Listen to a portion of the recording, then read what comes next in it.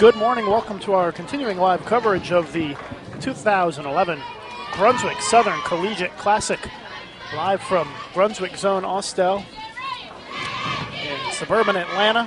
I'm Lucas Wiseman, and this is the first match in our Baker match play format, a total of 12 rounds of matches today. Total pinfall will determine our champions at the end of the day, combining today's totals as well as yesterday's.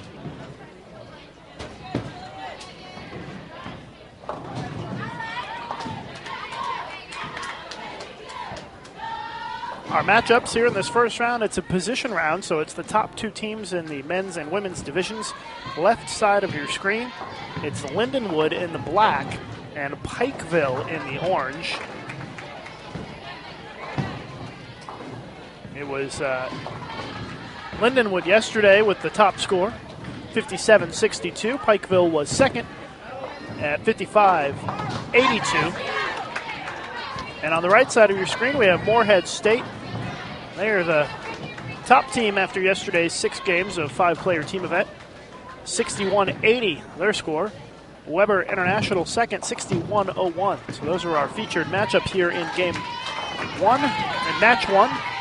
The format in this Baker match play, the teams will bowl 2 games, and the team with the highest pinfall after those 2 games will win the 30 bonus pins. And we'll do that a total of 12 times.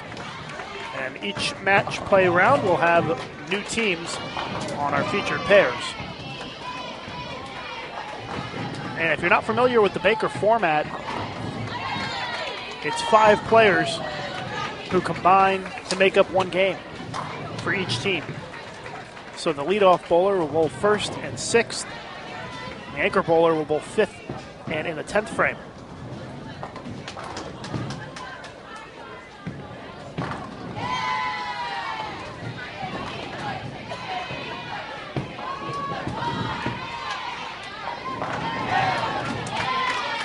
Pikeville women trail by 11 early on here against Lindenwood.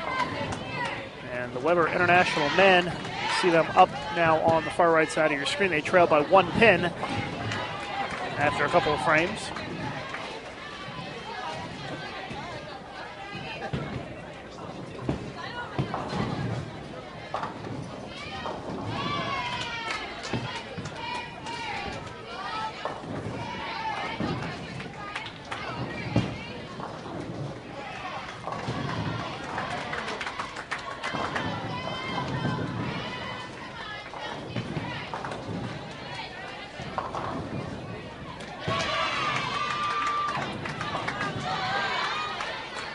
An open frame by Lindenwood, so a spare here by Pikeville would even up this match.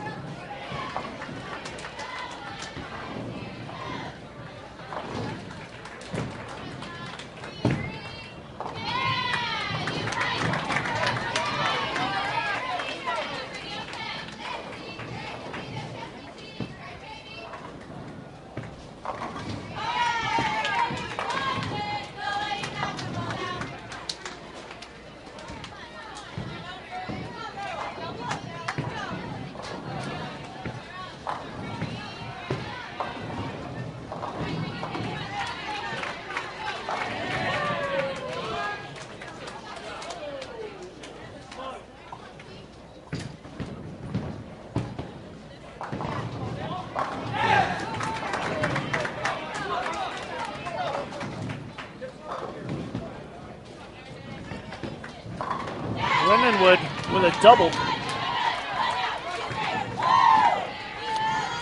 And if Pikeville doesn't make the split here, they're going to trail by double digits halfway through this game. And it is an open frame for Pikeville.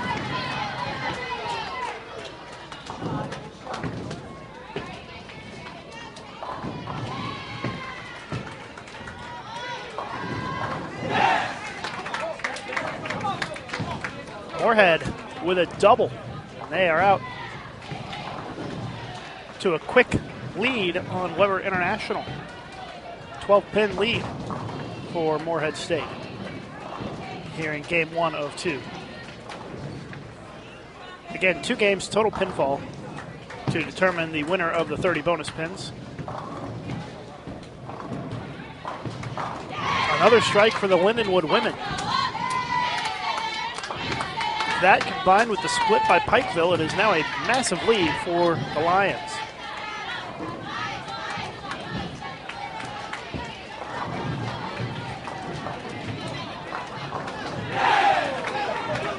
Morehead continues to pour it on against Weber.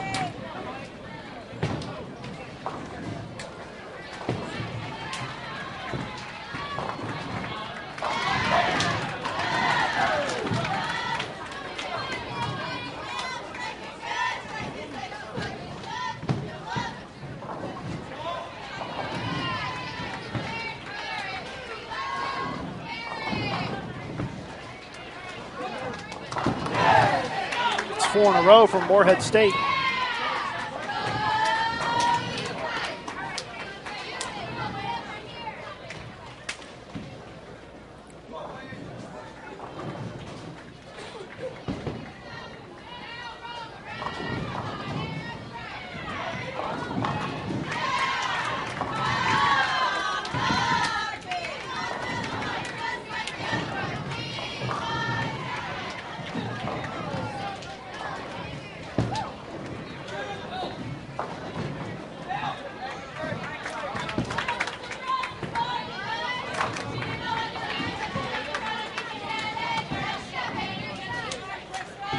Lindenwood women with a 44-pin lead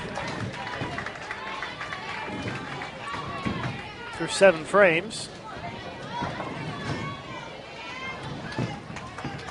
And Morehead State with a 31-pin lead on Weber International on the men's side.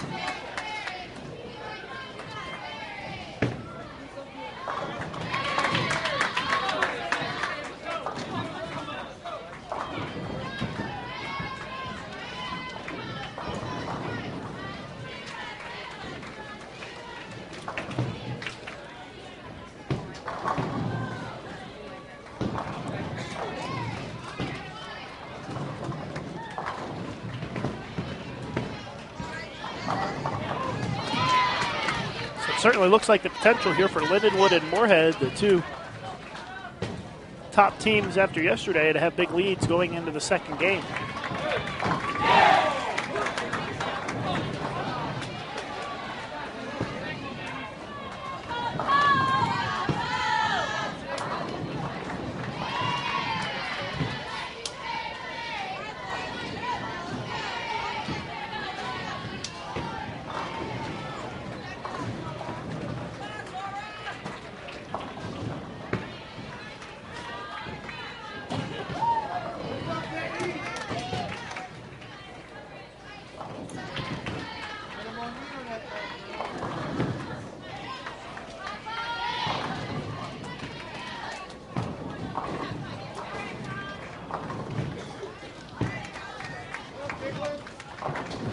That's going to put Morehead in the 230s here in game 1.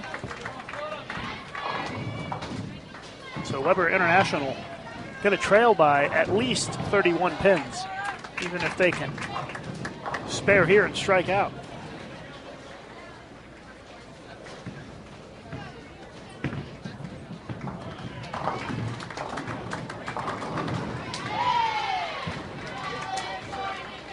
It's still a 44-pin lead for Lindenwood on the women's side.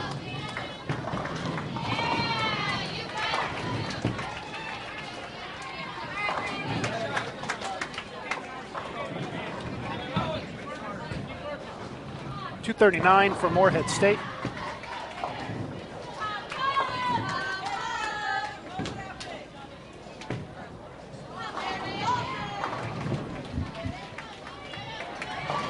Looks like Morehead State's going to have a pretty big lead with a split there by Weber International in the 10th frame, a 210 split. An open frame puts them at 185. And that will be a 54-pin lead for Morehead State with a game to go here in match number 1.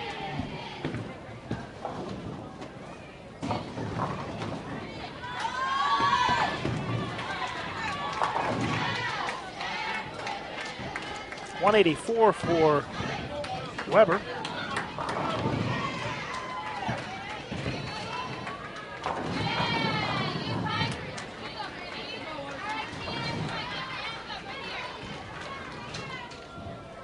A 55-pin lead for Morehead State after game one, and the teams will switch lanes for game two.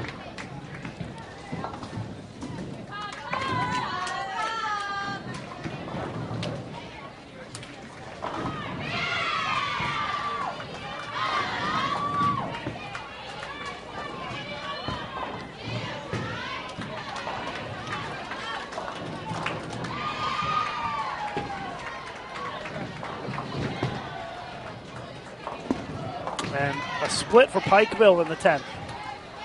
And they are only going to shoot in the 140s. Lindenwood can shoot 201 with a strike on the fill.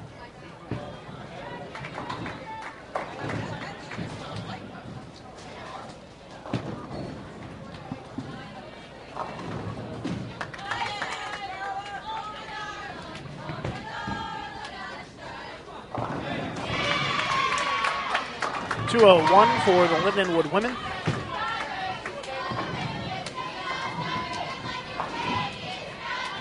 .142 for Pikeville. A 59-pin lead for Lindenwood, a 55-pin lead for Morehead State here after the first game. Again, 2 games, total pinfall to determine who gets the bonus pins in each match.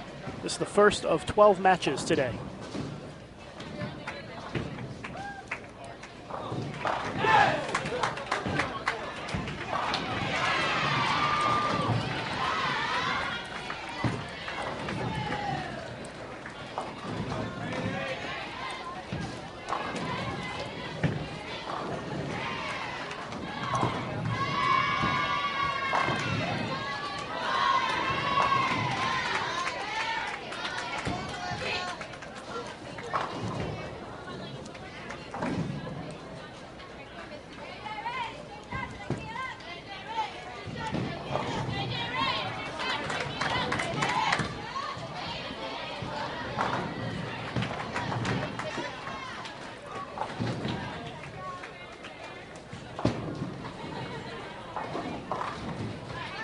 First shot of game 2 is a 3-pin for Pikeville.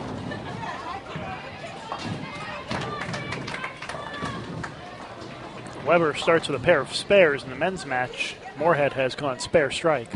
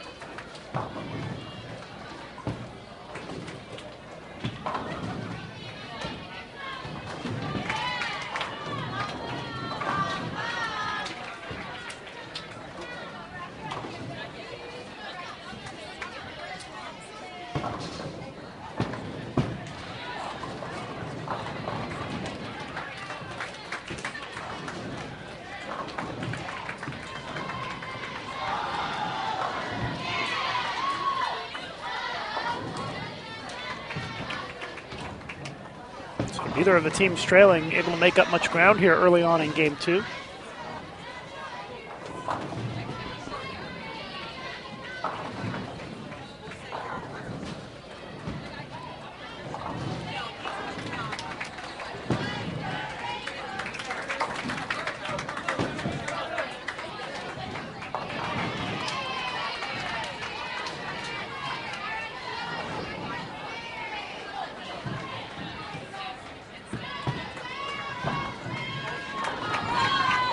Watching our live coverage of the 2011 Brunswick Southern Collegiate Classic from suburban Atlanta. I'm Lucas Wiseman of USBC. You can find yesterday's results and today's featured matchups on bowl.com. Just go to bowl.com, and underneath our live streaming graphic, you can find a link that says Southern Classic Day 1 Results, and that'll give you the results PDF as well as the matchups for today on our featured pairs. Of course, those matchups subject to change and subject to me looking at the wrong column to type in the matchups, but hopefully we've got them right.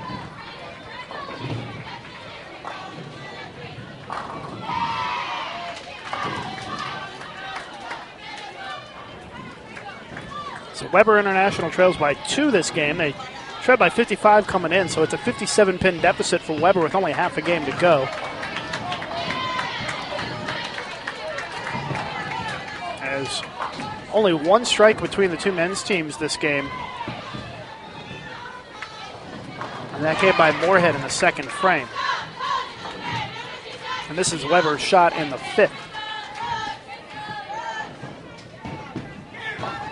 And it's a split. So it looks like Moorhead's going to take the 30 bonus pins and extend their lead here in this tournament.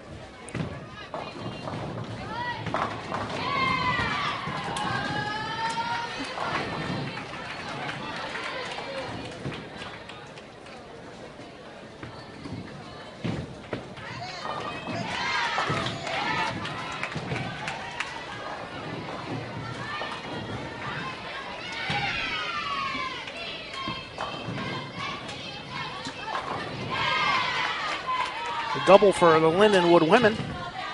They extend their lead to 71 pins against Pikeville. A couple open frames in the men's matches.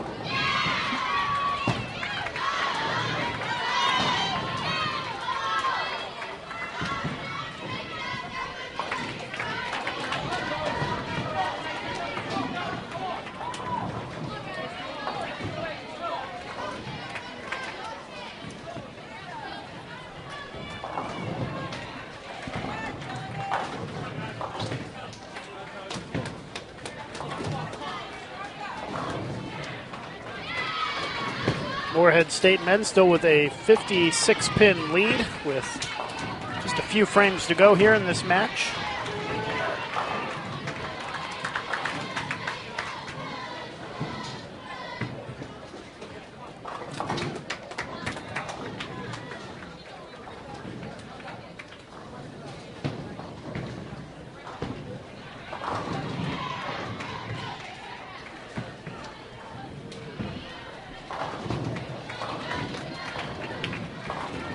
Lindenwood women have given back 15 pins this game, but they still lead by 44. Half a game to go.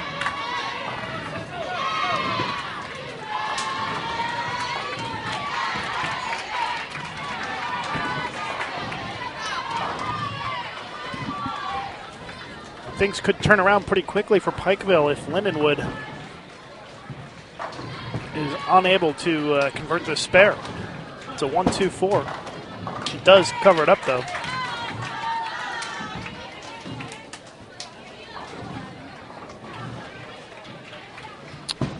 Pikeville still has a slim chance in this one, but they need to start throwing some strikes. They got a strike in the 7th. They need to build on it here in the 8th.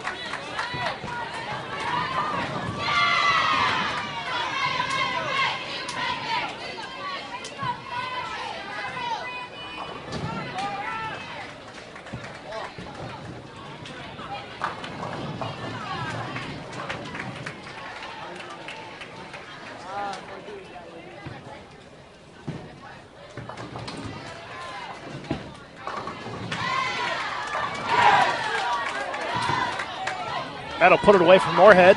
They're going to win the 30 bonus pins.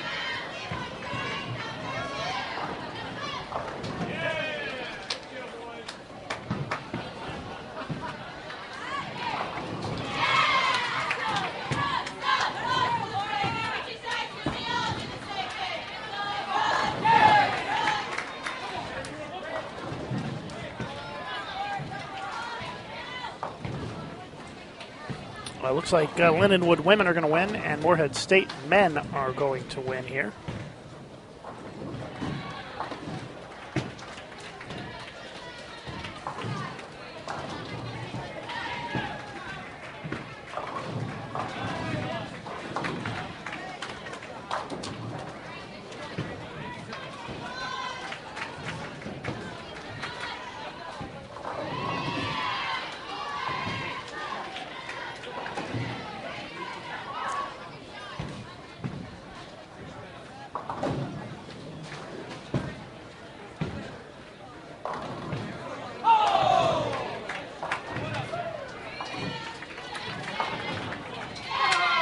A washout conversion for Pikeville in the 10th.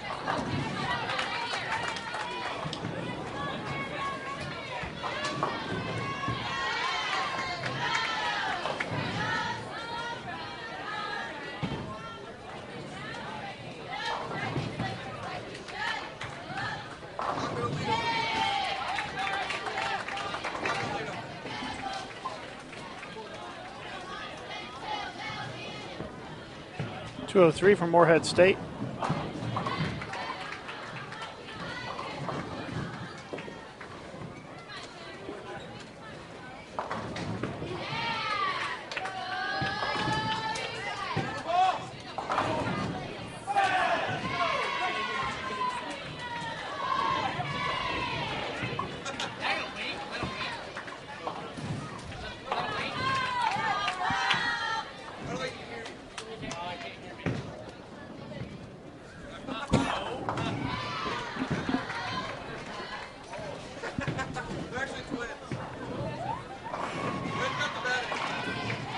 .203 for Moorhead, 200 for Weber International. So Moorhead wins it 442 to 384.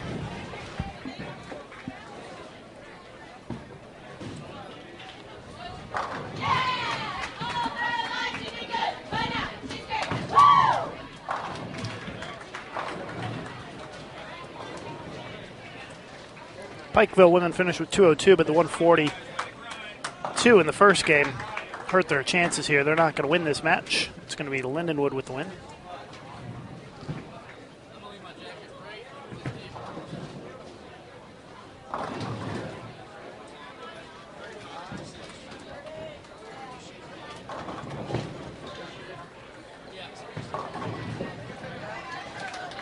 Lindenwood just finishing up here on the women's side. They can max out 189 this game.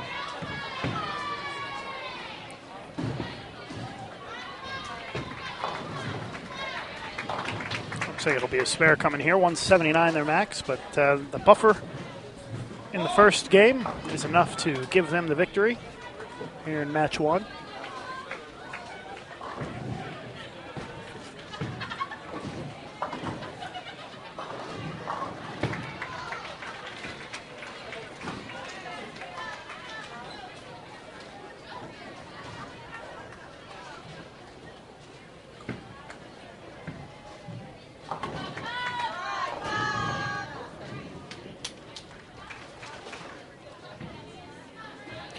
Lindenwood wins 380 to 344, and now we'll wait for the start of match number 2.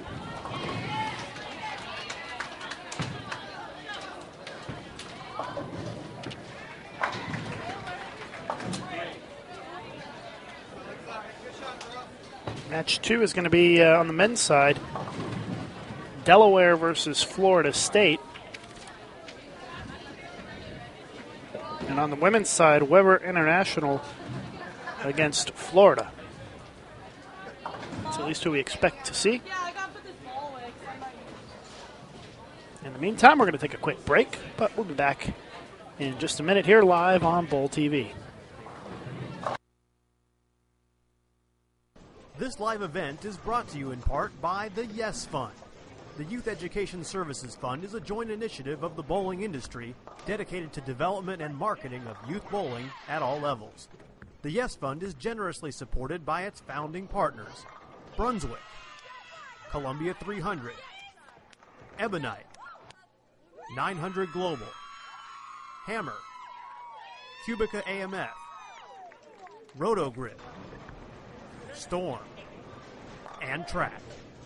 For more information about the YES Fund, contact Chad Murphy at the Bowling Proprietors Association of America.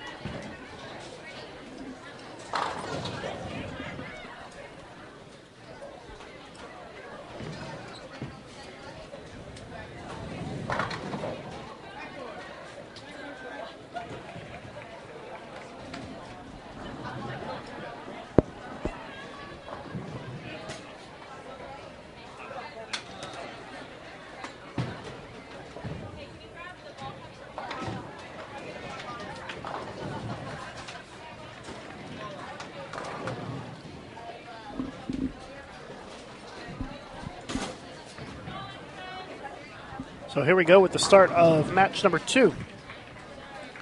The men are going to get it started off quickly here. It's Florida State and Delaware.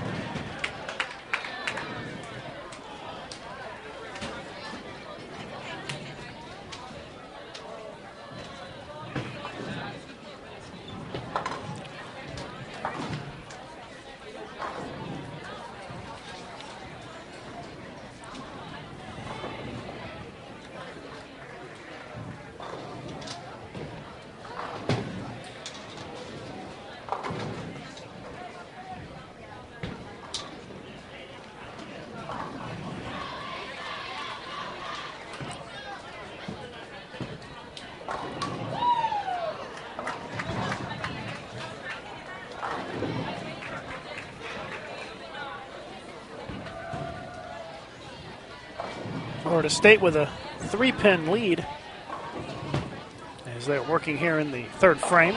Leaves a baby split.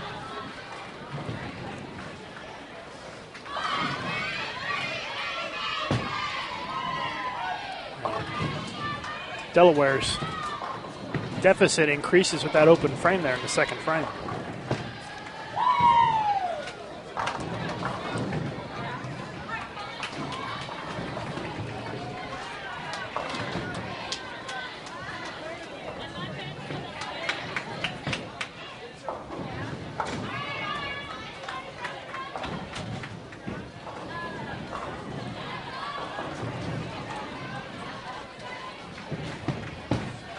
Delaware a chance to pull back to within single digits, but another split there. Both teams with splits in the third frame.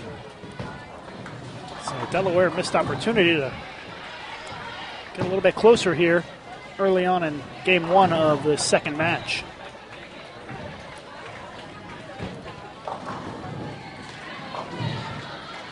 Weber International and Florida. First ball coming up on the left side of your screen. It's Katie Thornton for Weber International.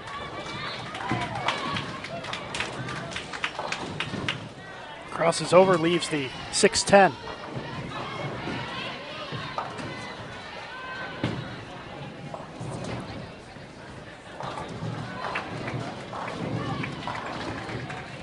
And our first look today at the University of Florida. And it's a split. Nope, the 6-pin goes down.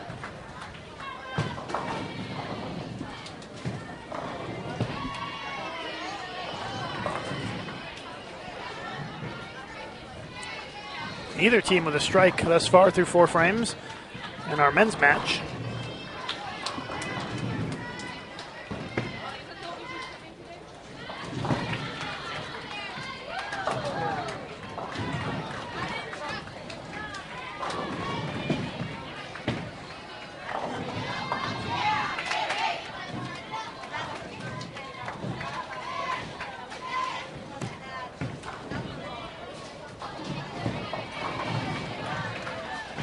Open frame by Delaware, 3 open frames in a row.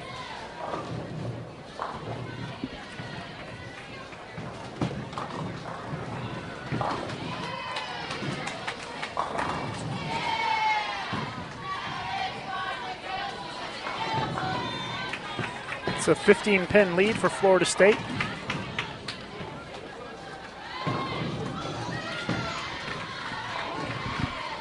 As they are working in the 5th frame is Delaware here. Our women's match just finishing the 2nd frame.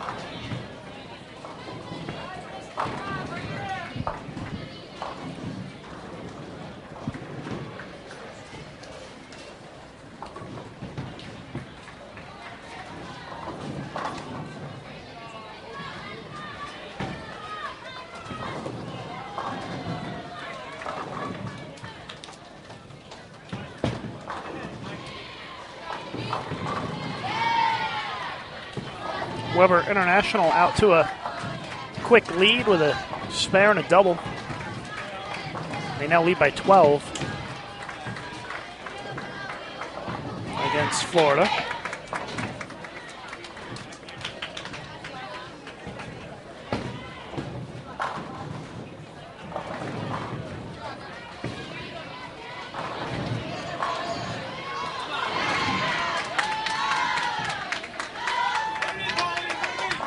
If you want to know which teams are going to be on our featured pairs today, you can go to our USBC Facebook page, facebook.com/USBC1. Look for the status update, and first comment on that status update is the list of matches today on our featured pairs. Subject to change, of course, but it'll give you an idea of who we might expect. And as a point of reference, we are currently in match number 2.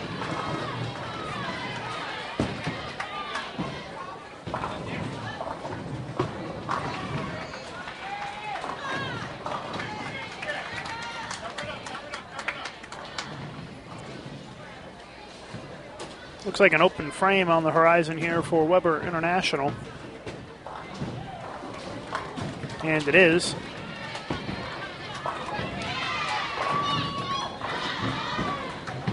That'll give Florida a chance to even things up with a spare here and another spare in the 4th.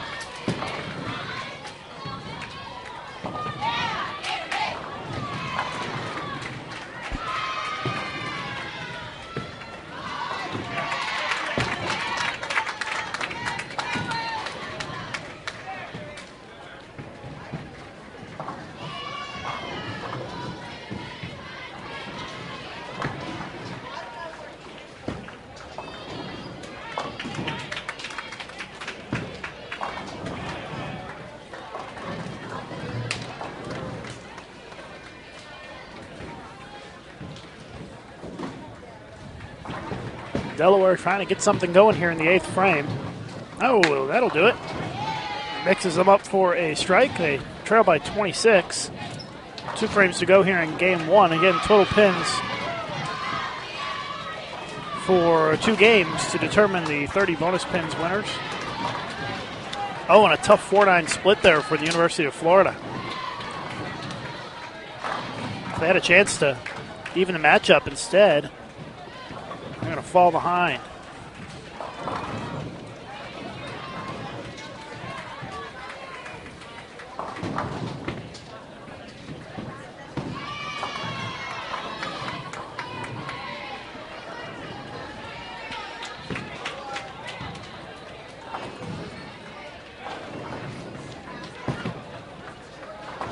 MSU Bowler in our chat wants to know if we'll have standings after each match. I'll have standings as often as the tournament officials are able to bring them to me. I think that their hope was to get them done after every 2 matches, because the matches do go relatively quickly. But we will bring you updates as we have them.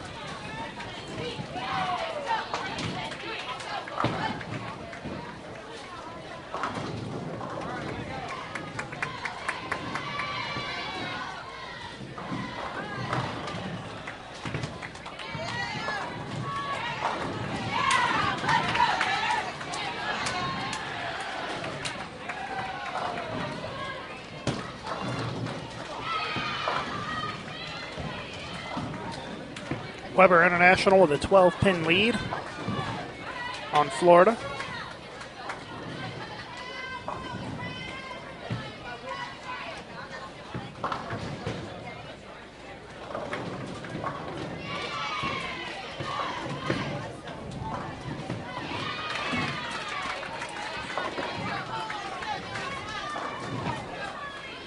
Chance for Florida to cut the lead to 2 with a strike here. It's got a chance. Oh, the 10-pin stays up. That 6-pin went in the gutter and just kind of laid flat. 179 for Florida State as they have just finished game 1. Delaware, well, they're struggling a bit here. And that open frame gives them 130. So a 49-pin lead for FSU heading into game 2.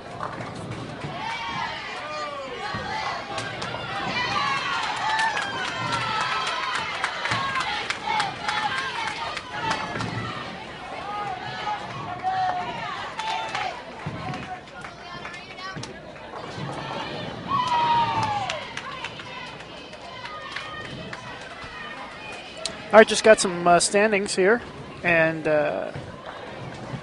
said he was going to give me the update now after that position round, and then every other match we'll get an update after this.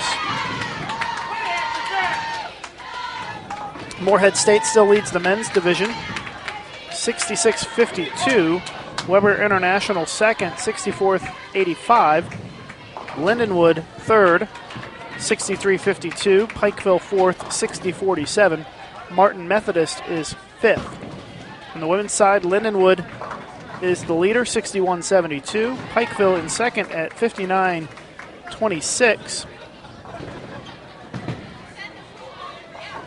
Weber International is third at 59-69, and Florida State fourth at 56-49. Rounding out the top 5, Bethel University at 55-94.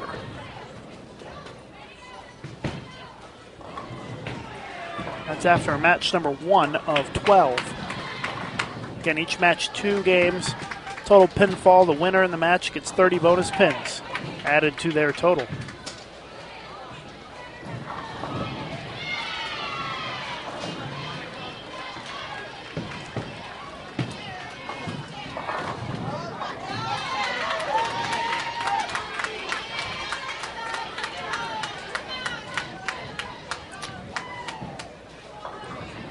Our women's matches moving along here. Weber is going to step up in the 9th, and Florida is still working in the 7th here. A spare by Florida would keep them within about 15 pins of Weber.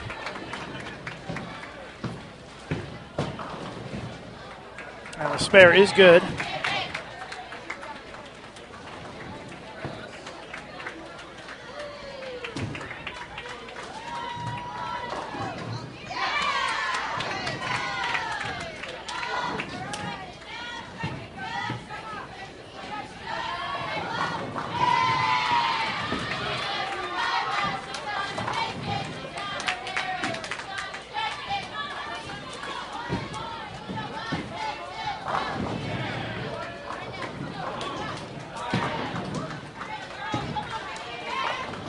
Nice shot there by the Gators.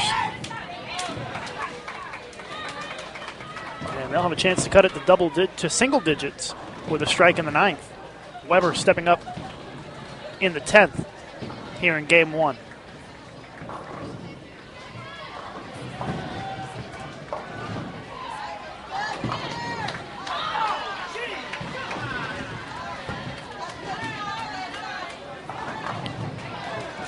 Weber misses the head pin there in the 10th frame, leaves the 1-2-8.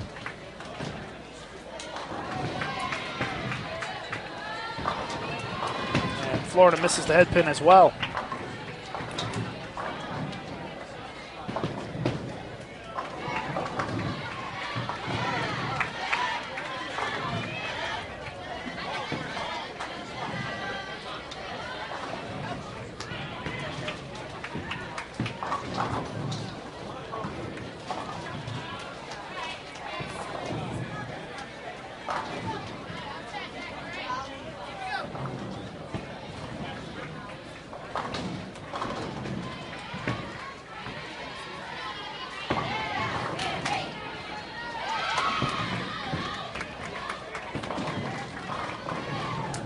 Max score for Weber, 195. Max score for Florida, 190 here in game 1. Again, 2 games total pinfall match.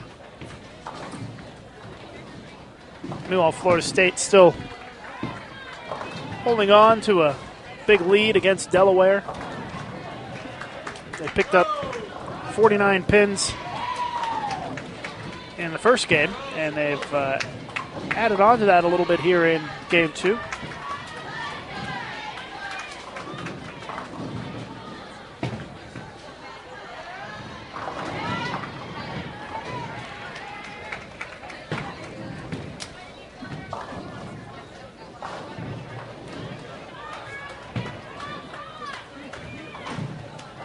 .193 for Weber.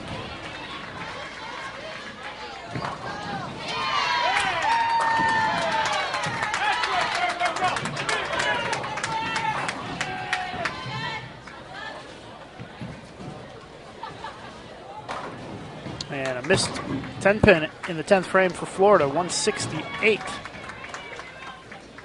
So a 25 pin lead for Weber International after game 1.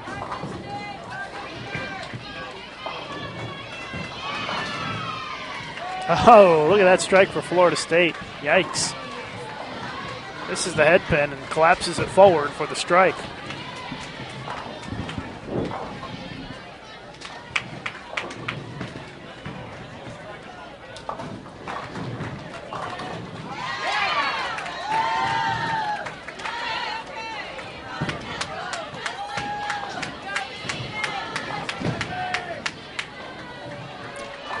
Delaware's put a double together here. 7th frame, looking for 3 in a row.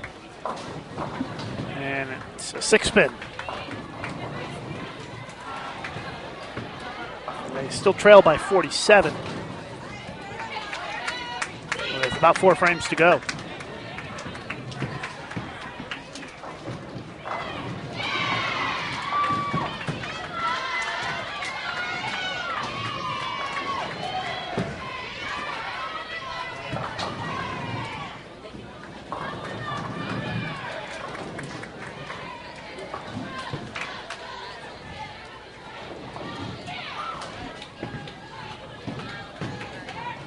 Weber opens up game 2 with a split and Florida with a strike, so that's a quick little momentum shift in that match. And that'll cut Weber's lead down to the teens.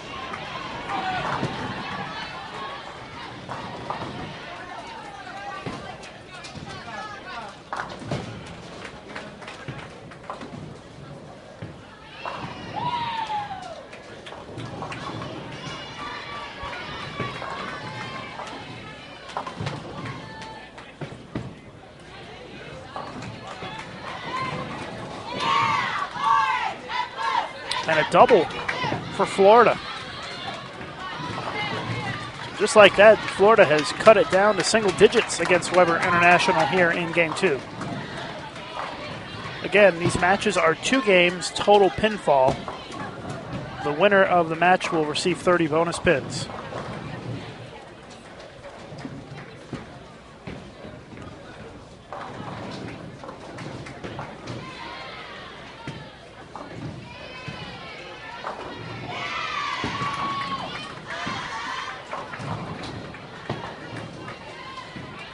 Florida State with a washout.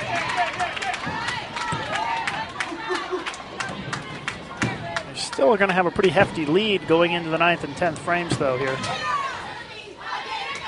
Even with an open.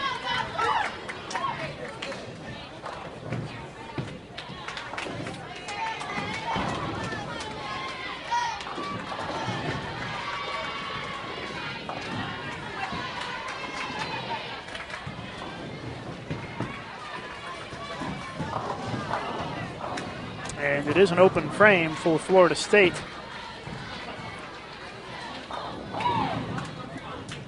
They still hold a 34-pin lead.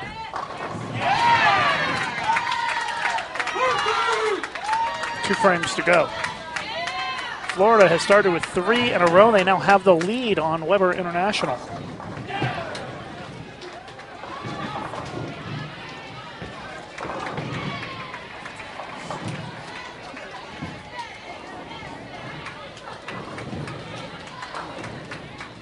Now Florida looking to build on their lead. Comes up light, leaves the 2-4.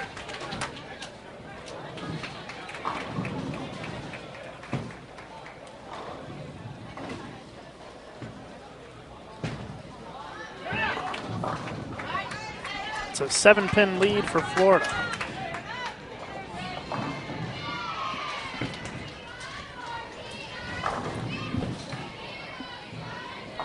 Now Florida State with a split in the 9th frame.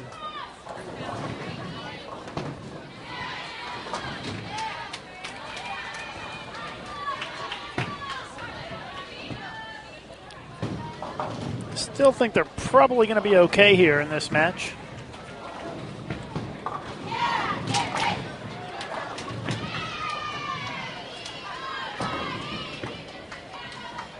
Well, there's a strike by Delaware, so don't count Delaware out yet. They can max out at 205 here.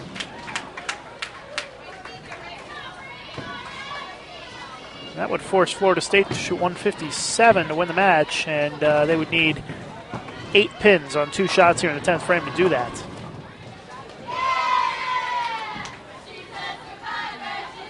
Messenger comes across for Weber for the strike in the 4th.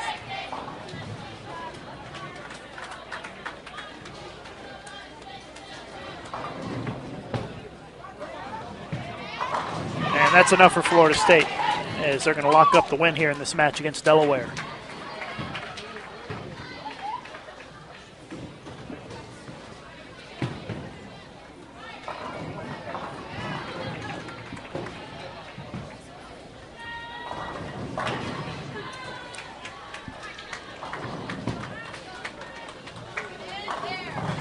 Weber with a 6-10.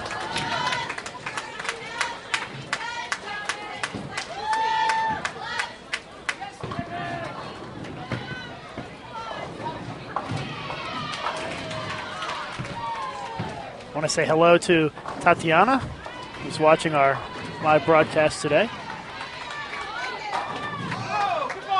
And a request from the concourse here.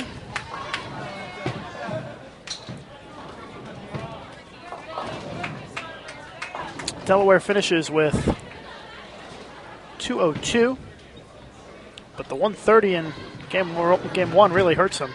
They shoot 332. Florida State manages to shoot 168. And they win 347 to 332. Meanwhile, Florida missed a single pin in the 6th frame. And this is a very, very tight match here in game 2.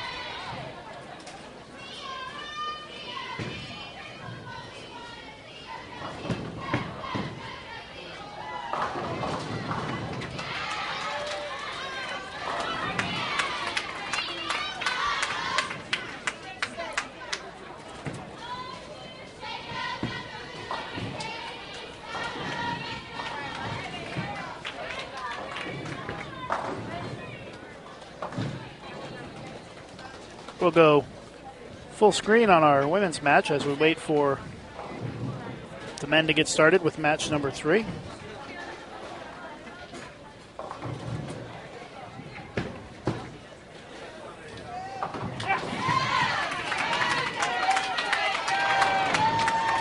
2-pin lead for Weber International as we are in the 7th frame of game 2.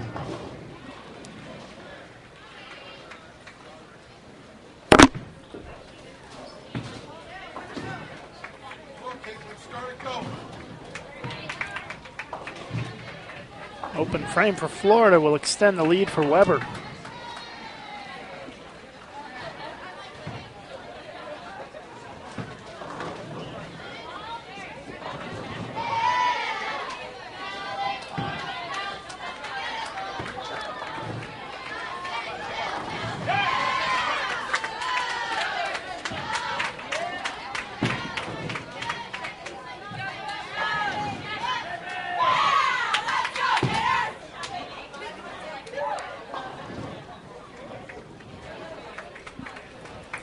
Pin lead for Weber International.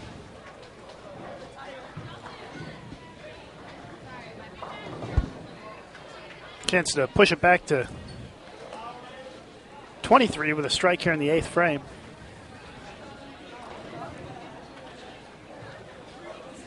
As they wait for pins.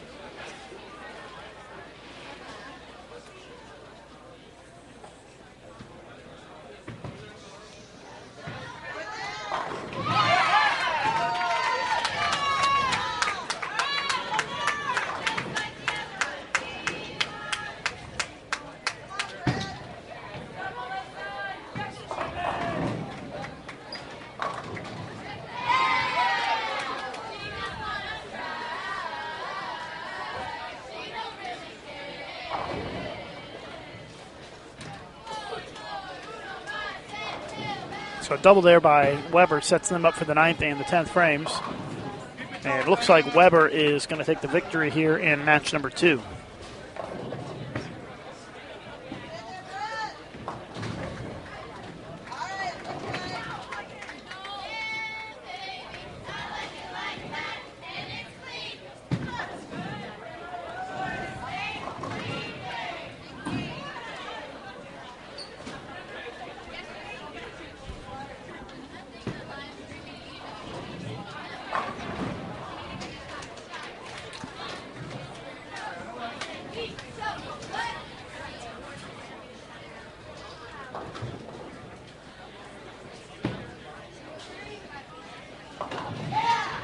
Spare in the 9th for Florida.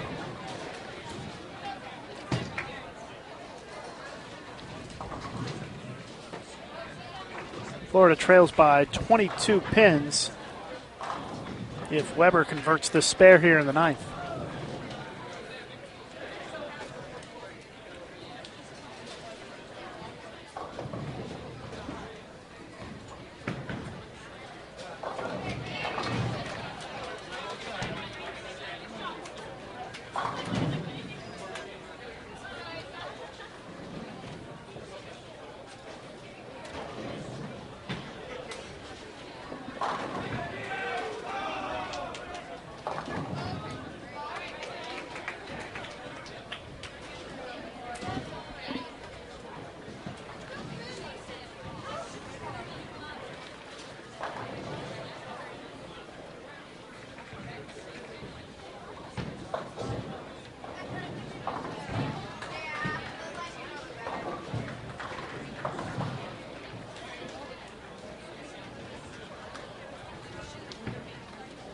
Still waiting for match 3 to begin on the men's side. If we wrap up match 2 on the women's side, it's going to be a victory for Weber International.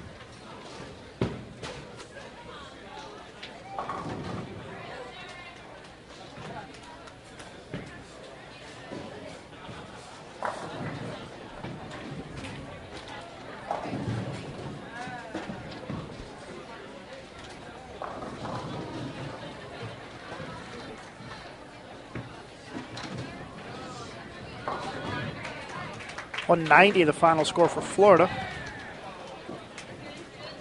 They shoot .358.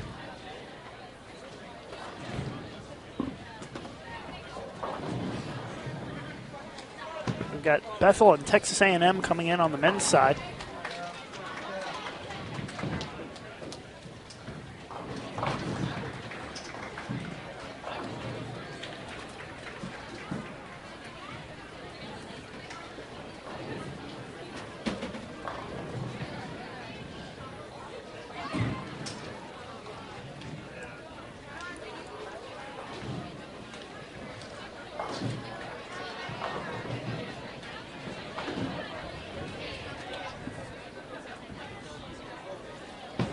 Final shot in match 2. Is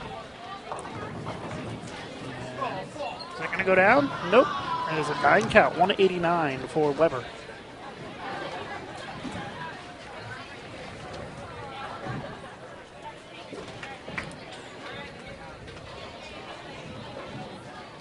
.382 to 358. Weber International beats University of Florida. And our third match of the day getting ready to begin.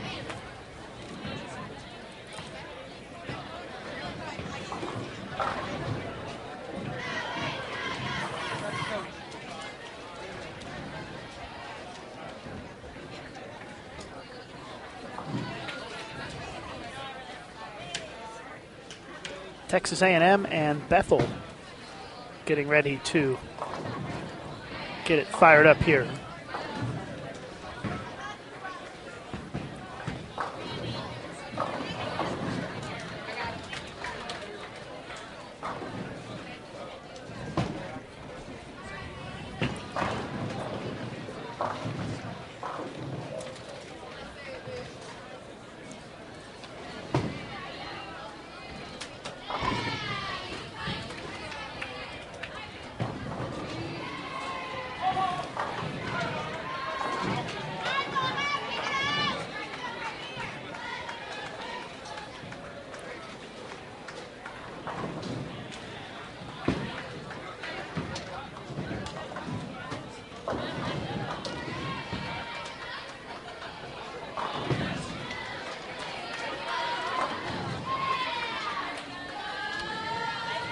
Bethel in the purple and Texas A&M in the burgundy. As both teams start with a 7 count. Coming in next on the women's side, we've got Louisiana Lafayette and Bethel. So both Bethel squads going to be on our featured pairs here.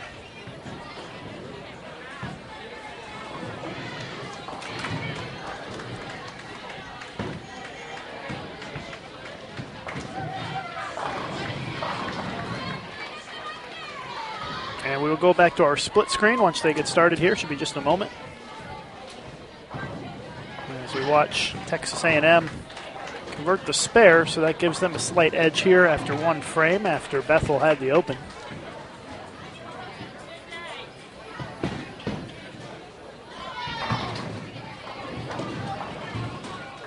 And gutter duster there by Bethel in the second frame.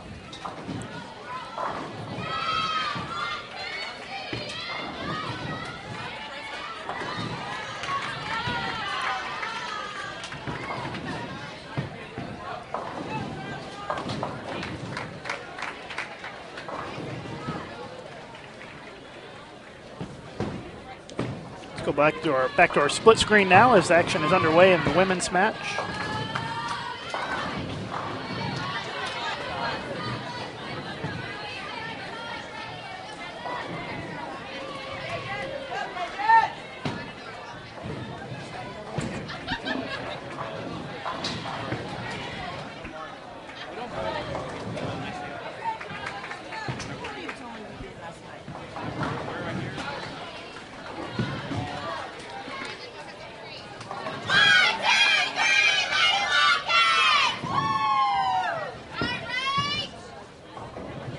I want to remind you that PBA Experience Leagues are back. USBC Sport Bowling members can now, once again, bowl on the same patterns the pros bowl on. If you don't have a USBC Sport Bowling League in your bowling center, talk to your proprietor, see if you can get something set up, and see how you measure up against professional bowlers. PBA Experience Leagues. Test yourself and see how you compare to some of the game's best. More information on bowl.com/sportbowling.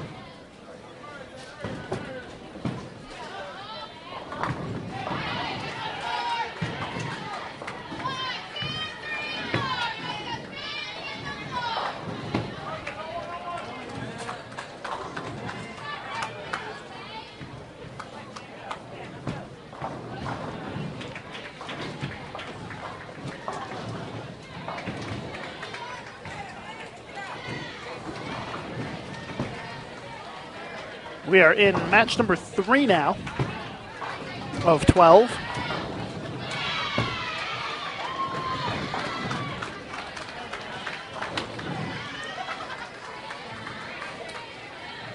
And so far in our men's match, it is a 13-pin lead for Texas A&M. They have completed 4 frames.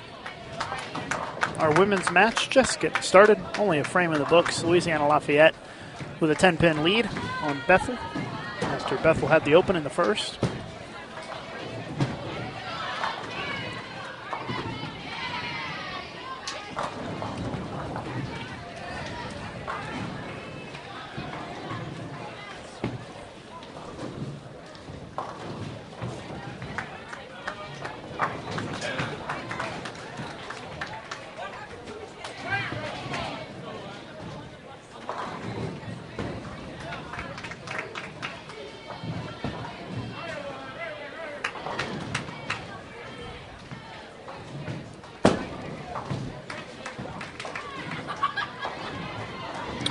Well, unfortunately, that bowling ball went the wrong way. And fortunately for me, I'm far enough away that it didn't come my direction. But she's going to have a chance to try that again.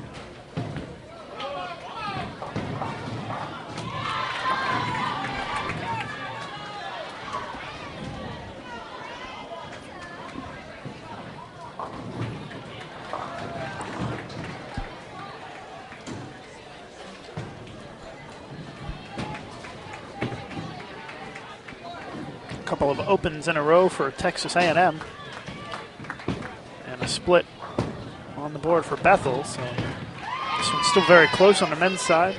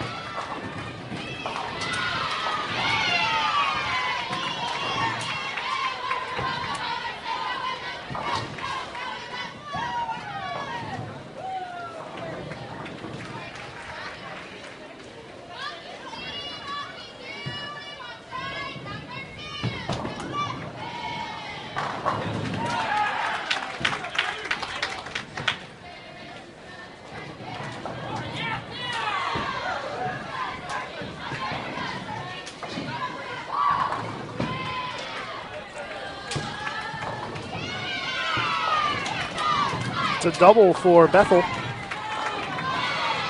They now hold a 15-pin lead on Louisiana Lafayette. Another open for Texas A&M on the men's side. And they still lead by 2 pins. But a double there by Bethel gives them the lead by 8.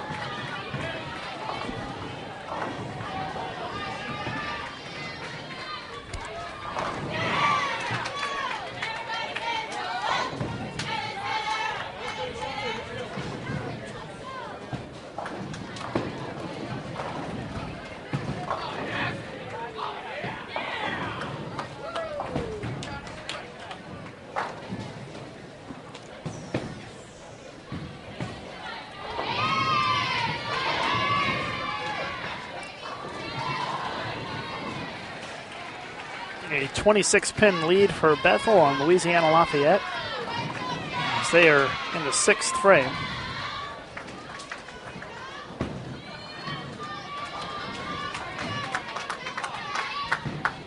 the Bethel men have opened up a big lead on Texas A&M. As Texas A&M finally gets a spare on the board after 4 consecutive opens.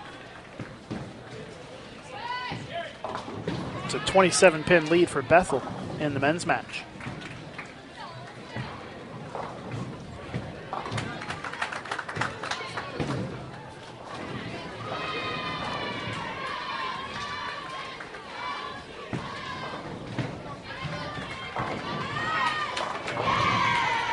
Again, this is match number 3 of 12. You're watching the Brunswick Southern Collegiate Classic live from Brunswick Zone Austell. Lucas Wiseman of USBC here with you.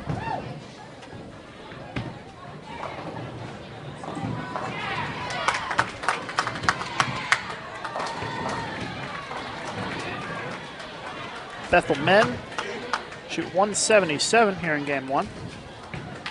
Again, it is 2 games total pins to win the 30 bonus pins.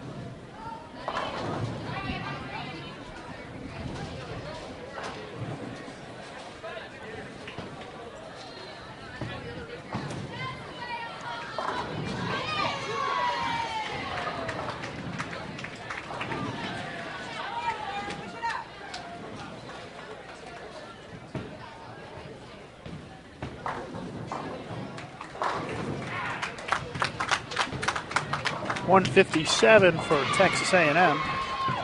20-pin lead for the Bethel men.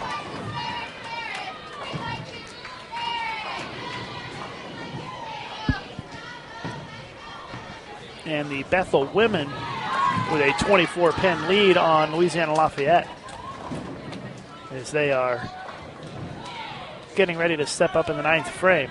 Is Bethel. Lafayette already finished the 9th frame with a strike.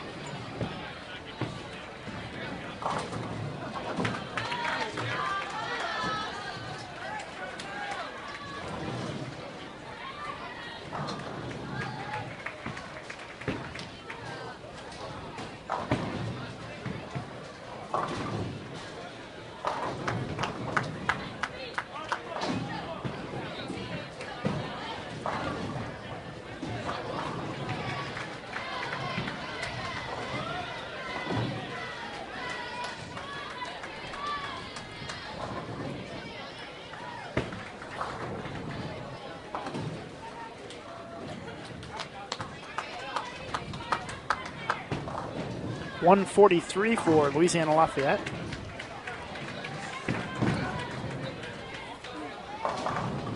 Bethel with a strike there, first shot in the 10th of our women's match. They can still get to 188 this game, and they'll give them a 41-pin lead 45-pin lead going into game 2.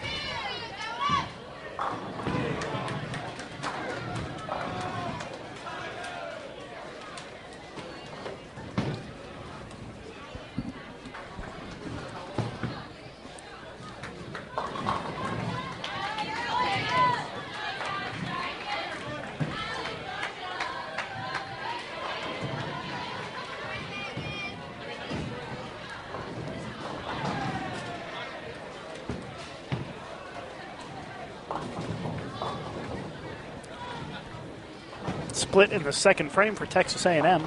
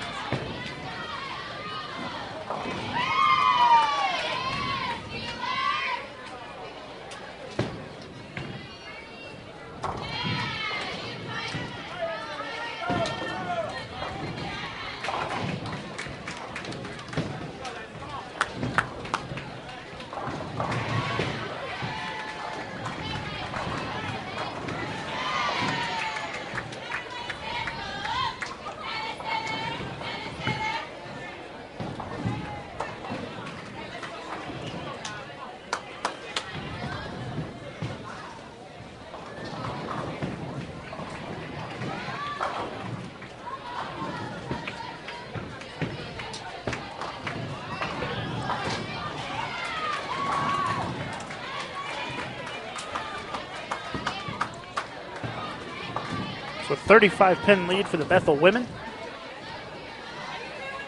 after game 1.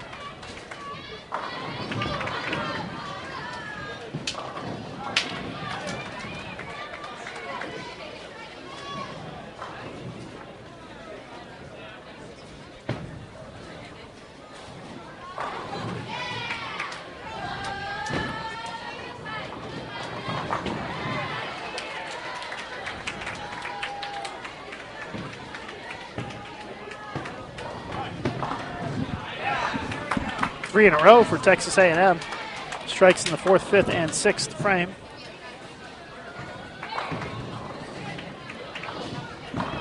They now have taken the lead against Bethel.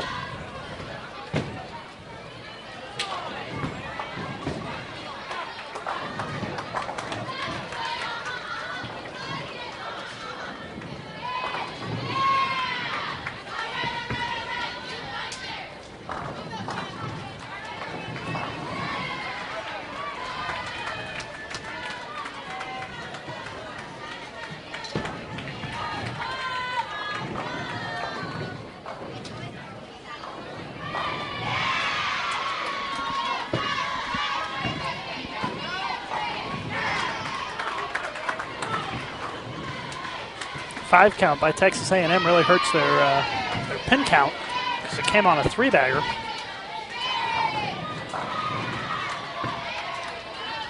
So they are going to be trailing by 15 pins here with a spare. Instead, it's an open frame.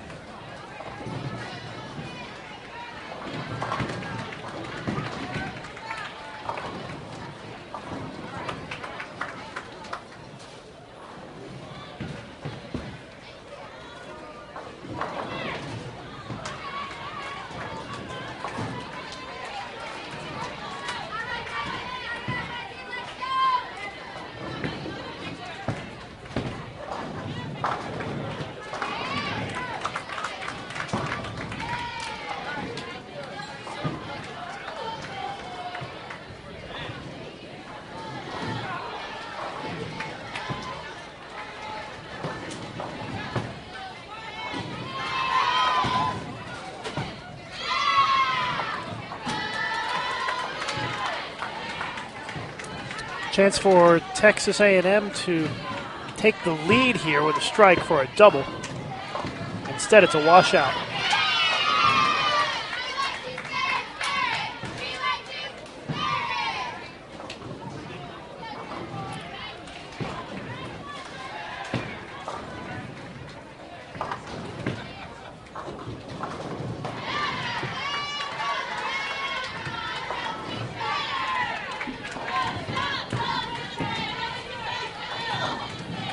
Open frame from Texas A&M. Looks like Bethel is going to hang on and win this one.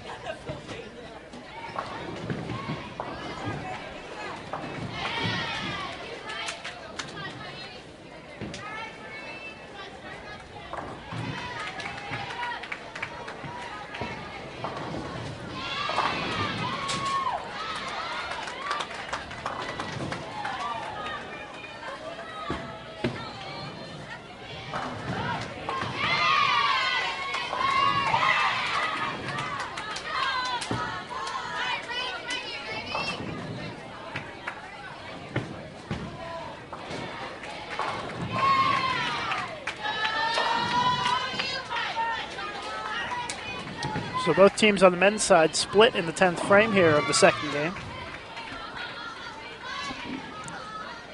But it's going to be Bethel taking the victory and the 30 bonus pins.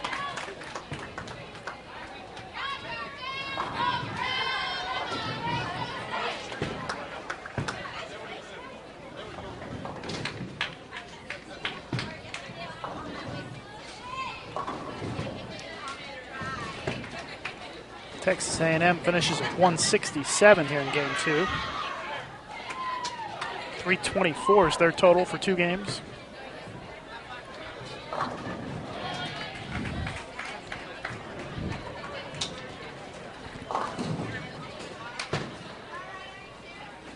And Bethel 182 for 359.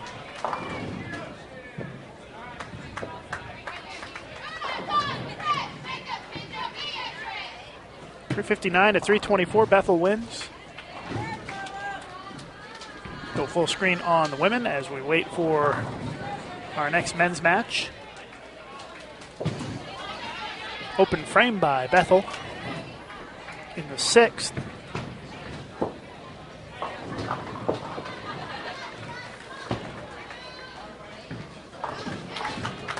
Nice baby split conversion there by Louisiana Lafayette.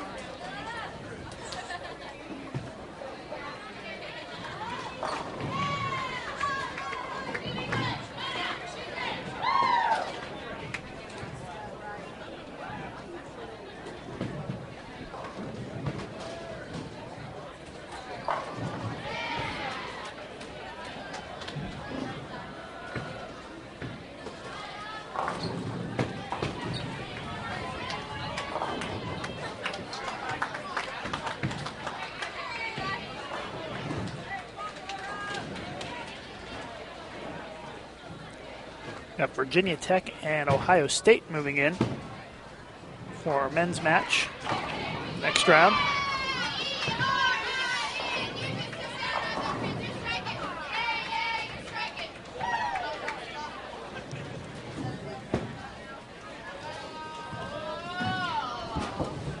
Louisiana Lafayette wiggles that 10-pin, but it does not go down. An open frame in the 6th.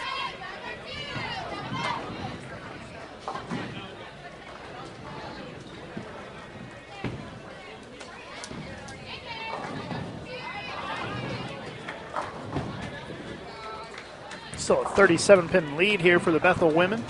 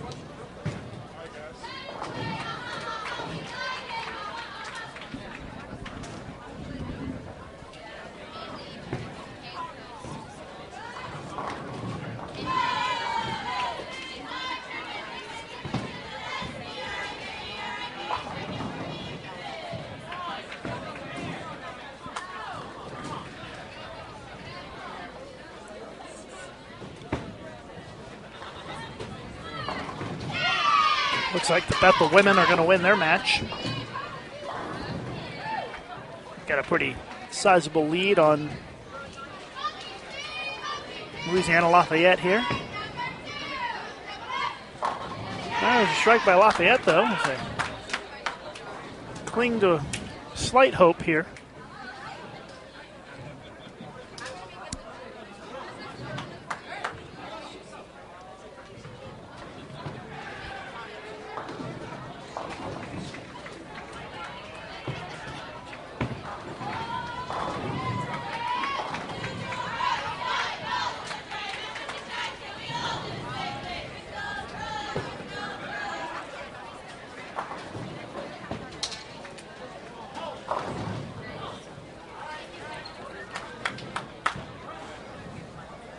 Five-pin lead for Louisiana Lafayette in the ninth frame.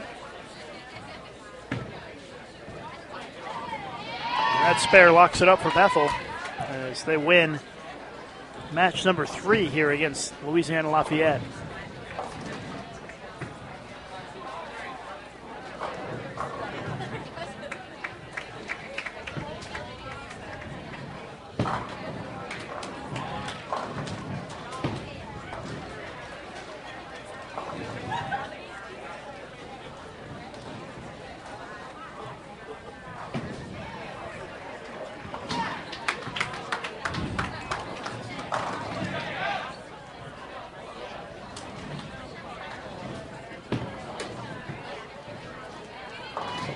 So while we wait for the next matches, we're going to take a quick commercial break. Back in just a minute here live on.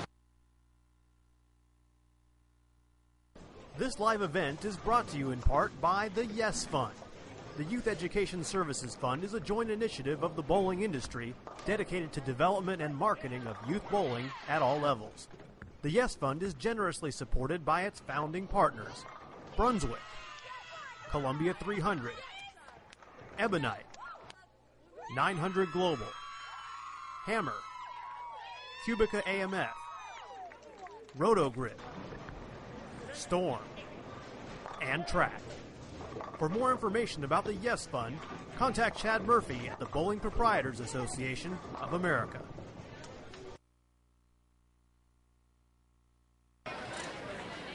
Welcome back. Our men's match is underway. Virginia Tech against Ohio State. Louisiana Lafayette just wrapping up against Bethel, but they're going to fall in this one by about 35 pins. My apologies.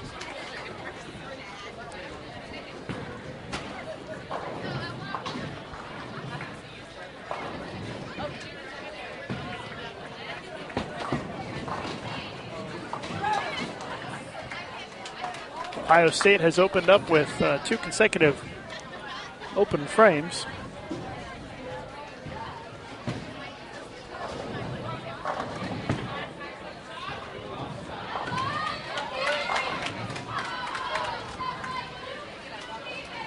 Final score in the Bethel Louisiana Lafayette match was Bethel 328, Lafayette 293. As we wait for our next group of bowlers to come in on the women's pair. Looks like it's going to be Florida State and Martin Methodist.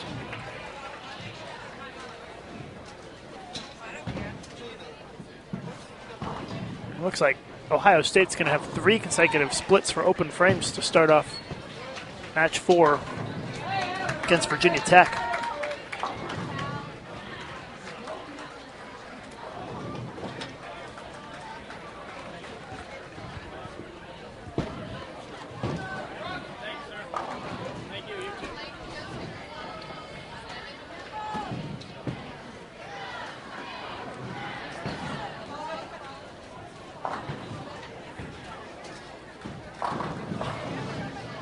Virginia Tech has opened up an early 33-pin lead here against Ohio State. Go full screen to the men as we wait for the women to get started.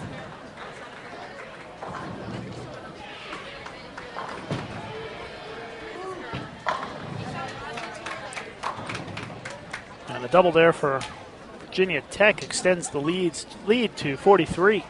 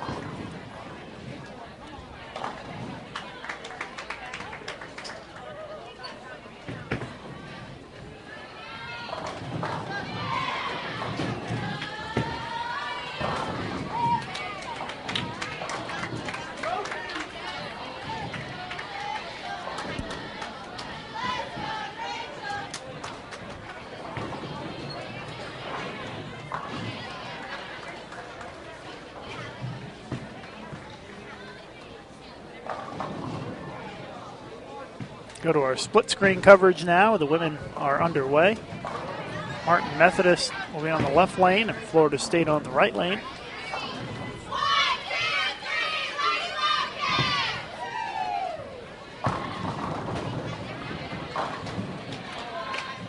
Virginia Tech with a double. And they are going to have a really big lead here after game one at this rate. After Ohio State started with 3 consecutive opens, and they have yet to double.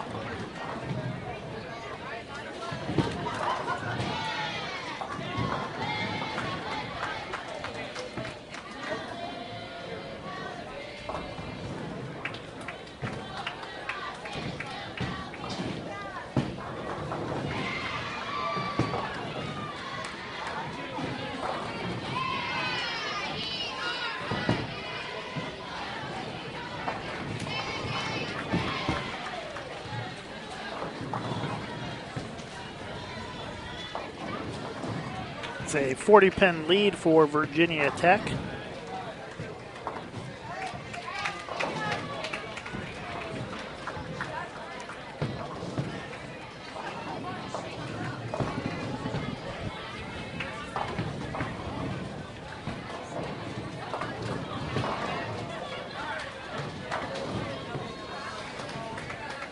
Virginia Tech in the orange shirts working in the 10th frame right now. Ohio State wearing gray. They are just about to bowl in the 8th frame.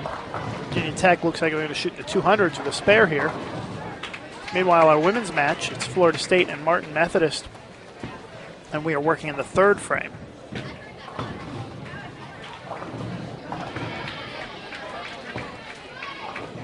Florida State holds a 4-pin lead.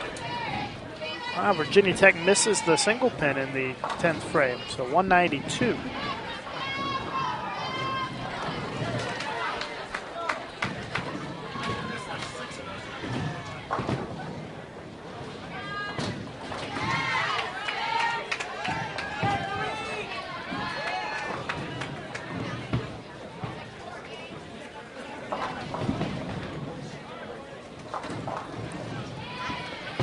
192 for Virginia Tech. If Ohio State strikes out in the 9th and the 10th, they can shoot 194 and take the lead. And there's a double. So if they can get 3 strikes in the 10th frame here, they'd shoot 194, hold a 2-pin advantage going into the last game, in a game that really looked like Virginia Tech was going to take a big lead in.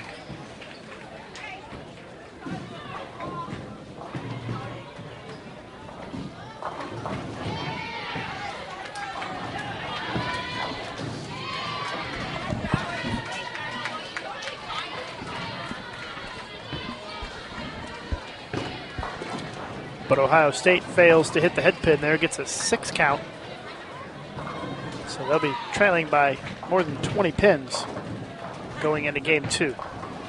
Again, 2 games, total pinfall are these matches, with the winners earning 30 bonus pins. Did just get an update on the standings after 3 matches.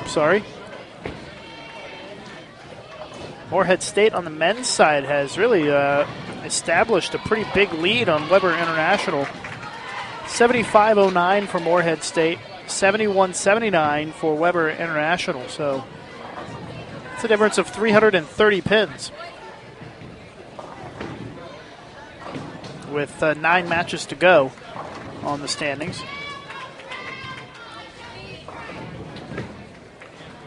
Lindenwood is 3rd, Martin Methodist 4th, and Central Florida is 5th.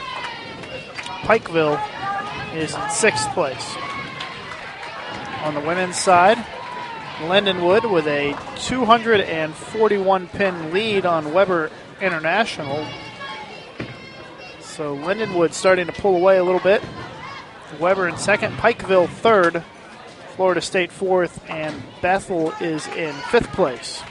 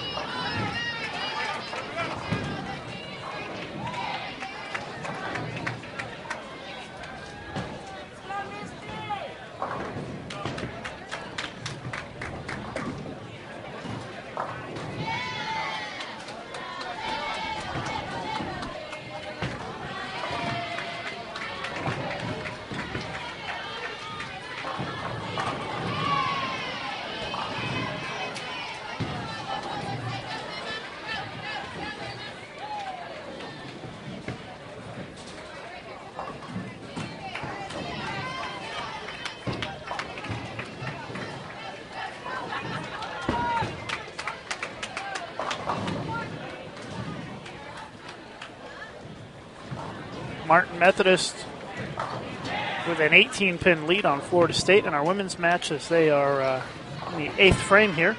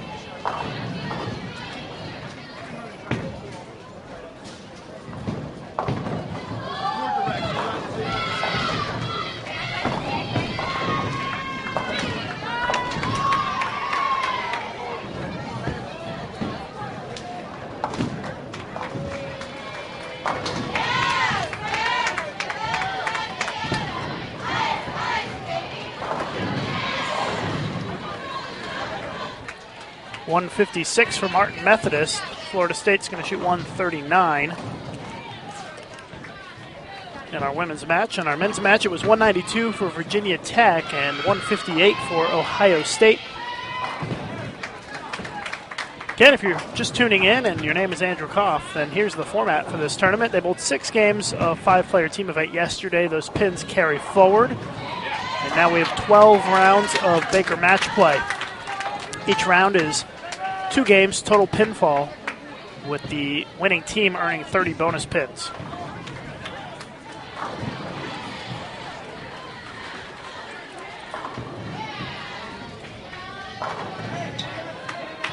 A 17-pin lead for Martin Methodist.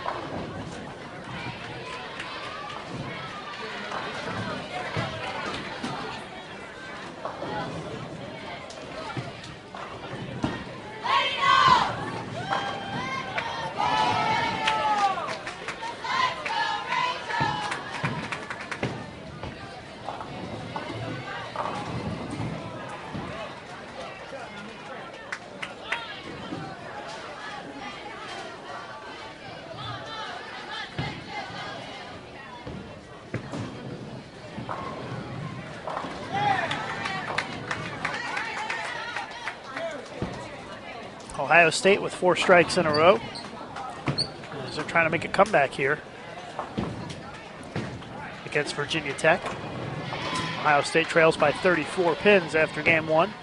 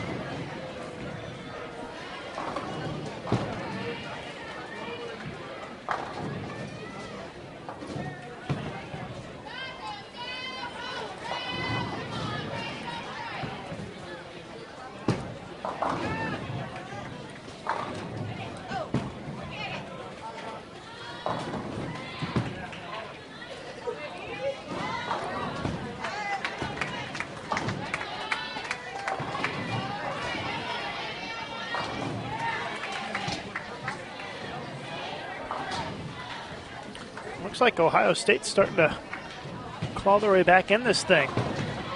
Give me a score update here in just a moment. A spare there by Ohio State in the 7th. Virginia Tech already working in the 9th frame, so a little bit out of whack, but Pretty close match. Ohio State within single digits now of Virginia Tech if they stay clean.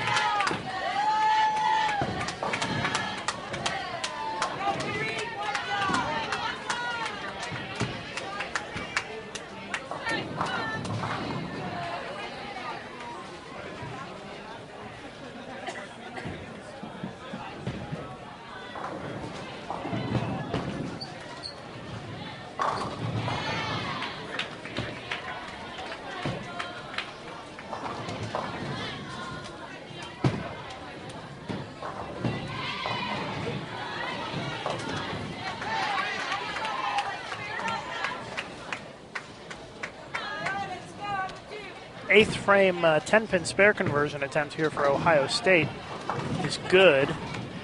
Virginia Tech already bowling in the 10th. So we're going to know what Ohio State needs here in these final couple of frames.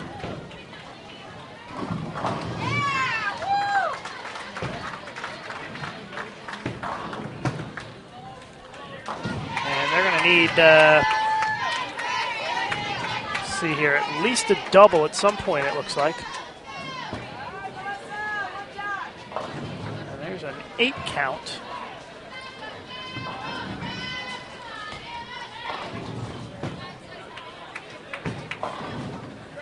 Nine on the fill for 193.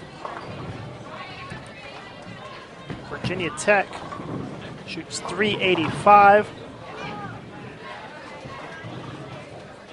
Means Ohio State's going to need 228, and they can max out at 233. Ooh, almost missed that spare.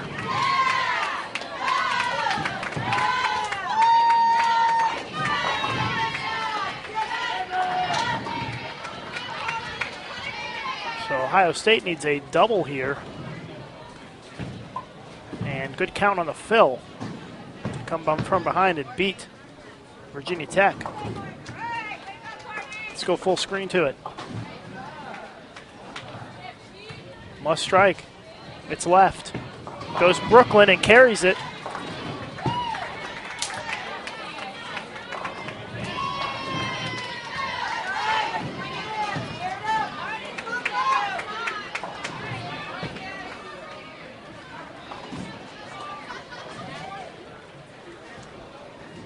Keep it full screen on the men's matches. Crucial shot coming up here for Ohio State.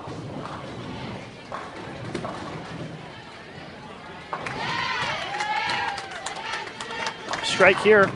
Ohio State is going to win the match. No. Gets 7, misses the head pin. So Virginia Tech will survive and take the 30 bonus pins.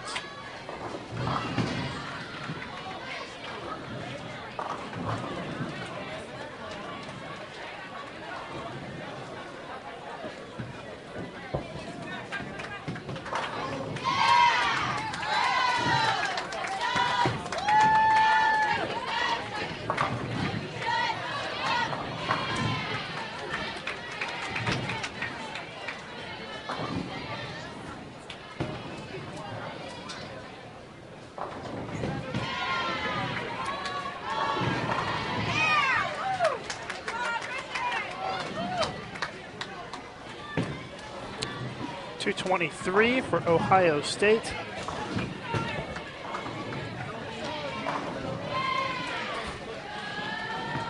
They lose 385 to 381.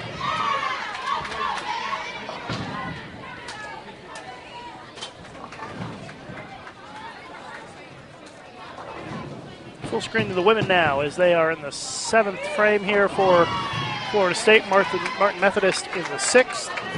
17-pin lead coming into this game for Martin Methodist.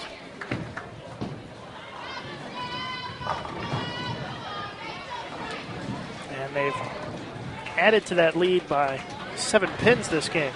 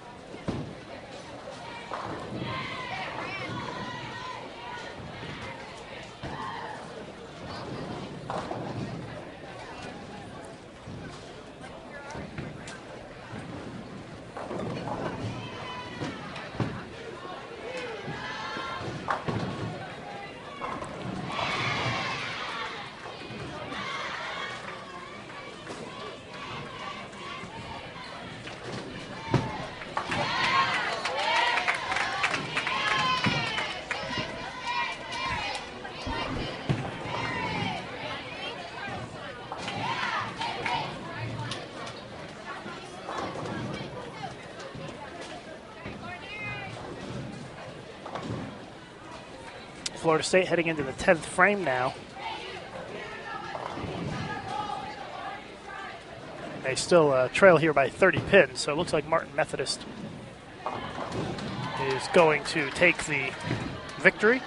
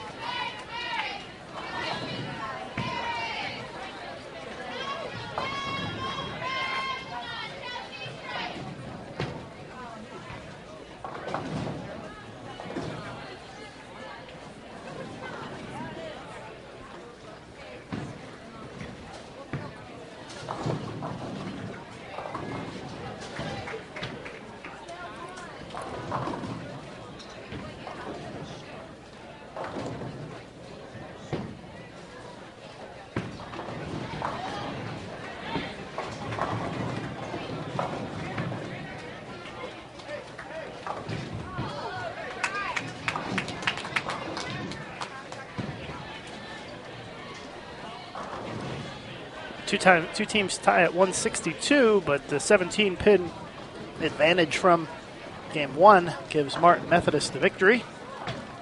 As now we are in a bit of a holding pattern here as we wait for the start of match number 5.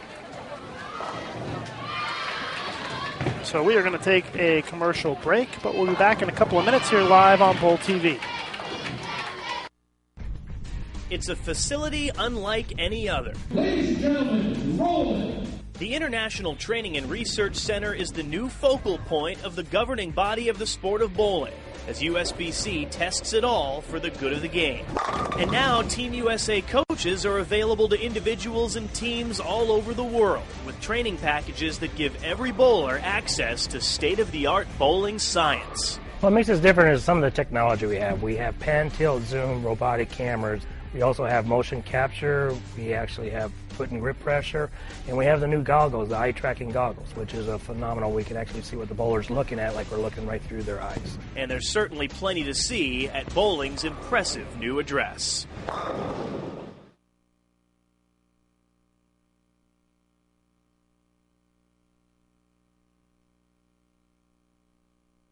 I bowl with USBC for a night out with the guys.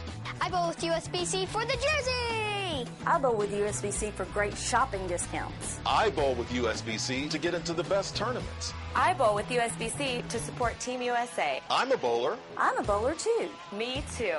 I support USBC and you should too. Log on to bowl.com to learn more about USBC certified leagues.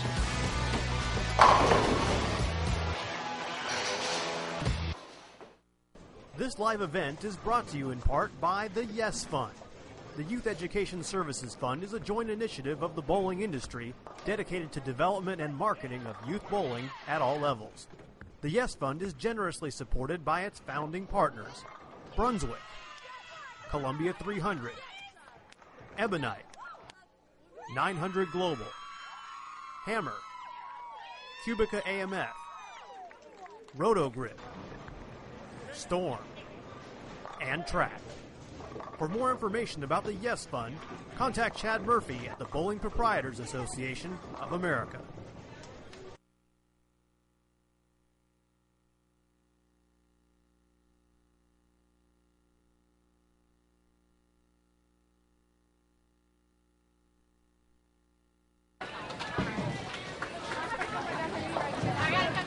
Still waiting for match 5 to begin.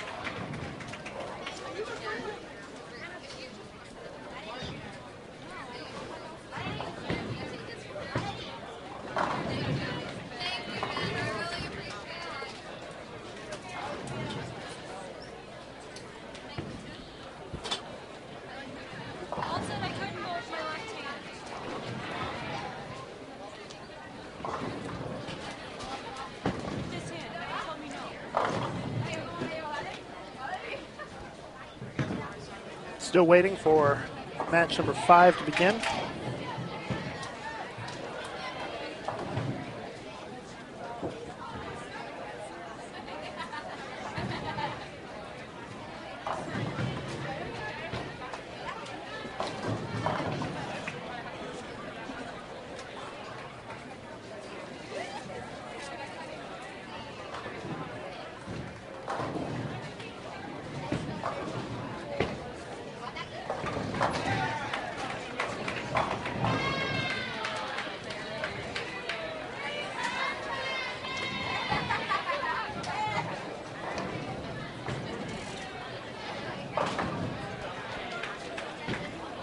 We got Missouri Baptist and Ohio State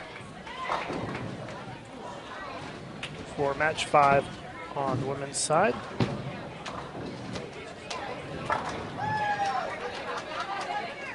We're going to have Morehead State and Louisiana Lafayette, it looks like, from the men's side once they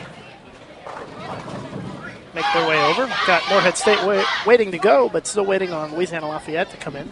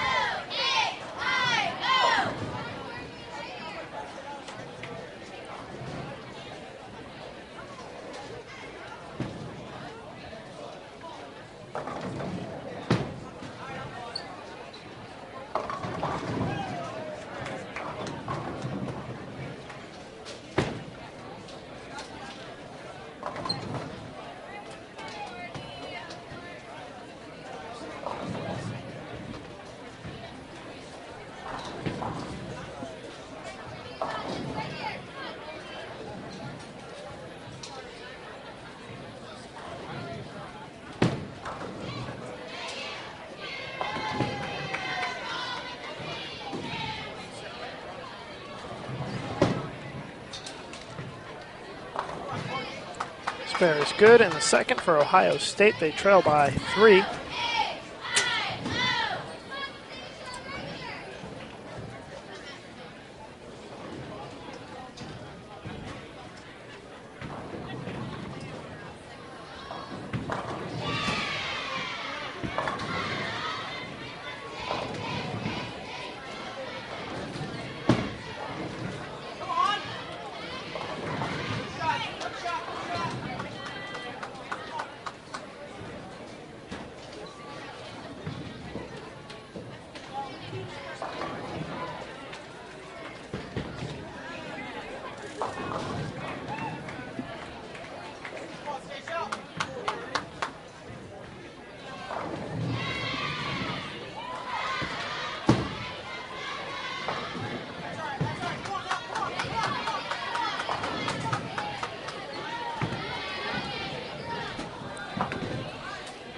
Open frame in the third for Ohio State. Open frame in the fourth for Missouri Baptist.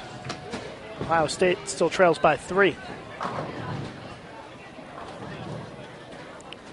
Looks like Louisiana Lafayette has stepped in and is ready to go against Morehead State. Go back to the split screen for you here as they get underway.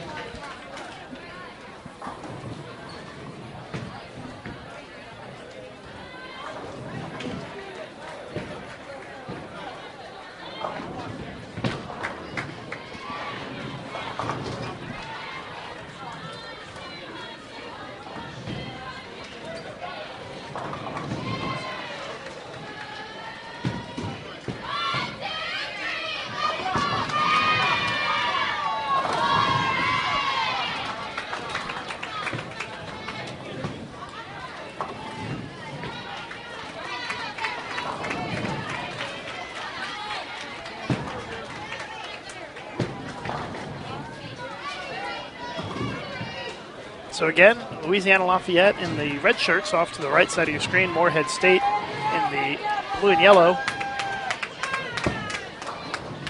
And our men's match here in Baker match number 5. Left side of your screen, Missouri Baptist and Ohio State.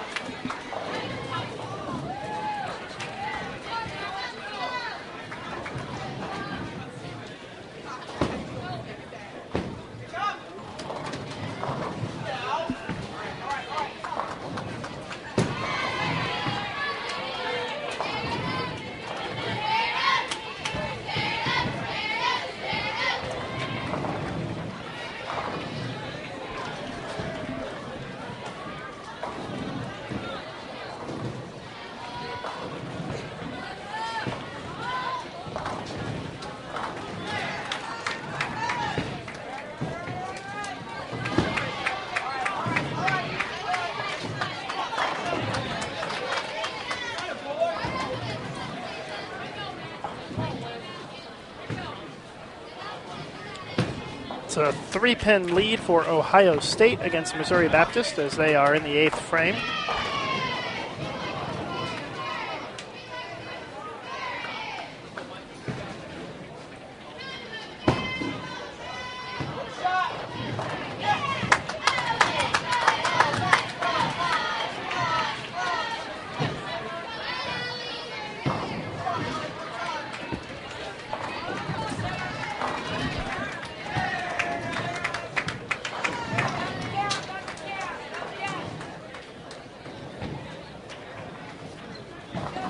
Same pattern as yesterday, 39-foot USBC Sport Bowling compliant pattern.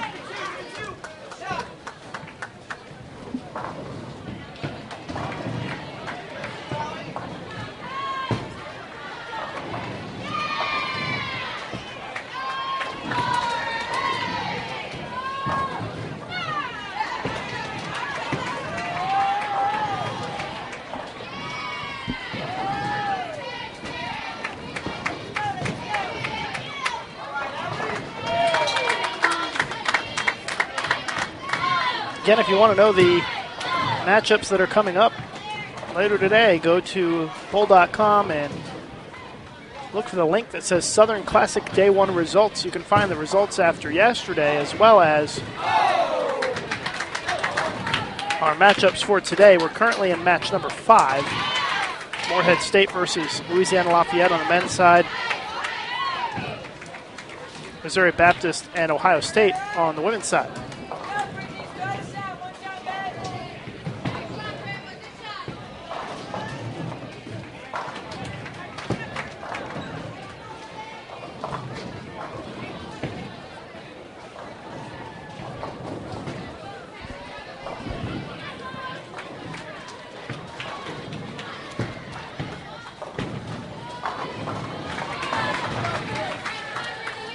Louisiana Lafayette with about a 4-pin lead on Morehead so far. Early on here in this match. We're in game number 1 of match 5.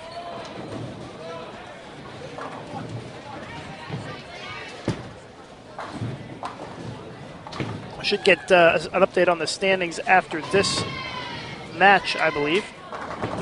Said that we're going to provide them every other match.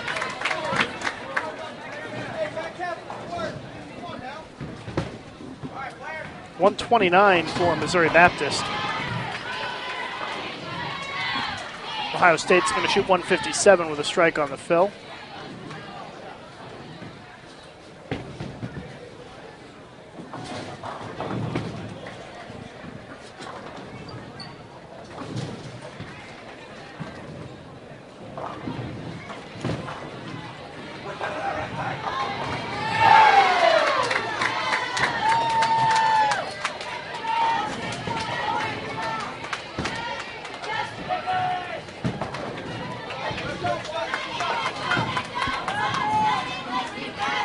Five-pin lead for, making a 3-pin lead for Louisiana Lafayette in the 6th frame against Morehead.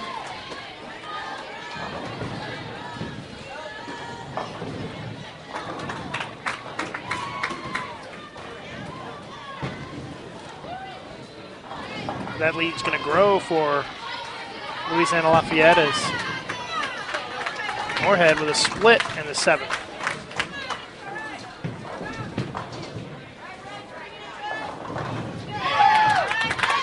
.28-pin lead for Ohio State.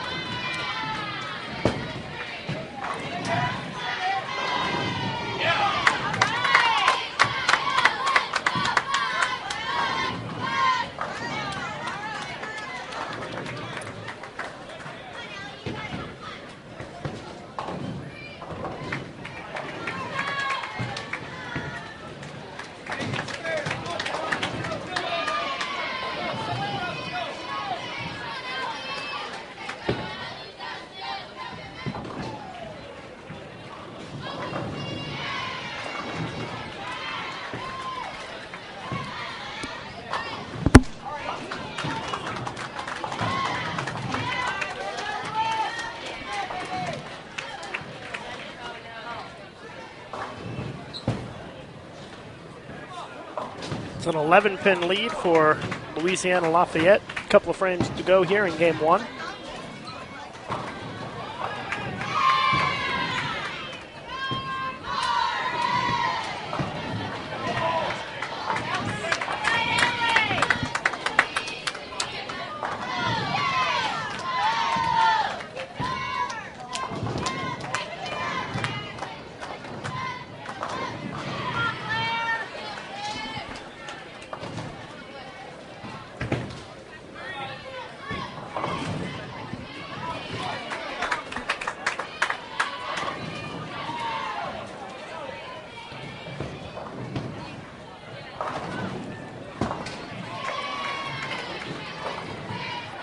Well, things not going very well for Morehead State here this game, as they only have 137 in the ninth frame. Louisiana Lafayette looking to pull off the big upset here in match number 5.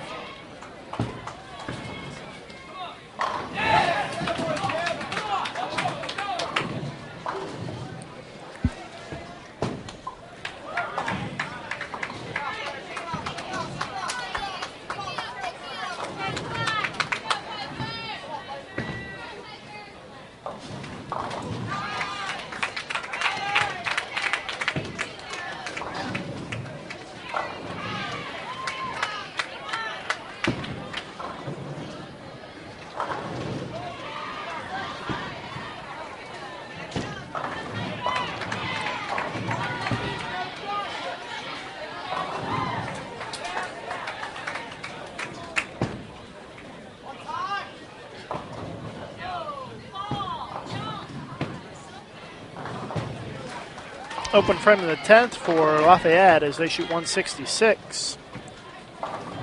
Morehead State is going to be in the 150s this game.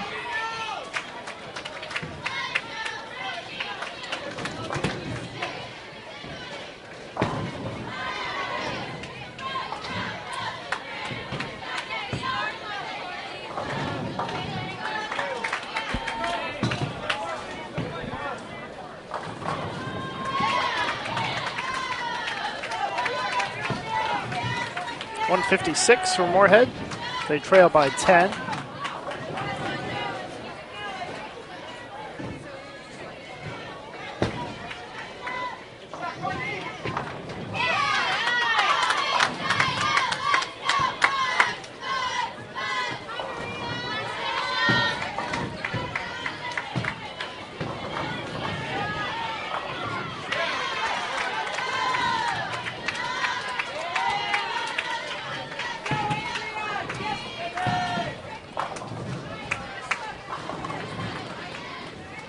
Ohio State still leading by 31 pins in this 2 games total pins match.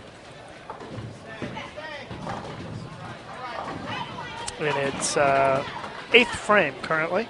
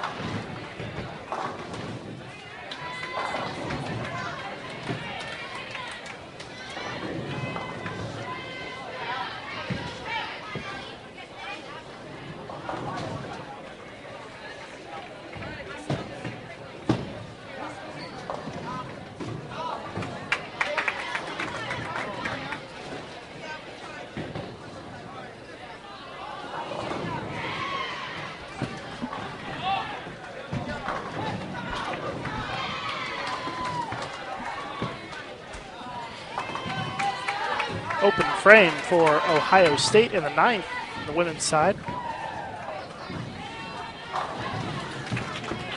Missouri Baptist trying to mount a little bit of a comeback here and Good shot, but the 6-pin does not cooperate.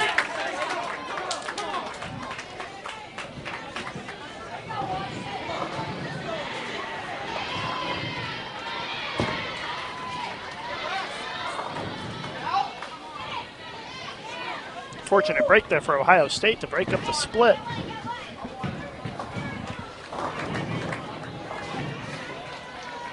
And looks like that's going to be enough to give them the victory. That combined with the miss there by Missouri Baptist.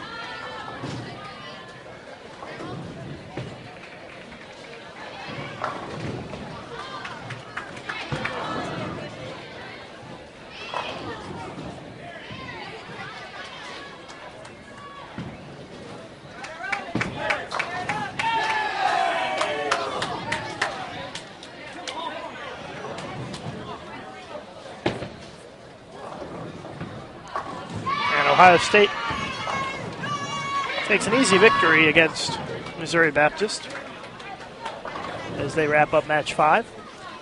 Morehead State has mounted a comeback here to take the lead against Louisiana Lafayette.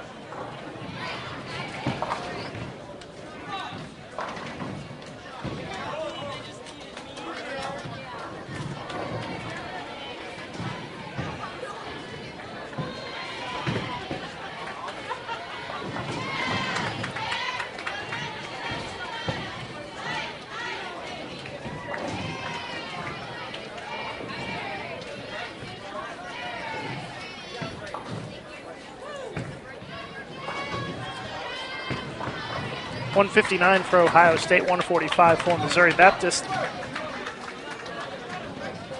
A 42-pin lead.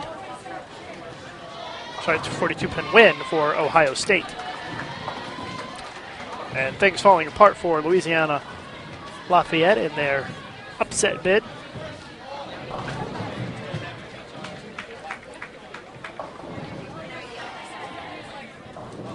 Go full screen to that match as the women are waiting for match 6 to begin.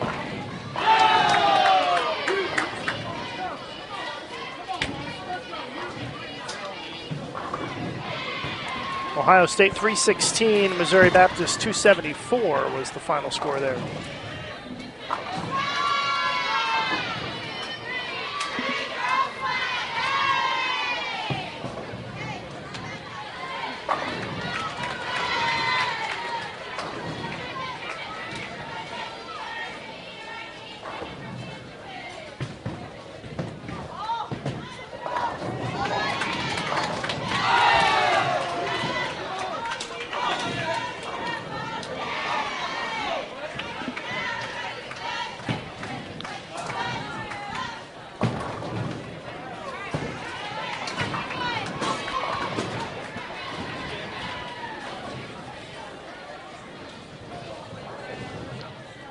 Andrew wants to know what events I'm streaming next.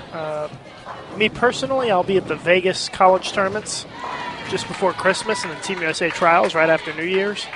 And Matt Cannizzaro and Terry Bigham will be streaming an NCAA event, the Sam Houston Cat Clash, first weekend in December.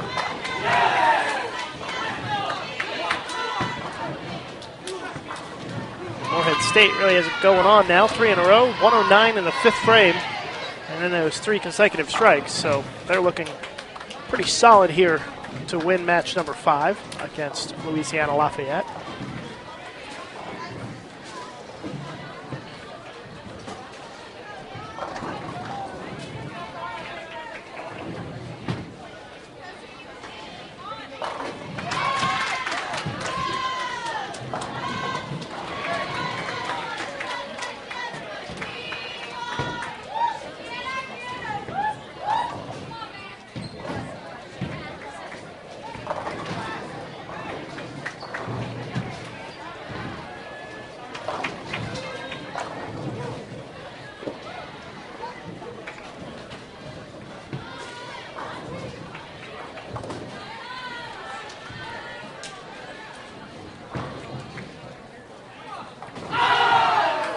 Split conversion there for Moorhead in the 9th frame.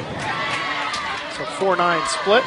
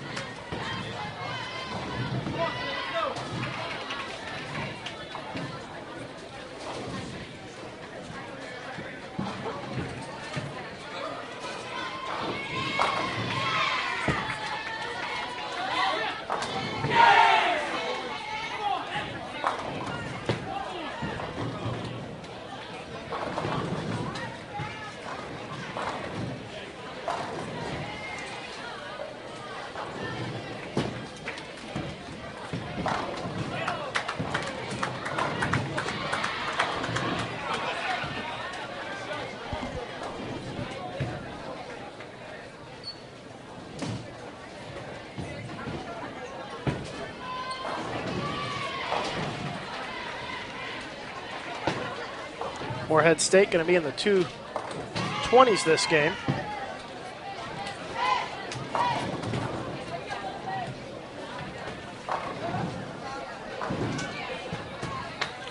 Lafayette will be in the 160s.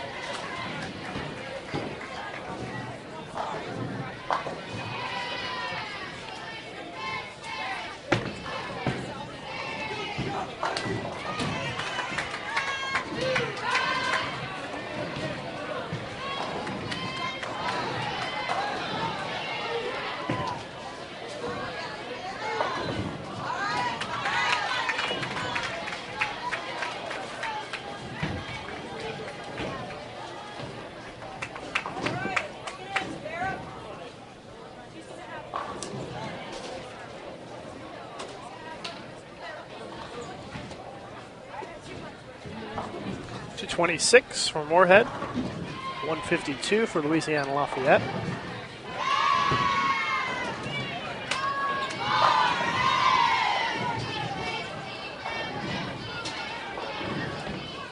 .382 to .318, the victory for Moorhead State.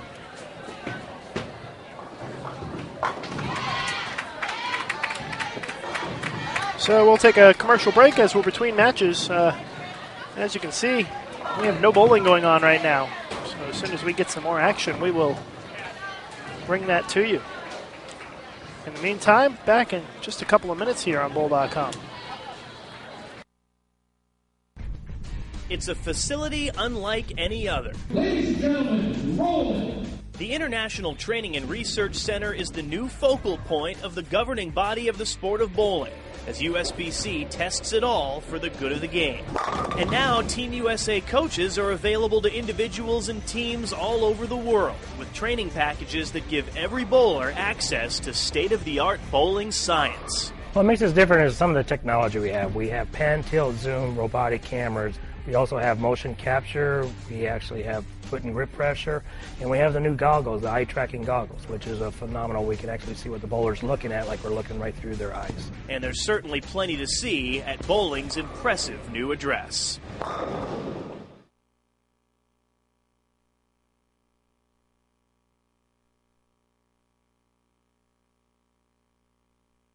I bowl with USBC to make my scores count. I bowl with USBC. For girls' night out. Yeah, me too. I bowl with USBC for the jersey. I bowl with USBC to have access to the best coaches. I'm a bowler. I'm a bowler too. I'm a bowler. Me too. I support USBC and you should too. Log on to bowl.com to learn more about USBC certified leagues.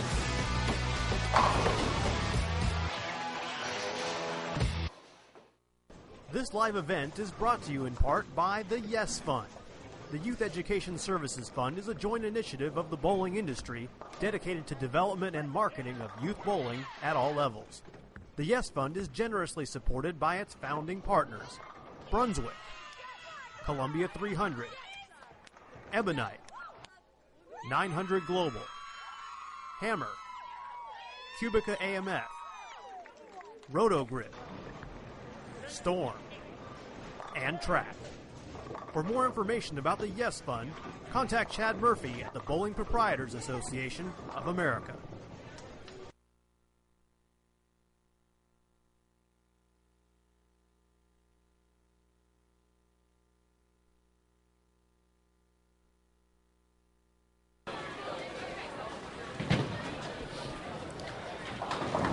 Waiting for our next pairings to move into our featured pairs, lanes 13 through 16 here at Brunswick Zone Austell.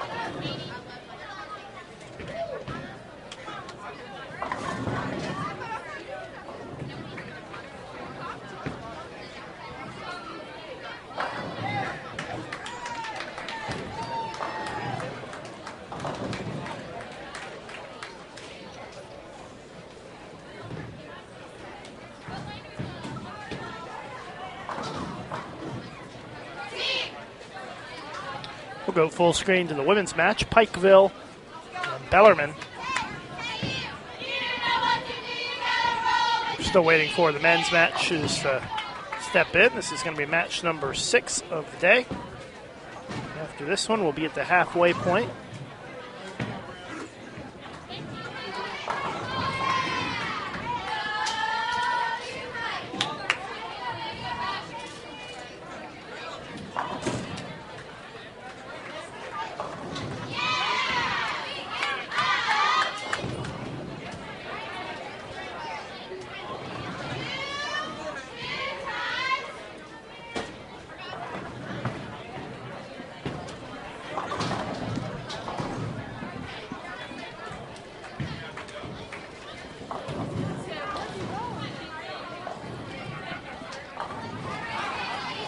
Both teams started with a strike. Now Pikeville with the 8 count in the second frame.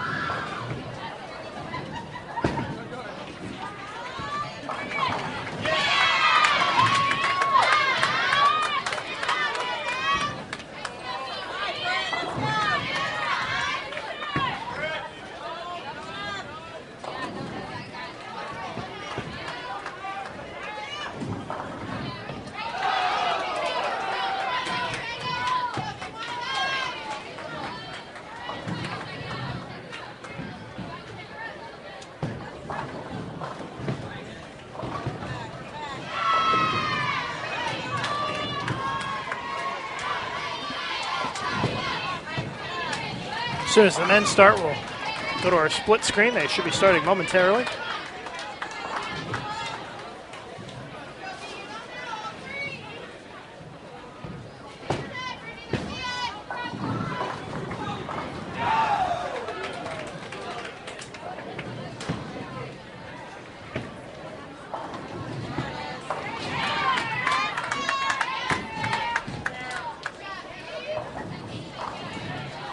Pin lead for Bellarmine here in the fourth frame.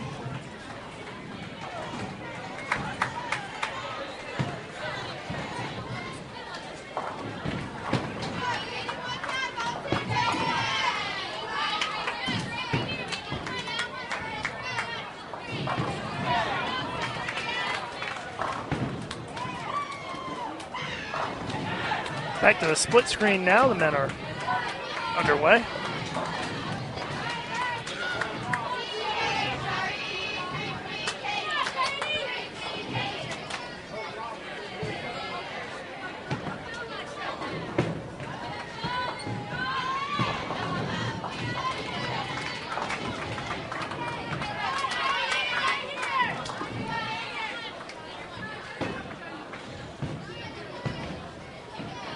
Men's matchup is Central Florida against Martin Methodist. Spare there for Bellarmine gives them an 11-pin lead. Pikeville.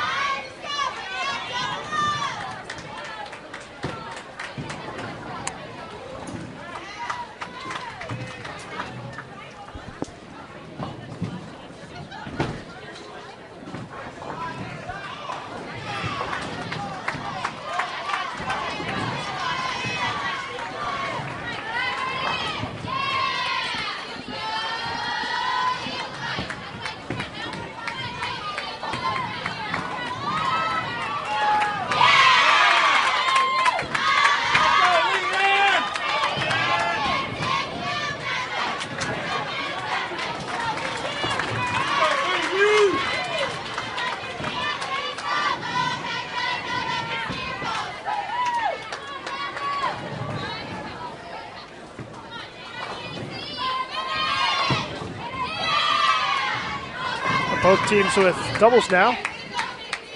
Still an 11-pin lead for Bellarmine as we just got standings passed to us.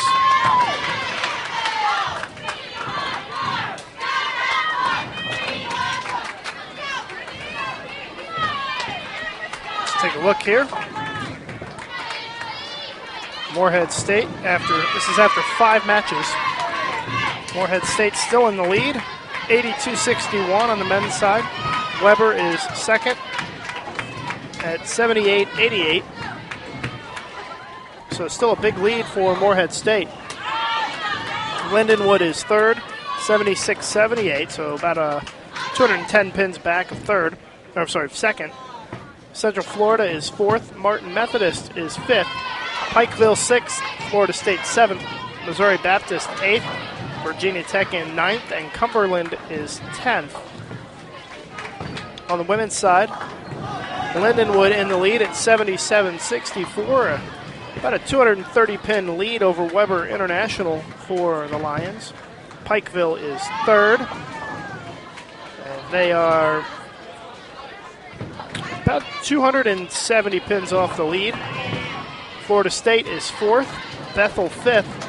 Bellarmine is 6th, Campbellsville 7th, Morehead State 8th, University of Florida 9th, and Ohio State is 10th. And that's after 5 of 12 matches.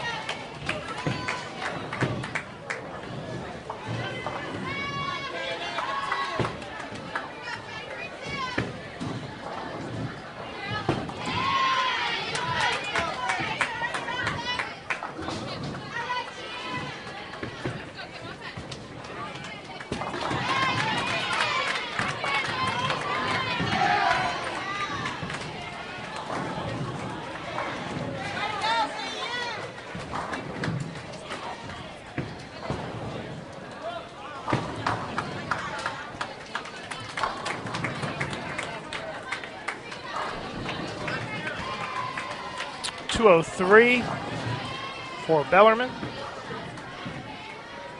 On the women's side, Pikeville can strike on the fill here for 204, and that would get things pretty close heading into the second game.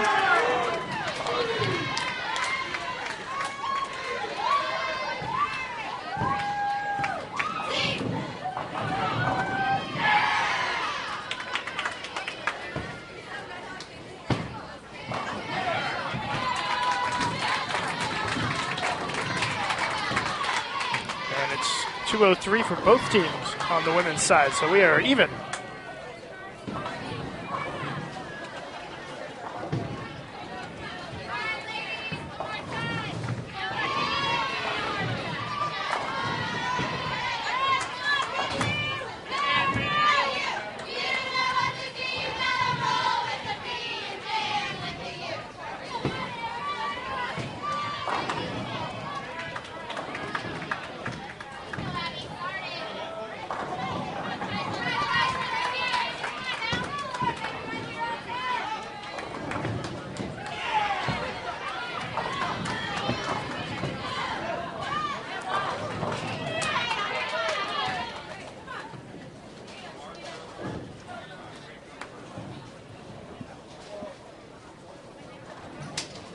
Our men's match between Central Florida and Martin Methodist. It is a 13-pin lead for Martin Methodist.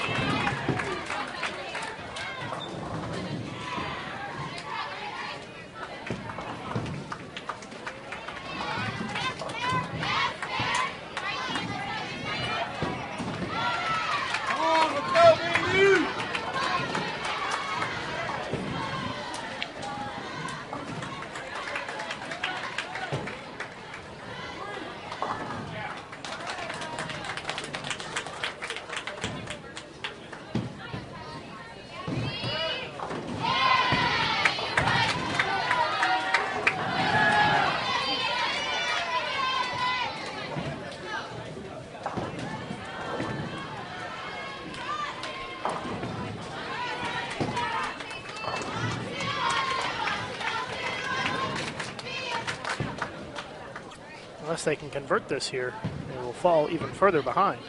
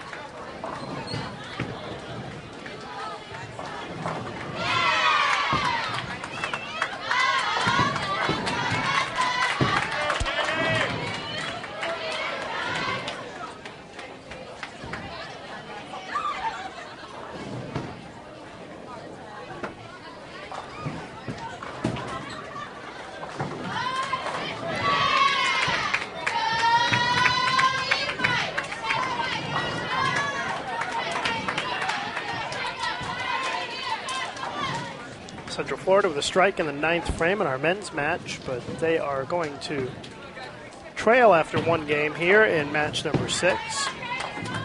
In the women's match, they were all tied up after one game, 2:03 apiece, Pikeville and Bellarmine. Right now Pikeville with an 11-pin lead in game 2.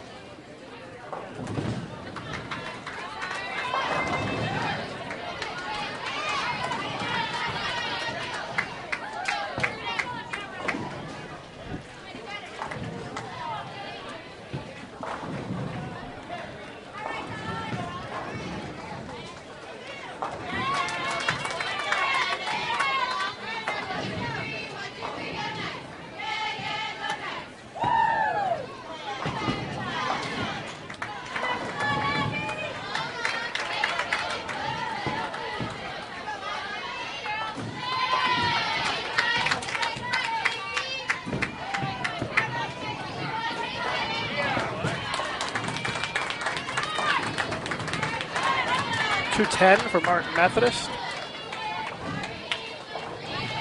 UCF men are going to finish at 164 with a strike on the fill ball here.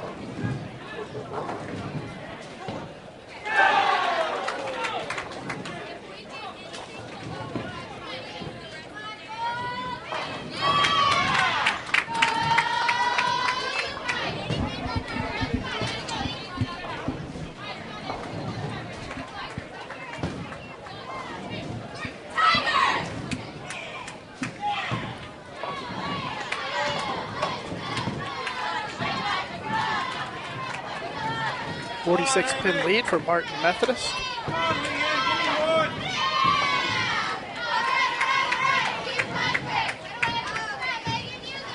And Pikeville is rolling now, 35-pin lead in our women's match.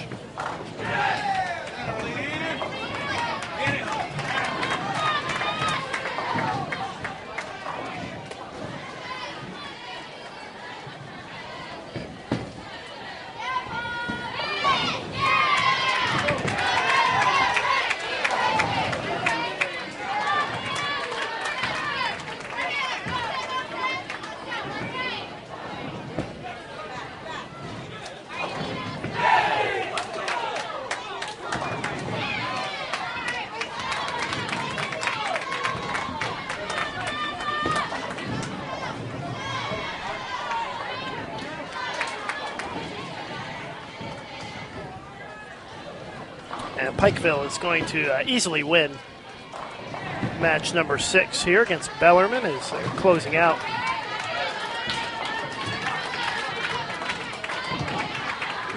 Game 2.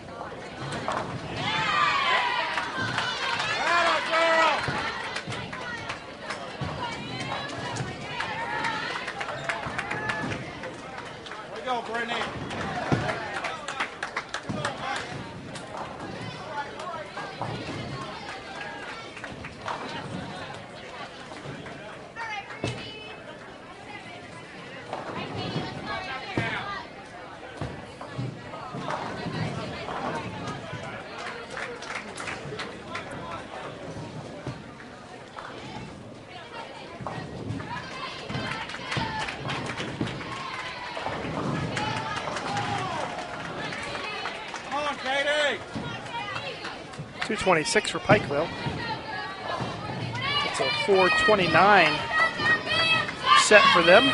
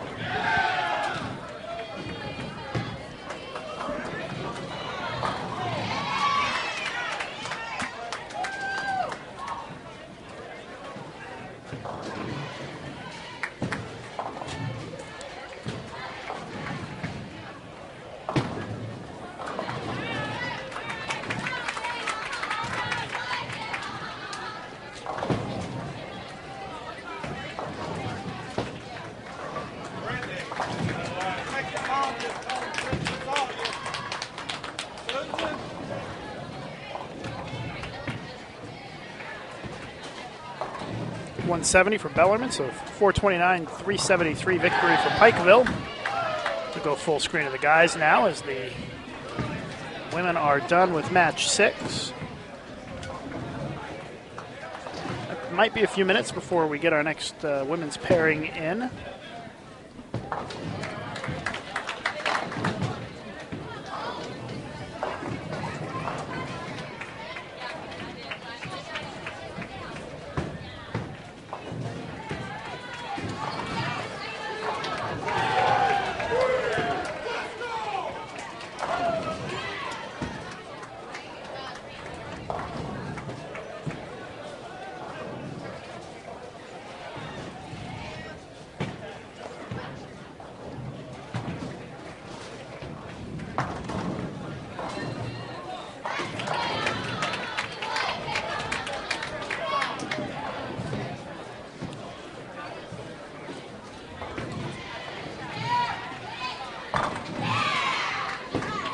Current score in this matchup between Martin Methodist and Central Florida. It's a 23-pin lead for Martin Methodist.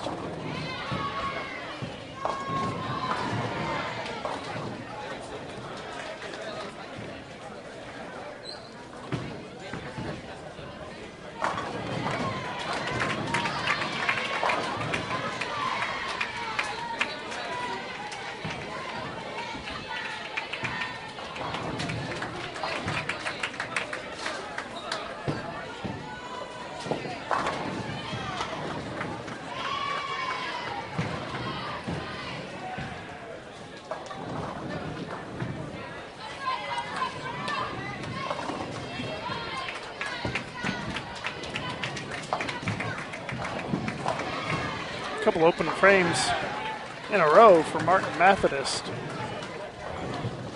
And that lead they once enjoyed is now down to 10 pins. They were up 46 after game 1.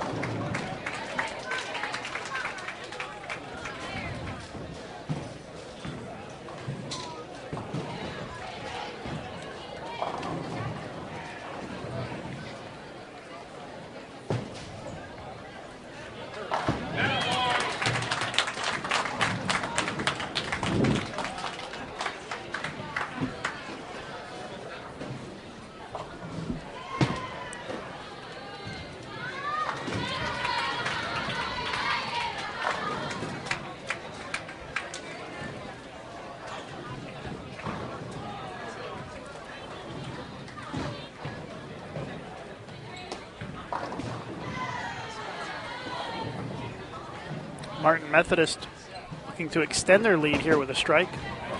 They're up 12, and it'll stay that way. Working in the 7th frame is Central Florida. Martin Methodist in the 8th.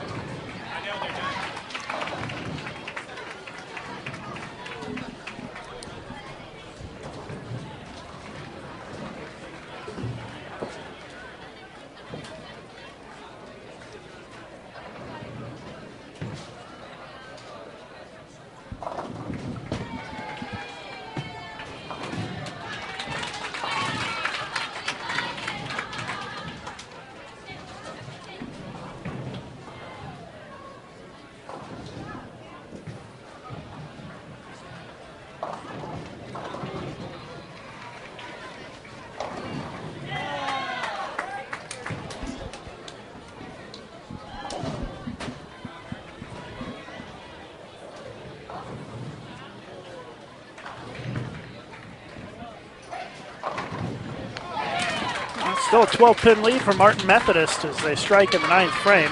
But Central Florida with a strike here in the 9th can cut that down to single digits.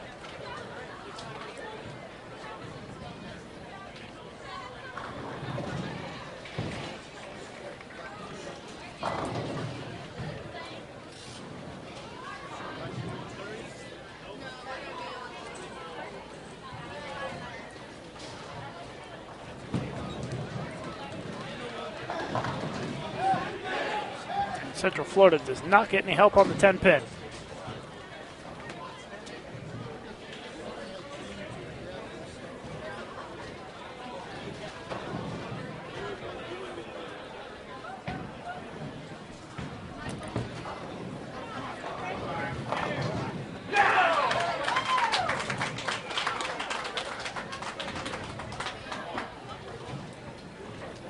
A double by Martin Methodist locks it up, and they're going to win this one.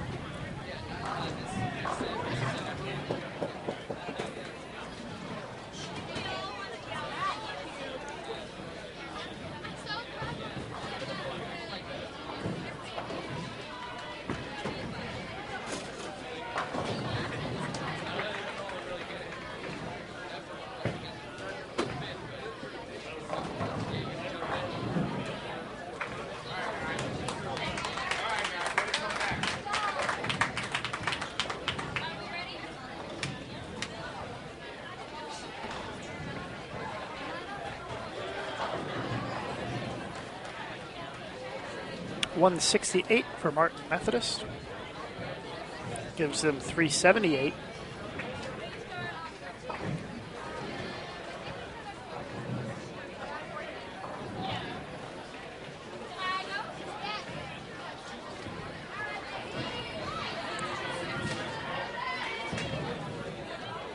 Final shot for Central Florida here. They're going to come up short in this match against Martin Methodist.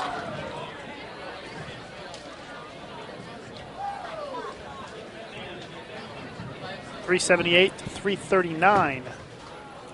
Martin Methodist wins it as the women are now starting back up again, Campbellsville and LSU.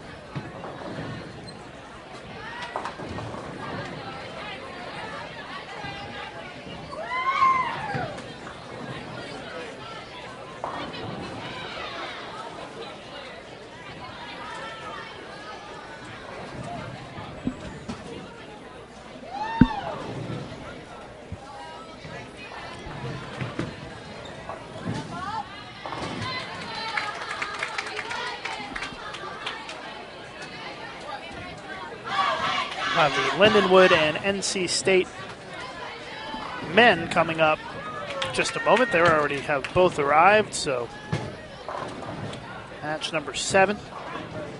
Lindenwood versus NC State and the men's side, and on the women's side, Campbellsville versus LSU.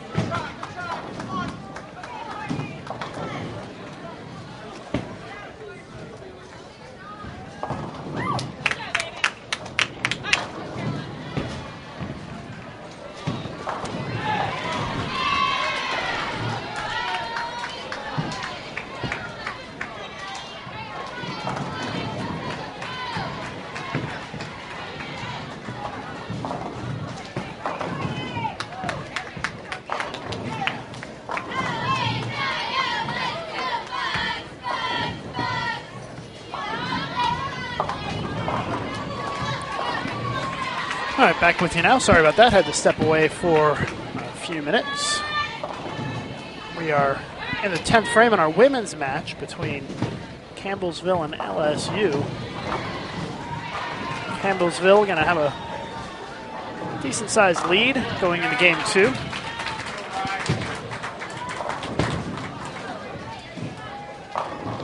They are currently up 24 pins going into the 10th frame.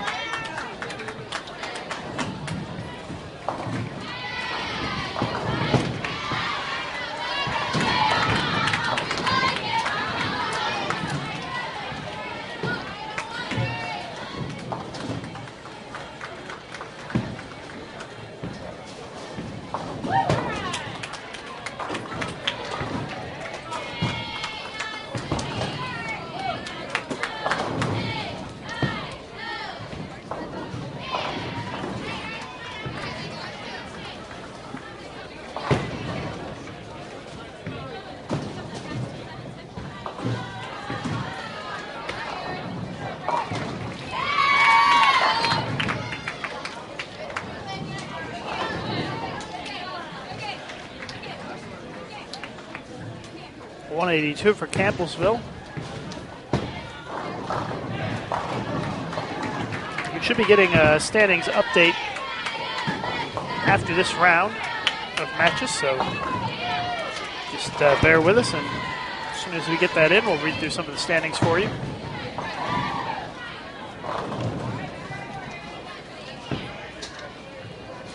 Campbellsville with a 26-pin lead after game 1 here in match 7.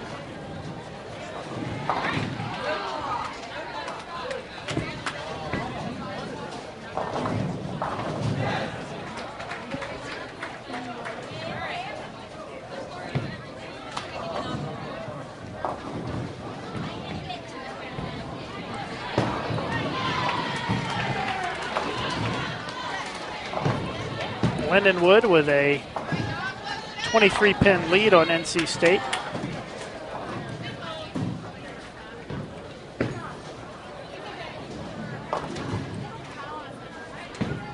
That's our men's match.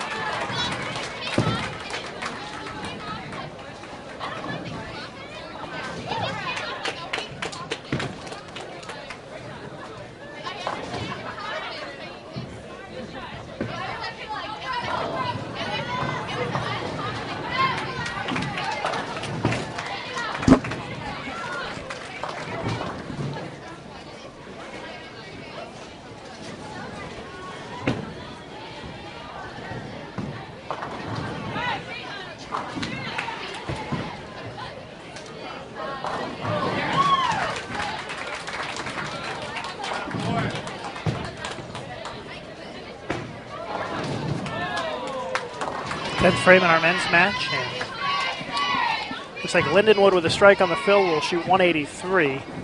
NC State, if they can get a couple more strikes here in the 10th, would shoot 170.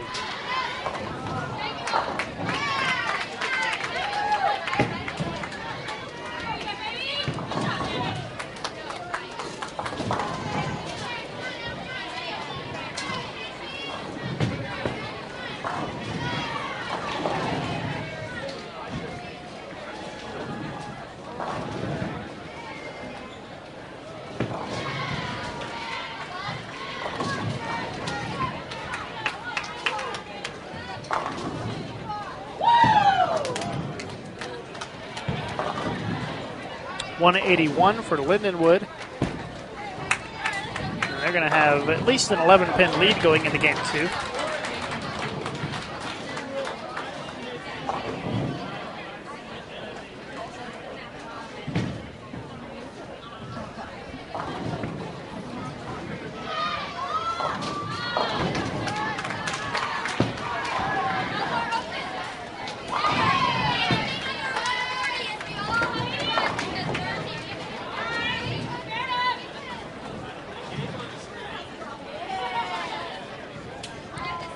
13-pin lead for Lindenwood.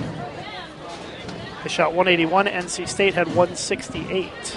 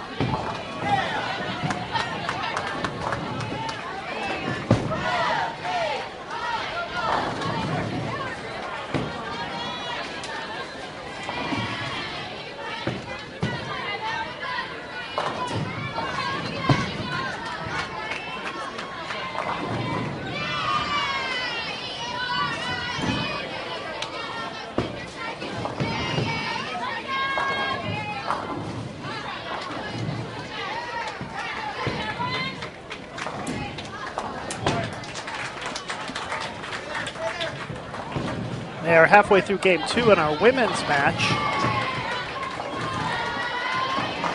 And it's a pretty close match here. Campbellsville still the 9-pin lead.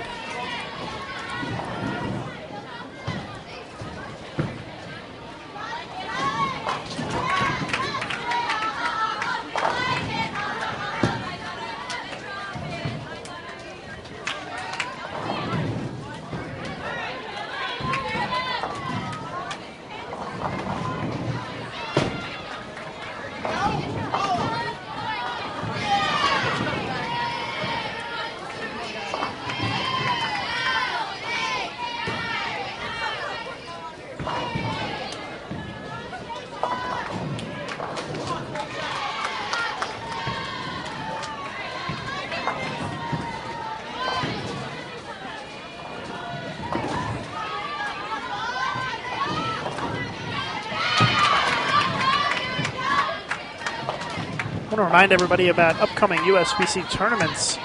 We've got the Team USA trials coming up first week in January, a chance to earn spots on Team USA and Junior Team USA for 2012. The winner of the trials, both the men's and the women's divisions, will earn spots in the Cubica AMF World Cup automatically.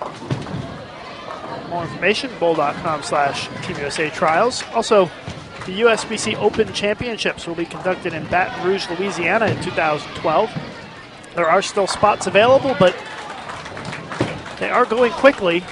So if you want to enter the Open Championships, open to any USBC member, go to bowl.com as well. And the USBC Women's Championships in Reno, Nevada next year.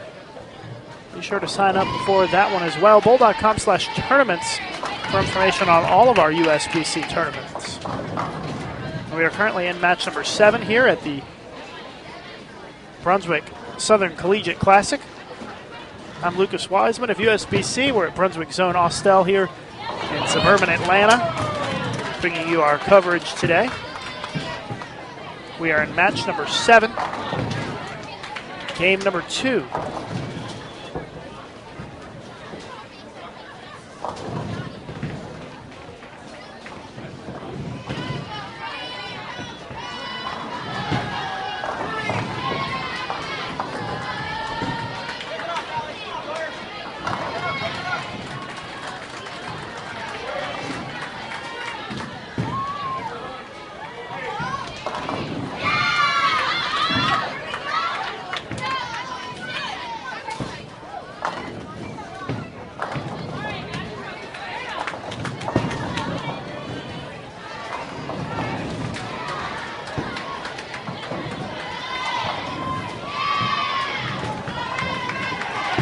Very close match between LSU and Campbellsville on the left side of your screen. Campbellsville up in the 10th frame.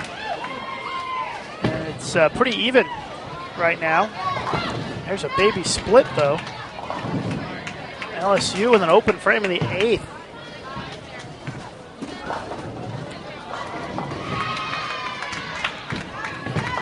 A 10-pin lead for Campbellsville with that open frame by LSU.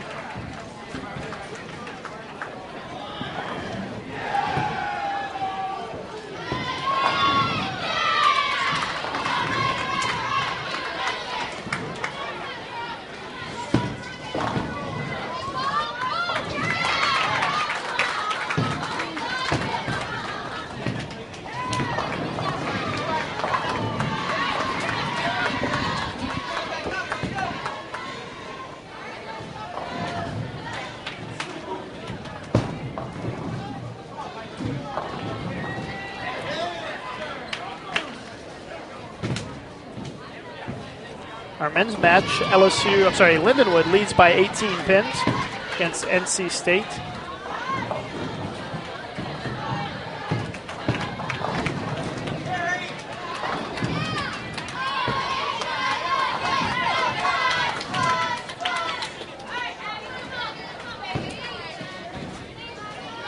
Campbellsville finishes at 149 for 331. Just a reminder, all coaches and participants, as we do rotate from match to match, please be ready at the lane you're assigned to wait your opponent to begin your matches. Once again, please, for the courtesy of all others, please be at your assigned lanes to begin your match as your opponent arrives. Thank you.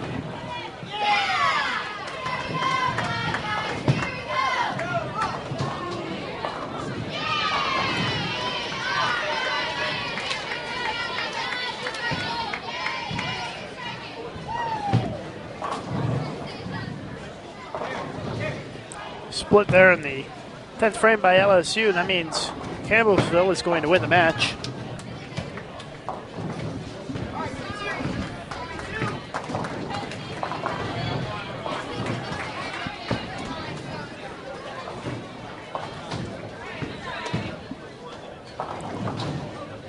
.153 for LSU. They finish with 309. So 331 to 309, Campbellsville wins match 7. Go full screen to the men's match.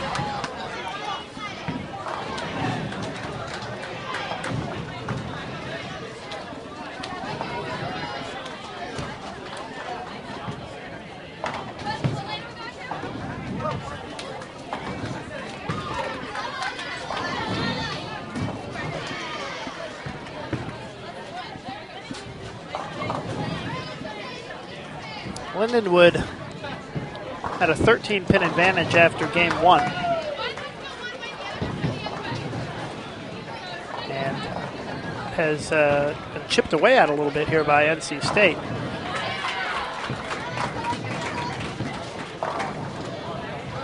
Lindenwood with a strike there in the 9th.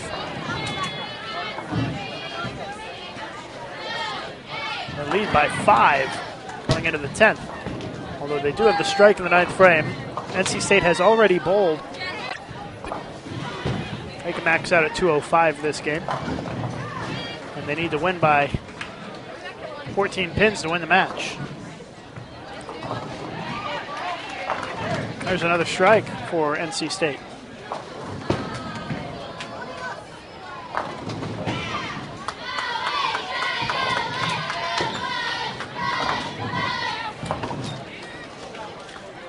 A strike here by Lindenwood would give them the win with good count on the second shot in the 10th. There's the strike. Looks like Lindenwood's going to take this one.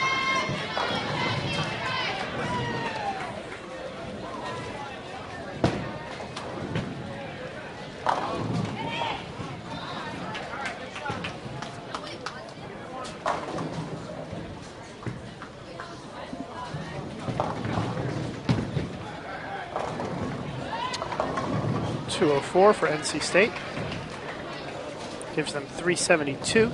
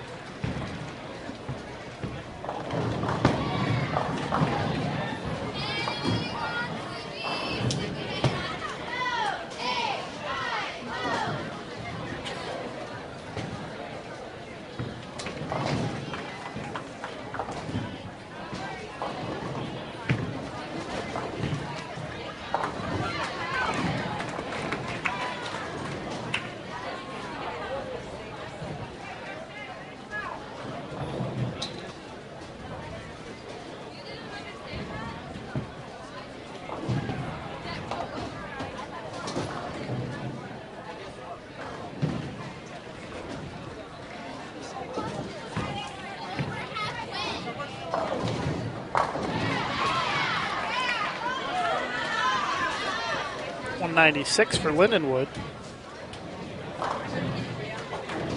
377, 372. Lindenwood defeats NC State.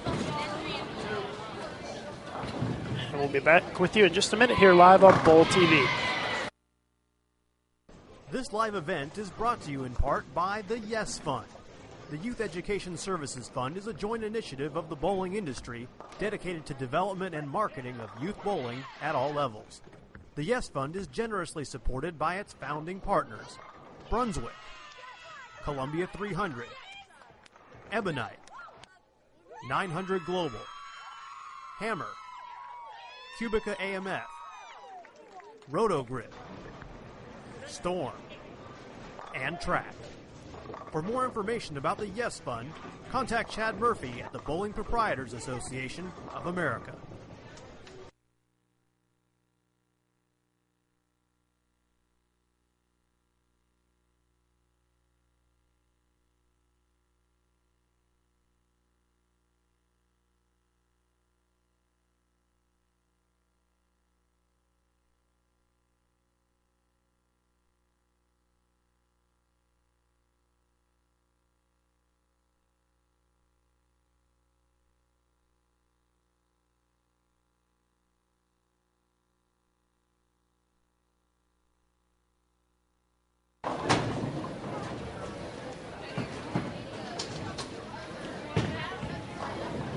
Got Florida and Atlantic and LSU. Coming up next.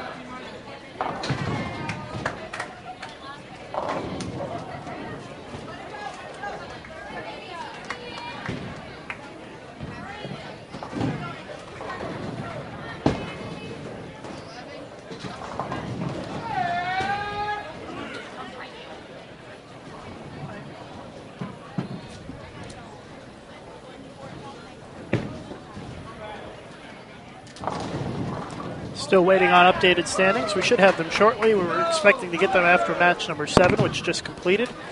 Match 8 is just now getting underway.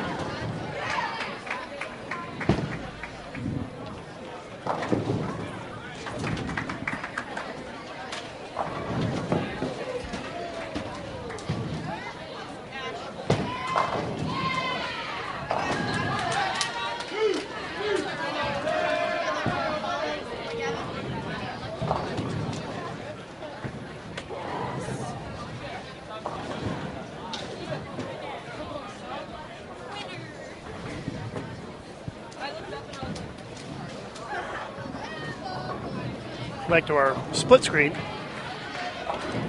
as the women are getting ready to start.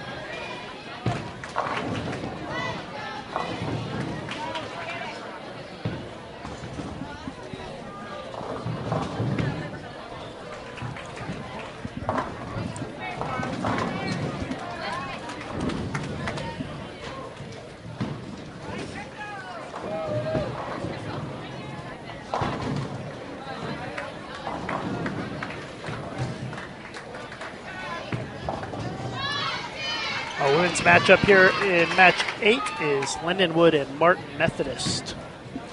And they are just underway.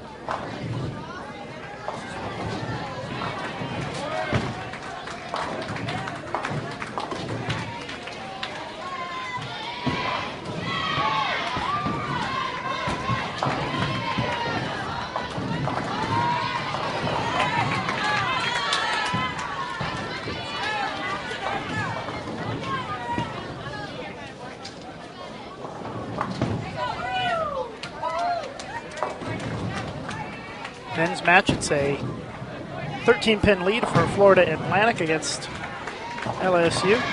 Making a 10-pin lead now with that count.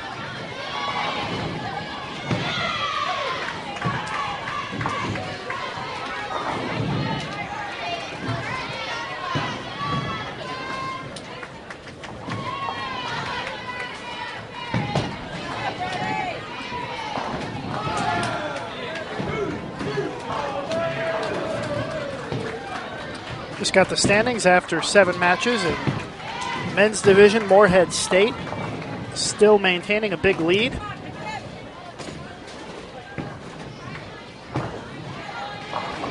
$90-33 for Morehead State. Weber International 86-51. They are in second place. Lindenwood in third at 85-03. Martin Methodist is fourth at 83-69. Florida State fifth. Pikeville is sixth.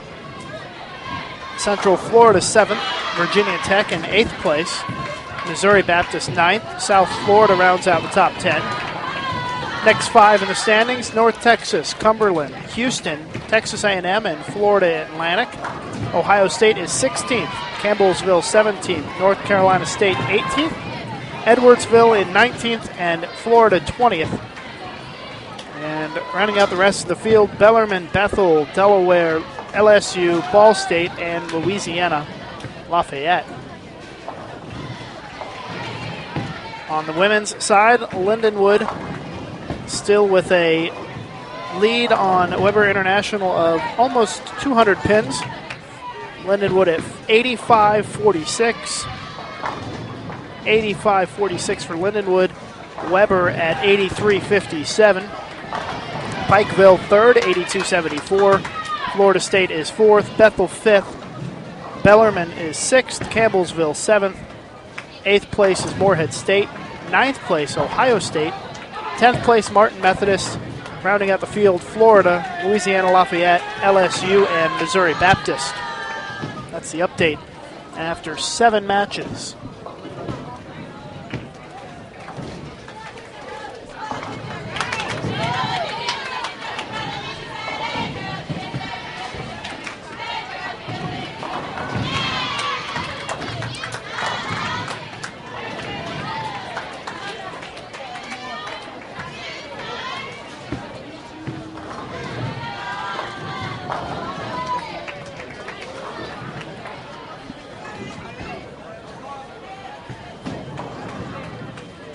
Tenth frame now in our men's match. It is a 22-pin lead for Florida Atlantic.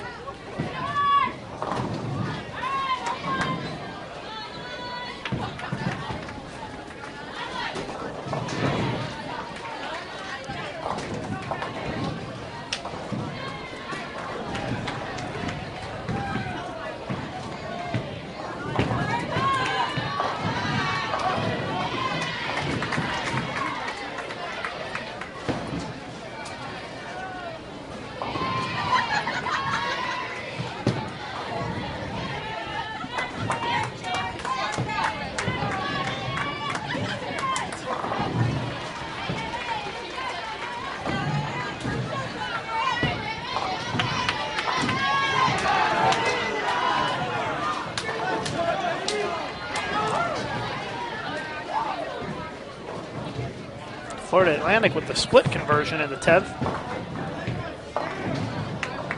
LSU finishes at 178.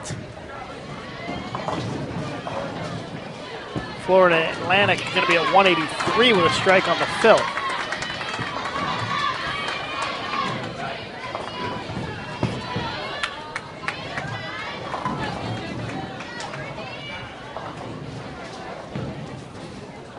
Florida State women, 79.02. Florida State men, 83.47.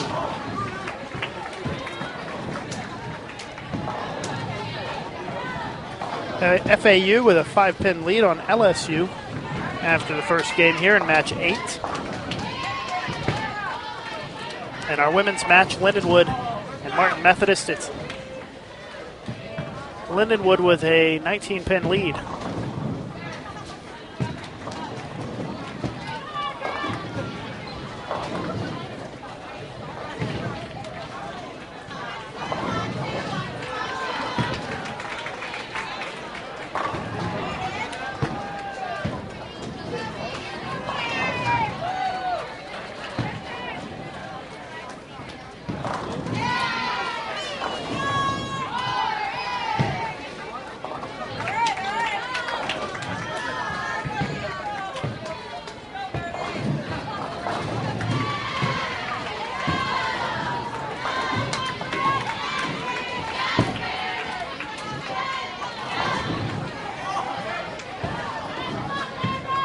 10th frame for Martin Methodist now on the left side of your screen.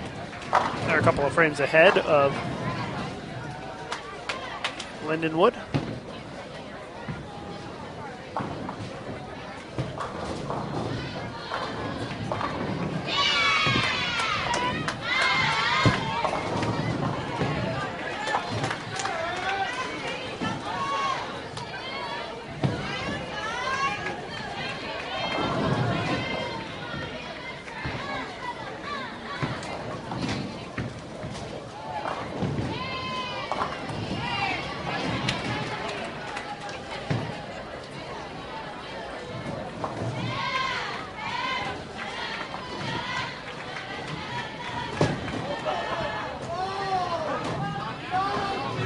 Little gutter duster there for FAU.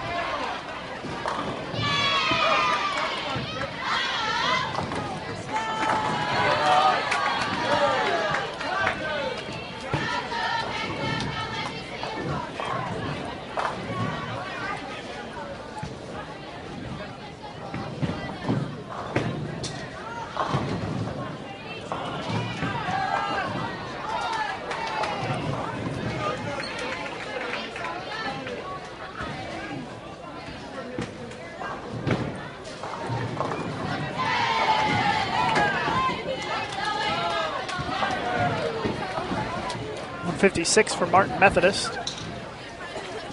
Lindenwood with just a mark in the 10th frame here will shoot in the 170s.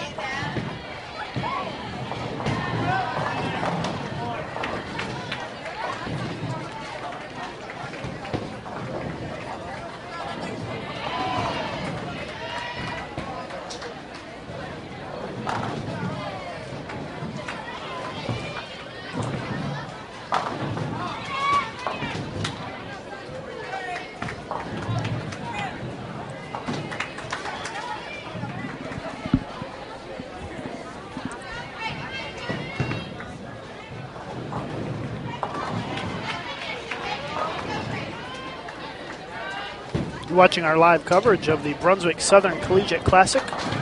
Brunswick Zone Austell Lanes.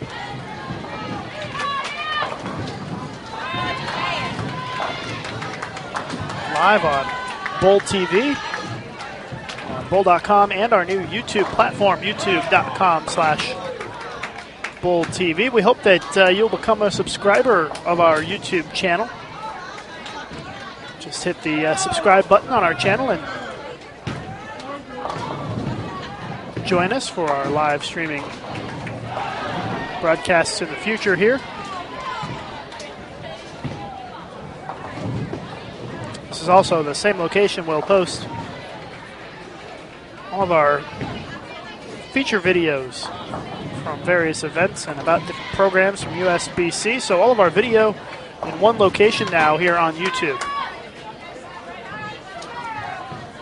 And if you look at the top of our channel here, we've got the new Bowl TV logo up there, a few other tabs for you, a link to bowl.com, a link to the USBCSportsStore.com, and mybowlingvacation.com as well.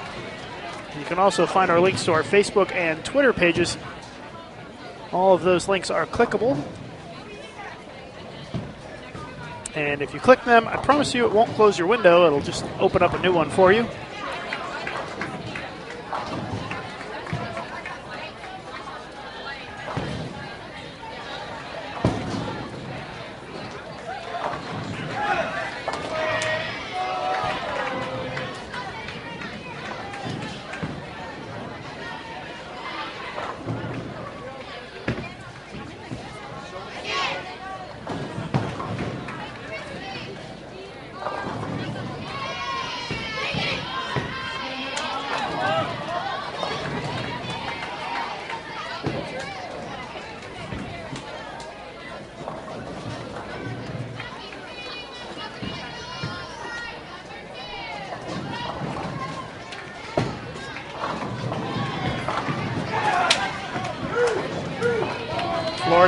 Atlantic with a double.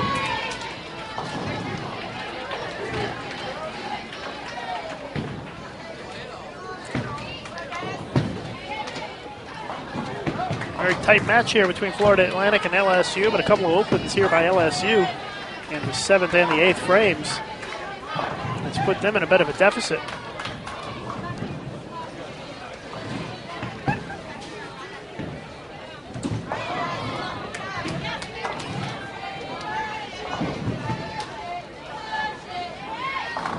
It's a 12-pin lead for FAU right now.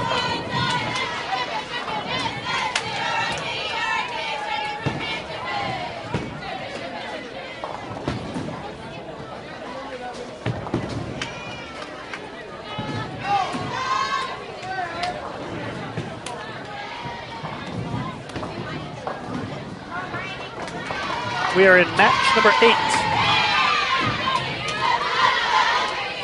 of 12. Match number 12 is a position round. But if things hold up the way they have been, there won't be much drama. The leaders have kind of pulled away from the field. Lindenwood women and Morehead State men.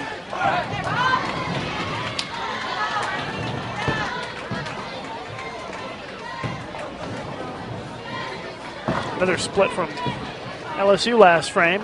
And looks like Florida Atlantic is going to win this one.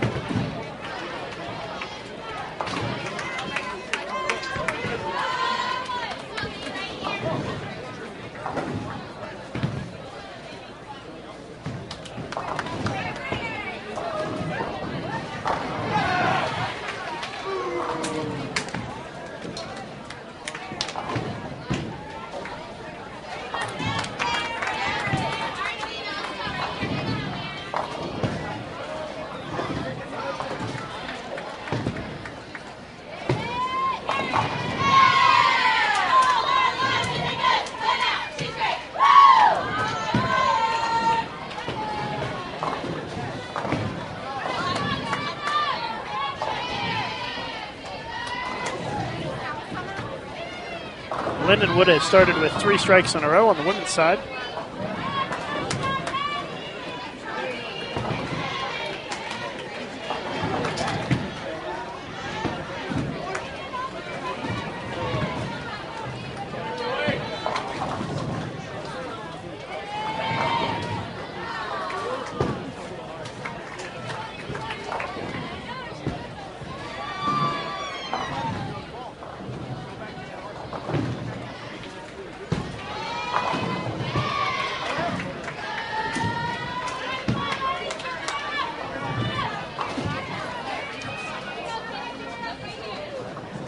Florida Atlantic wins 373 to 349 over LSU.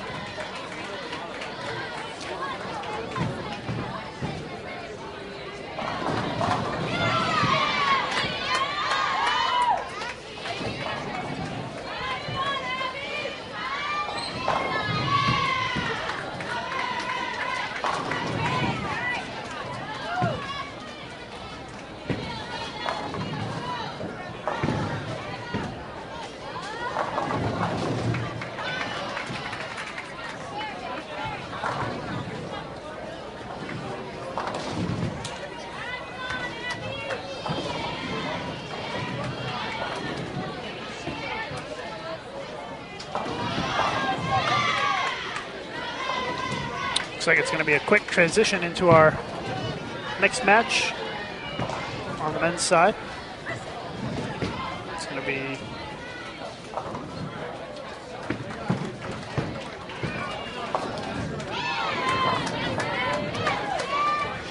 let's see who we've got next for match number 9.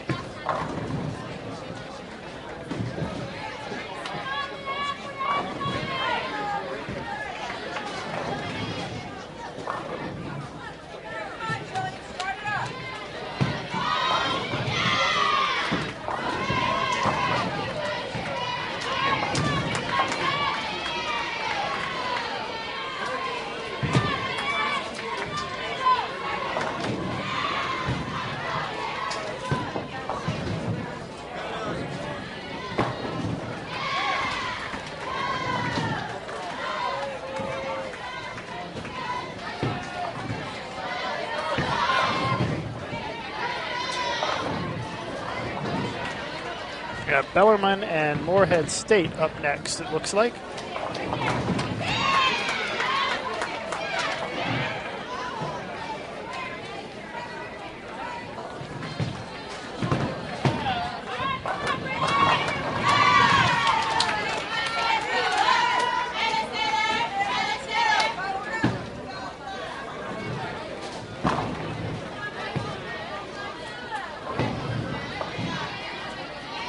Lindenwood women out to a big lead in this game, and they're going to have no problem winning match number 8 against Martin Methodist. They're up by almost 60 pins now in this match.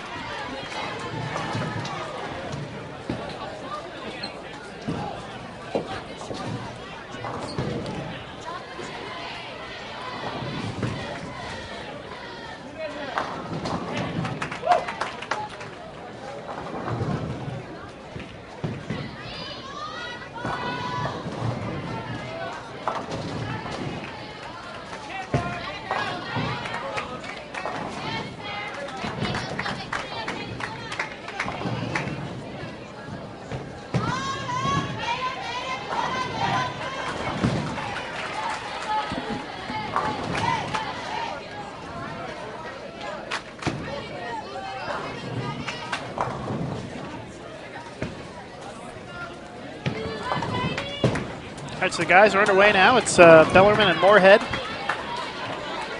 Match 9. Lindenwood, Martin Methodist still wrapping up match 8. On the left side of your screen, it's an easy victory for Lindenwood, though.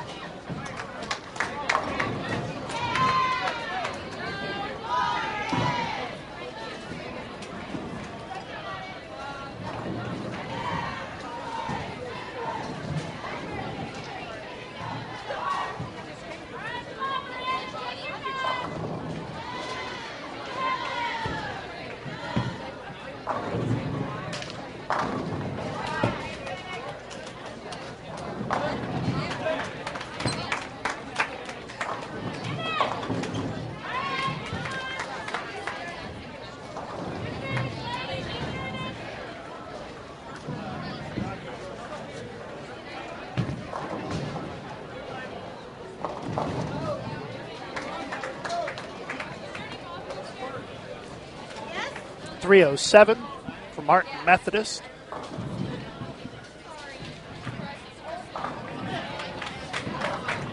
They are wrapping up match number 8. Bellarmine and Morehead State have already gotten underway with match 9. They are about halfway through the first game.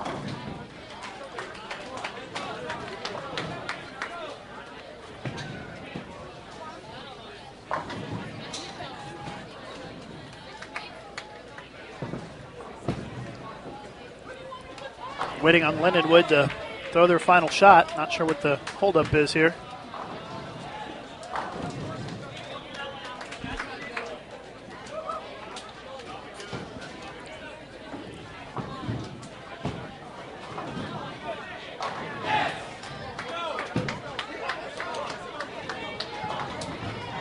Fill ball is a strike for 195 for Lindenwood. 376 to 307 victory for Lindenwood over Martin Methodist in match 8.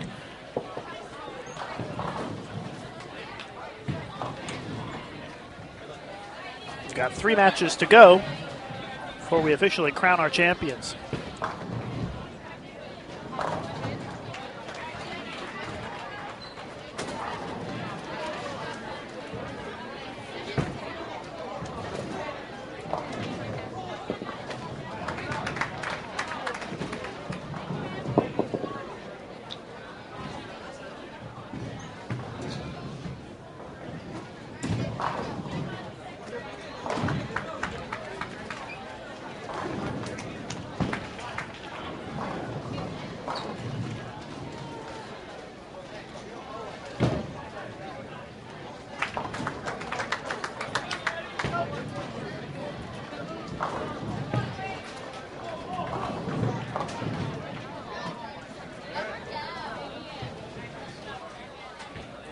Should have updated standings after match number 9 here.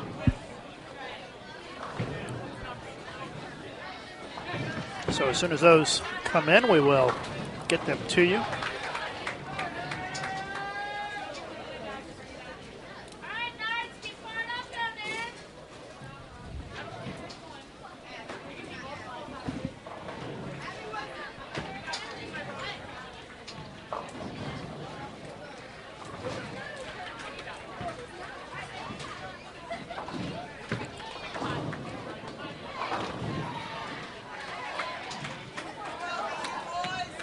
Back-to-back open frames for Bellarmine men. They have 163 in the 8th frame.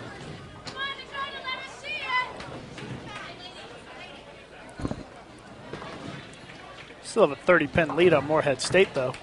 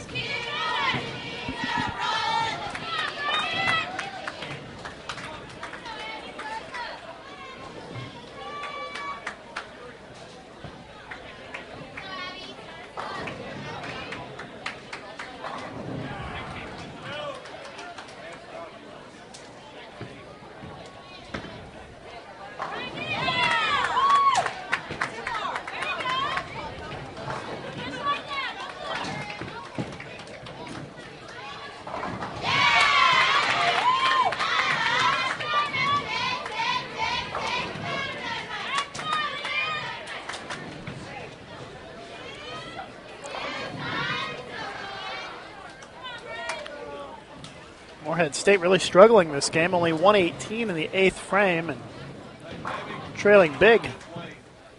45 pins. Morehead State is trailing by this game. This is the opening game of the 9th match.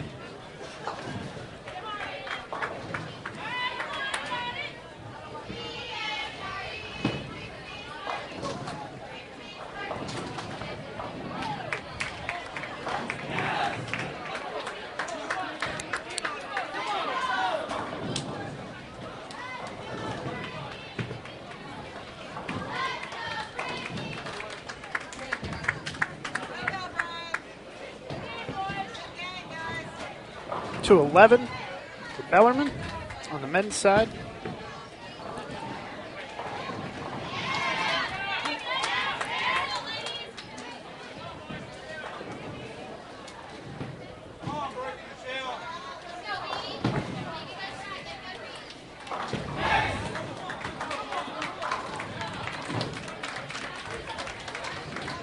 Morehead State can max out at 178 this game if they can get a couple more strikes in the 10th frame.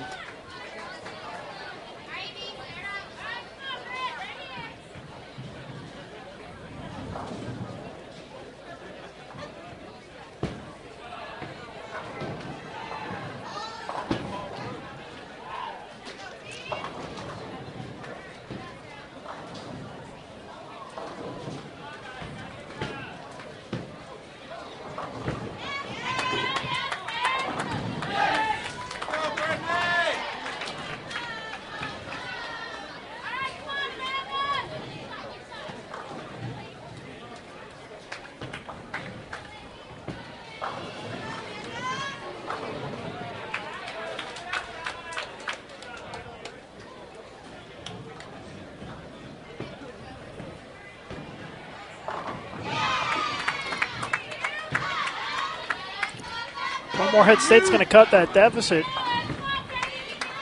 down to about 33 pins with the 4 strikes in a row to close out the game.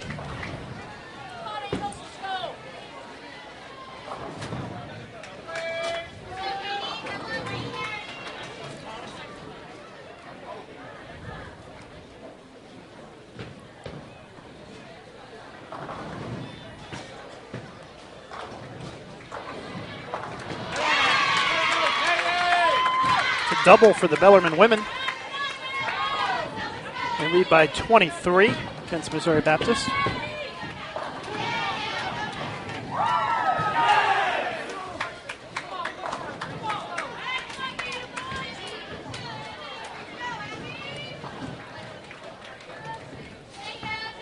Again, we're in match number 9. 3 more matches to go after this one.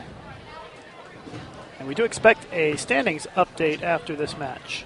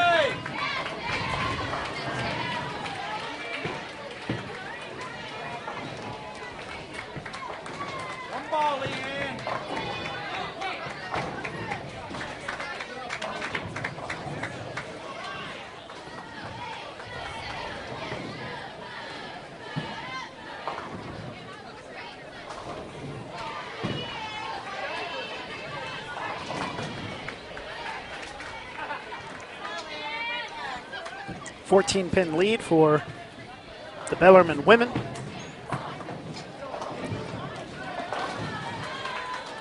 And that lead just expanded with the open frame by Missouri Baptist. Now a 25-pin lead for Bellarmine.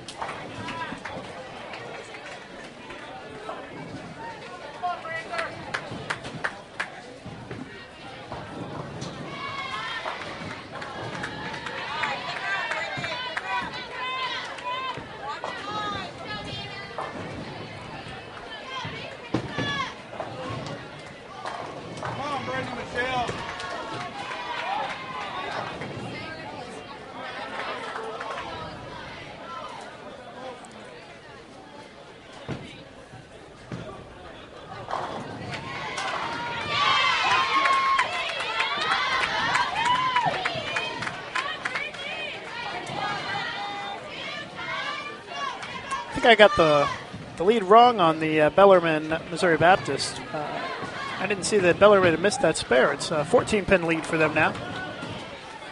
And And it goes up again with the missed spare by Missouri Baptist. So now a 25-pin lead.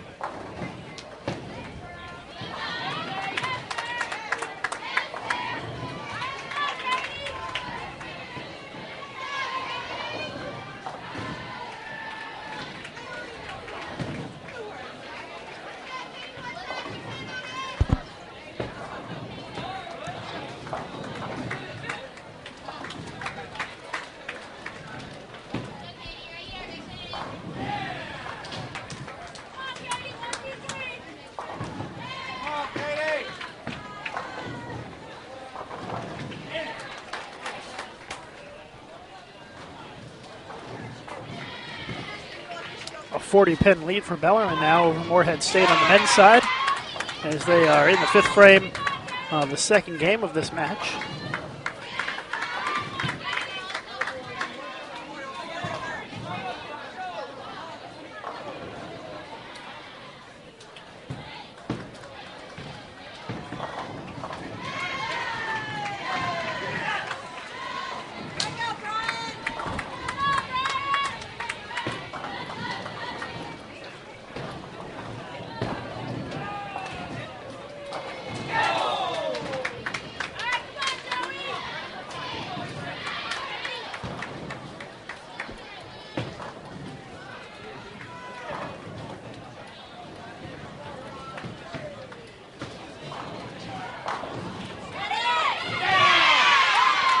Nice double there for Bellarmine. They're going to shoot in the 200s if she can get 8 on the fill. They'll have a nice lead going into game 2.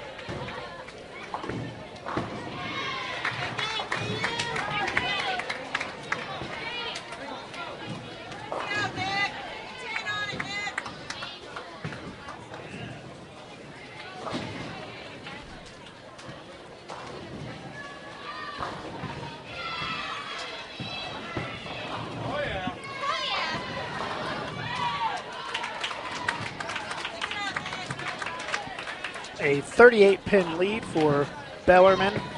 Looks like they're looking pretty solid here so far in this match against Morehead State, the team that's leading the tournament. We should get an update on the standings after this match.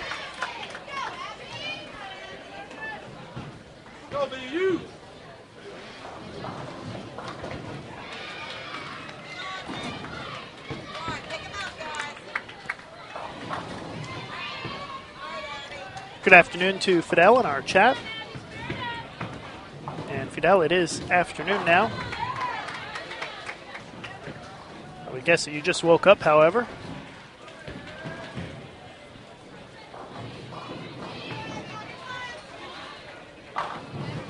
That would have been a big strike there for Morehead State if they could have gotten it to go. Instead, it's a 10-pin.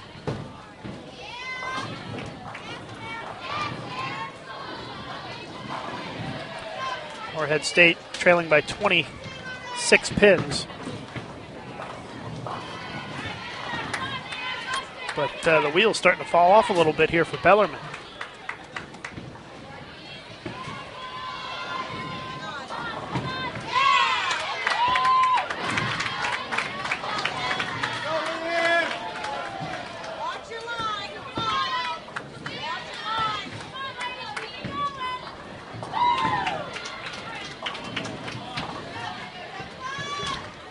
Jack Frost wants to know the oil pattern again. Same as yesterday, I believe, 39 feet sport pattern. Another open for Bellarmine, 141 in the eighth for them. Now their lead is down to 14 pins. This is the 10th frame for Morehead State. And that's a big strike right there.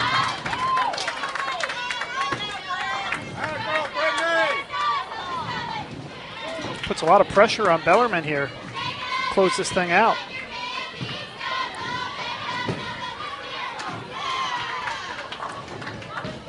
Bellarmine just really needs to stay clean, I think, here these last two frames. They should be okay. Oh, geez, another 3-6-9-10. That's back-to-back 3-6-9-10s for Bellarmine. Another very, very difficult spare conversion.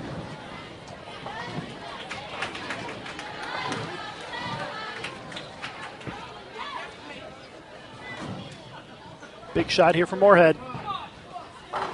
Got it. Puts them in the 200s.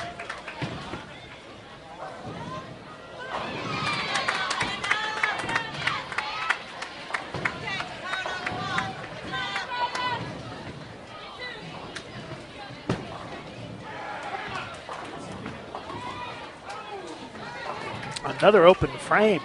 3 in a row for Bellarmine.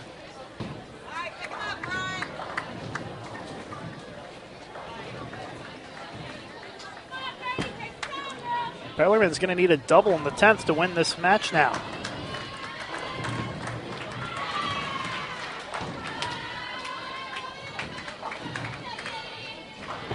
Let's go full screen to the men for a moment here. A 7 count. 205 for Morehead State. 383 their total. Big shot here for Bellarmine, has to have it. Carries it. Wow. What a fortunate break there. An absolute runaway Brooklyn. And carries it. Trying to pick up the 30 bonus pins. Has to have one more, though.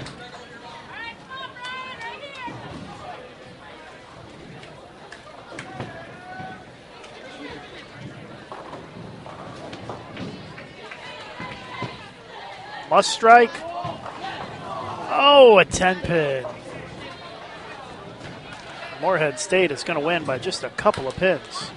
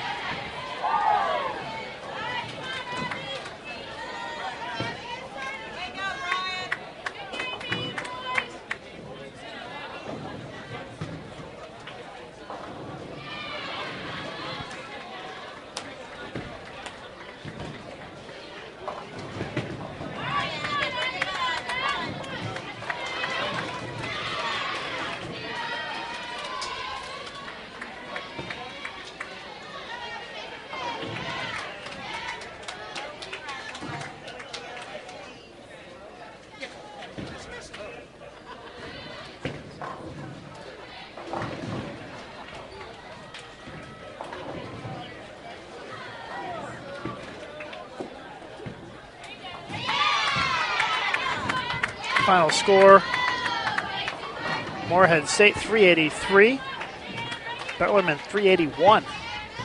Match 9 is now over on the men's side.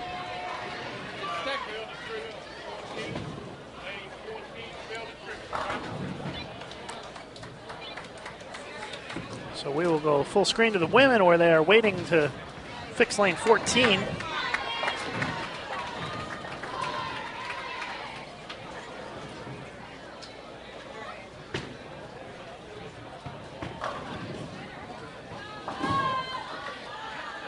Bellarmine having no problem with Missouri Baptist in this match.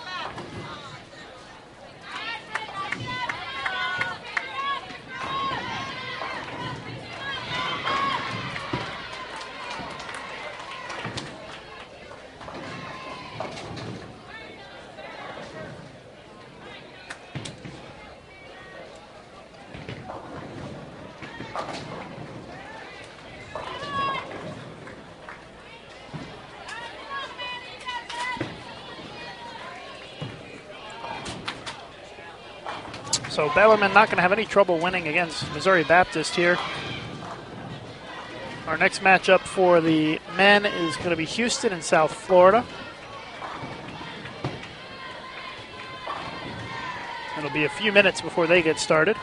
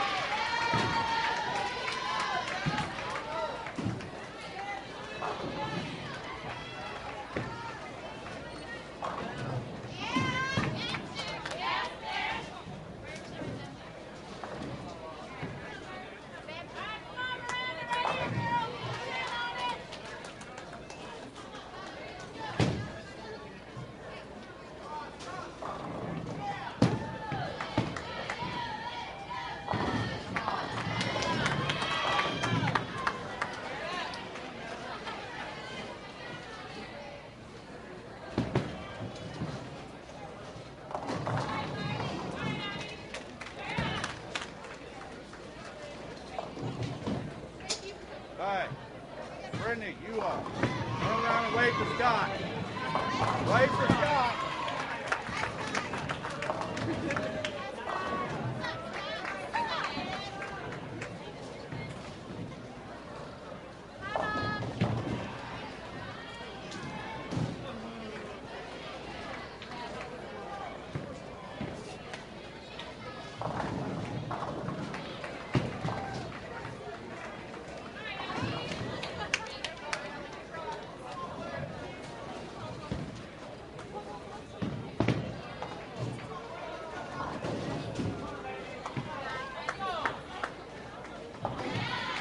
said to tell everybody hi. Right? He said to tell everybody hi.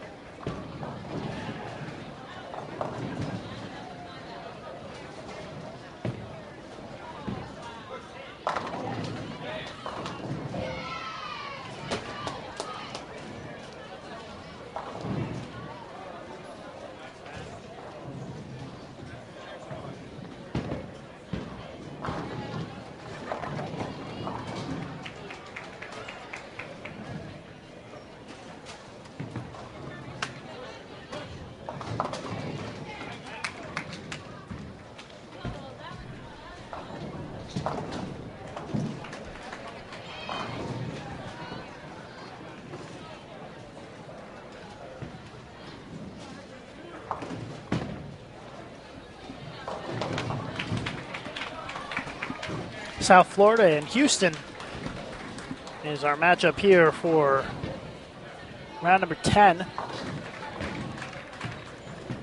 Still waiting on women to come in.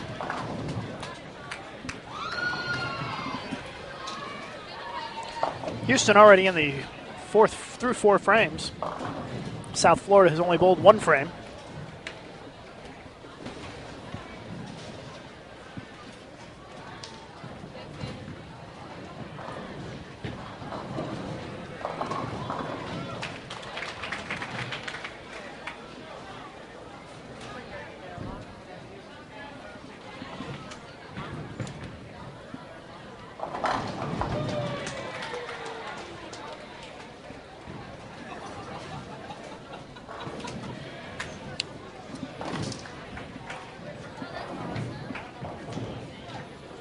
There's a total of 12 rounds of match play in this tournament. And this is the start of round 10. Round 12 will be the position round. And we should have standings coming pretty soon. The women are just finishing round number 9. And then we should get some updated standings. You're watching our live coverage of the 2011 Brunswick Southern Collegiate Classic on bowl.com and youtube.com. I'm Lucas Wiseman of United States Bowling Congress. Our coverage today brought to you by the United States Bowling Congress. If your league is not a USBC certified league, you should look into joining a certified league.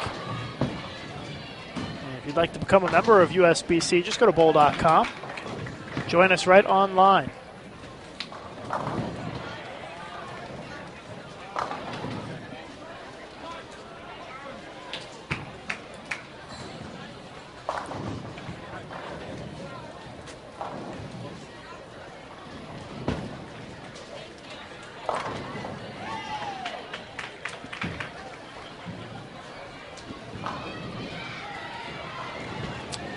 Again, still waiting on a women's match to get started on our featured pair. They are coming in now, it looks like. Should have them in just a moment. It's going to be Louisiana Lafayette against Florida.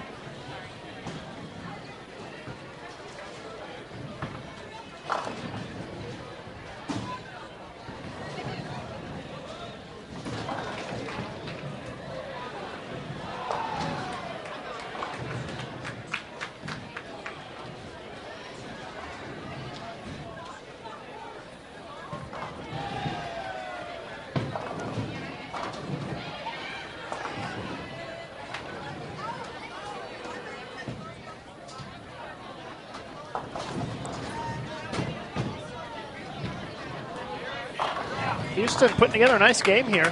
135 in the 7th frame. That strike was in the 8th.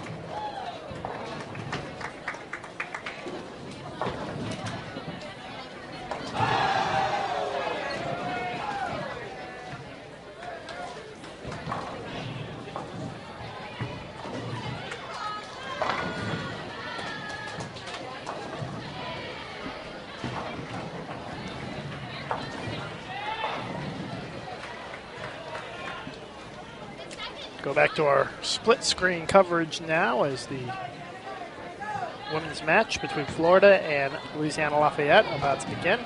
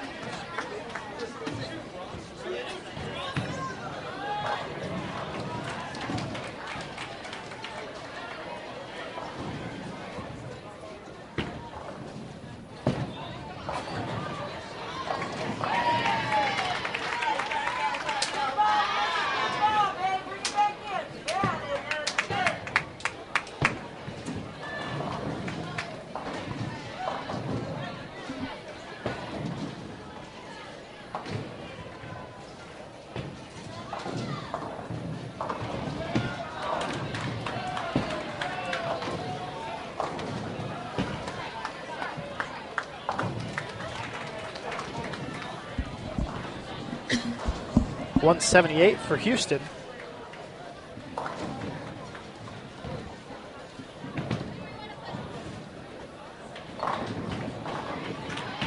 Looks like USF is going to shoot in the 160s here.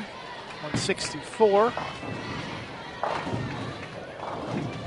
It's a 14-pin lead for Houston after game 1 of 2.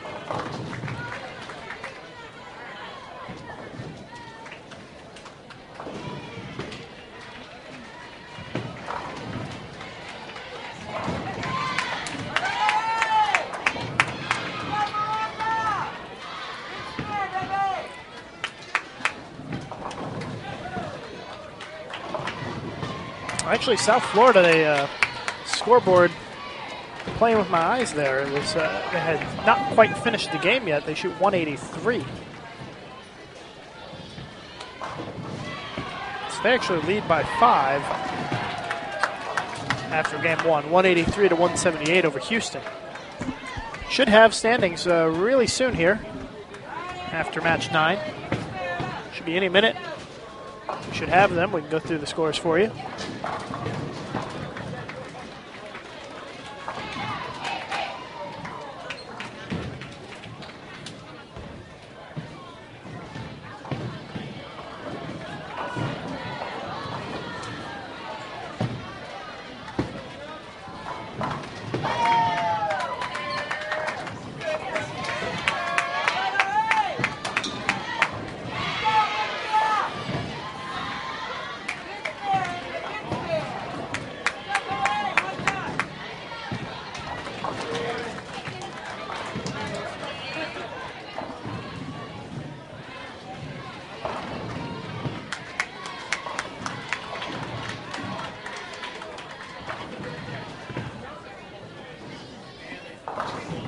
Standings coming in now after 9 matches.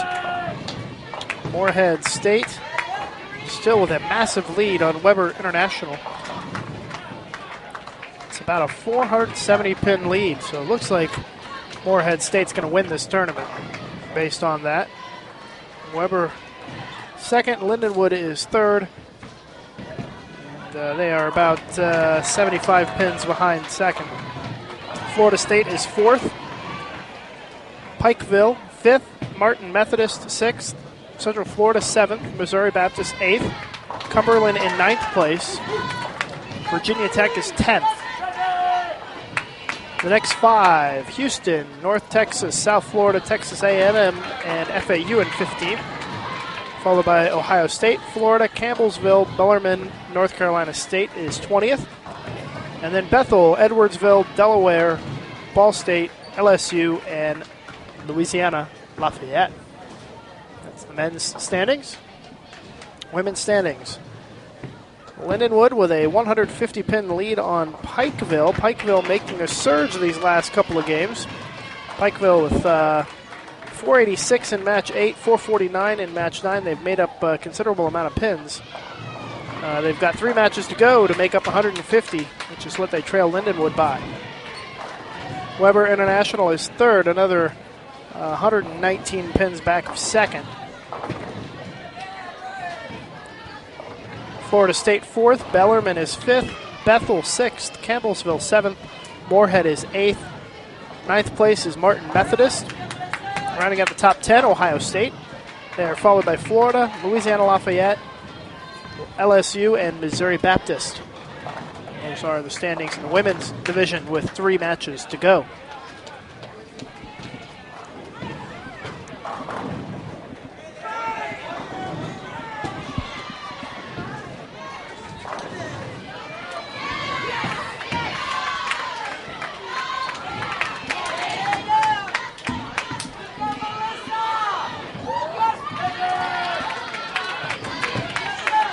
Houston off to a hot start this game. Strike, spare, double against South Florida.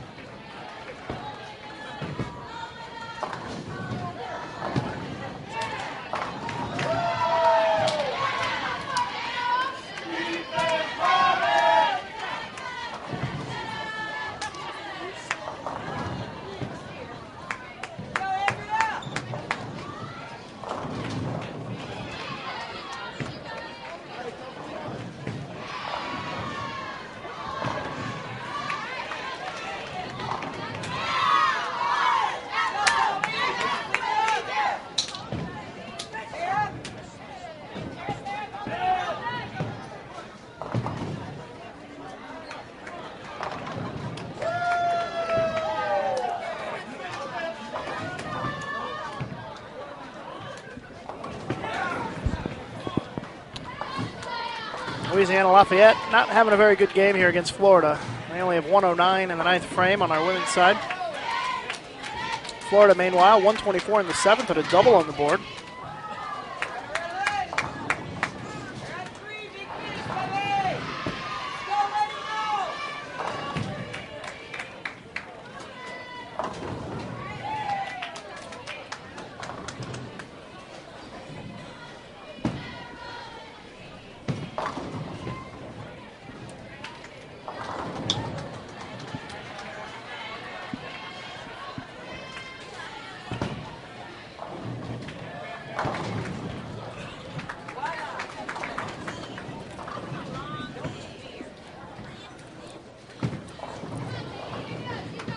Women's matches in the 10th frame. They're in the first game of match 10. And South Florida and Houston on the right side of your screen, they are in game number 2 of match 10. Remember, match 12 will be a position round, our final match. And we'll have the number 1 and number 2 teams in both divisions on our featured pairs.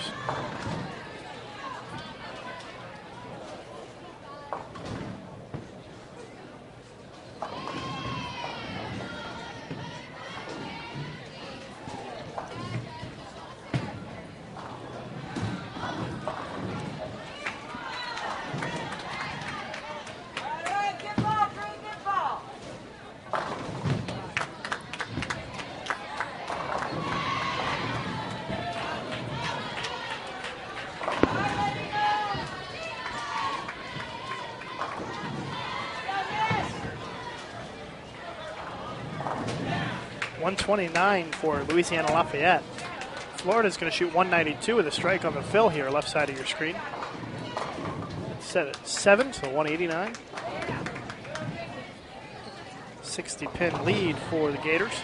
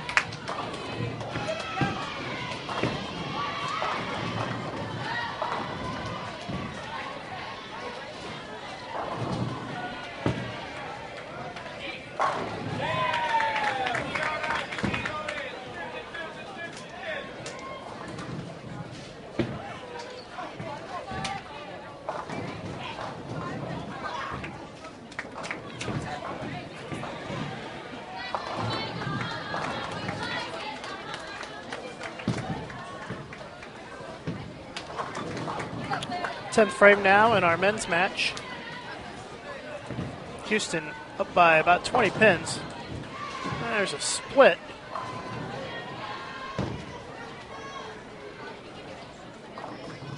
And South Florida is going to need a double in the 10th here to win it.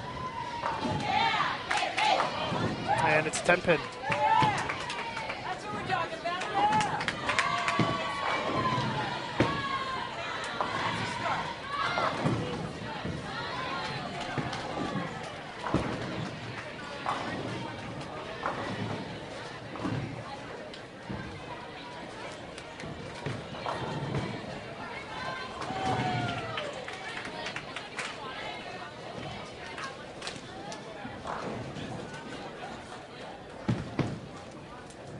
.353 for Houston for the 2-game total.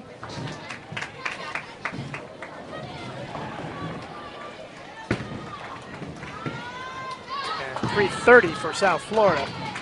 So Houston takes the 30 bonus pins, and the men gear up for match number 11.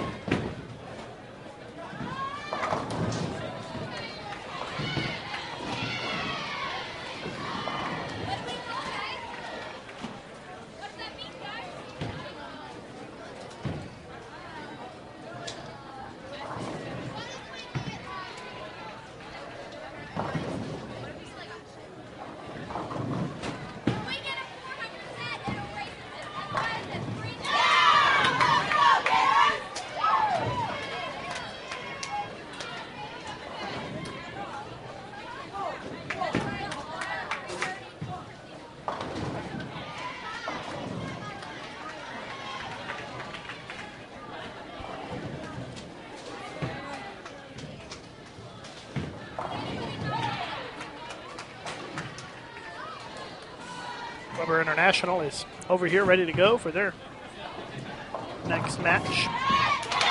On our featured pair, it's going to be Weber International against North Texas. So we just have to wait for North Texas to come in. In the meantime, we'll go full screen to the women.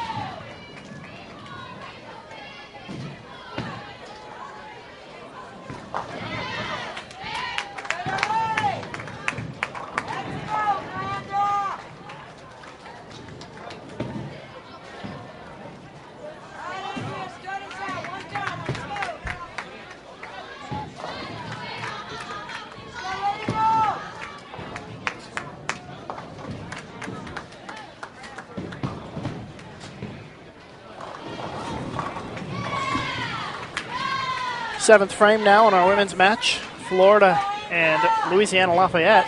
But we are going to go back to the split screen as North Texas and Weber International are set to get started in match number 11 on the men's side.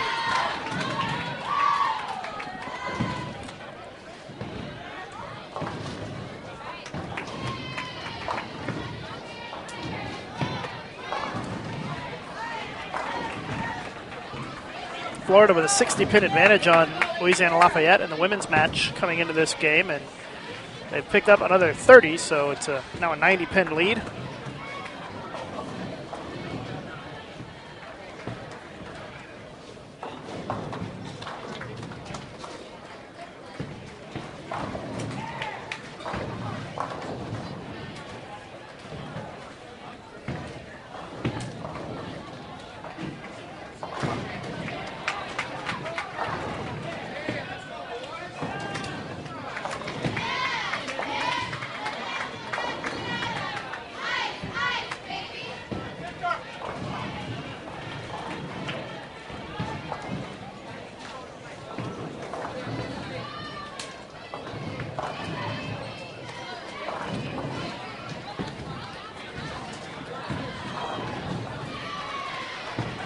Quick double to start for Weber.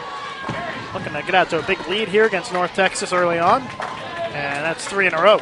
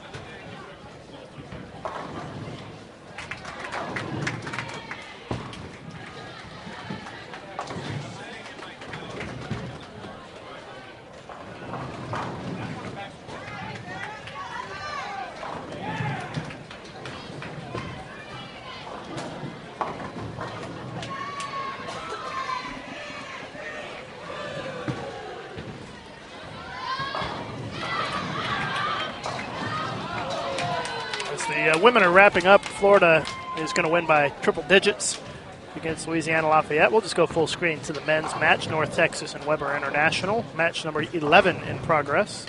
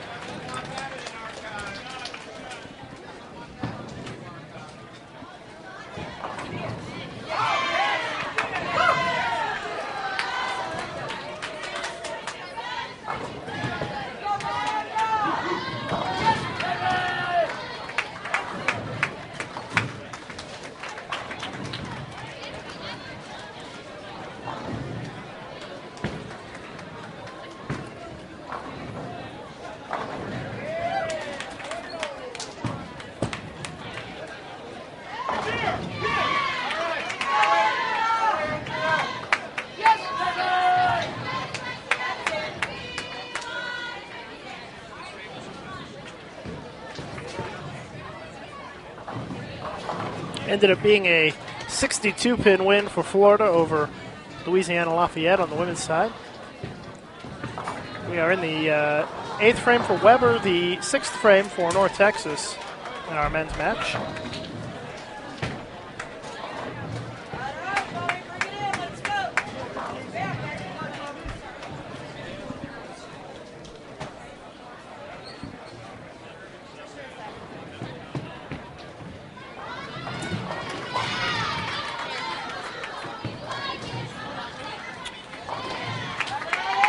Weber with a 14-pin lead on North Texas.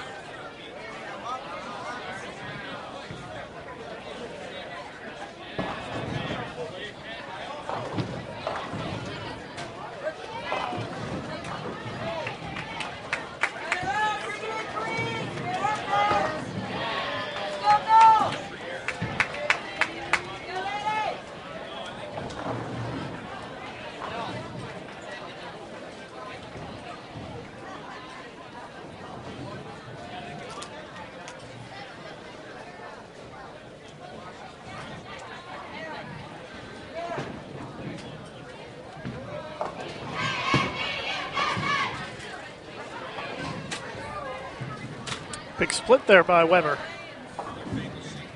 in the 9th frame, so things tightening up a bit here against North Texas.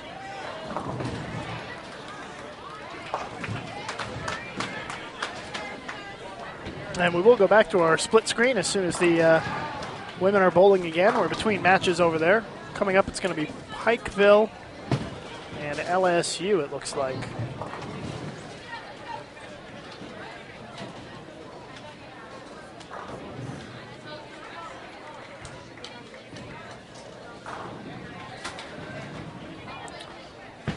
Marcelo Swartz looking to convert the split. And it is an open frame for Weber.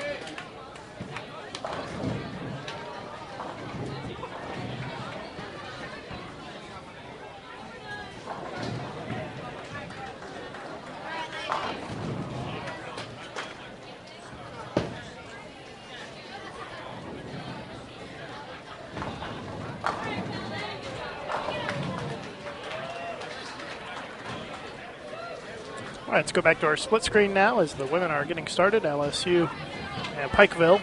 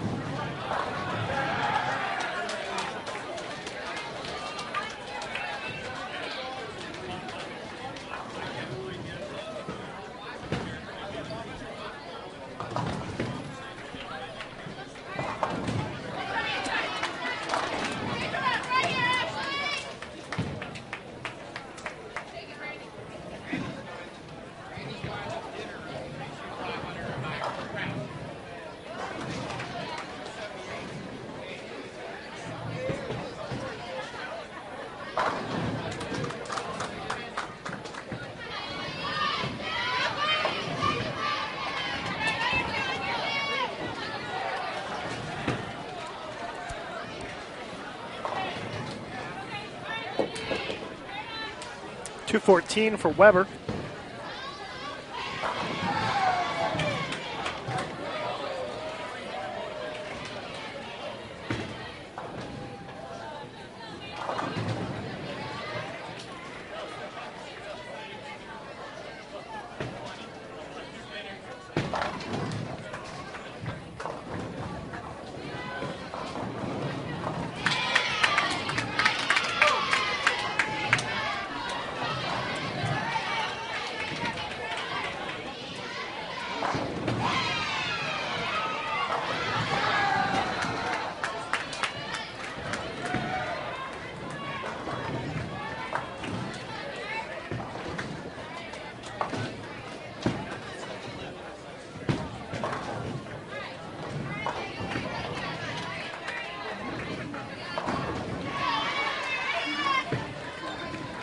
.204 for North Texas.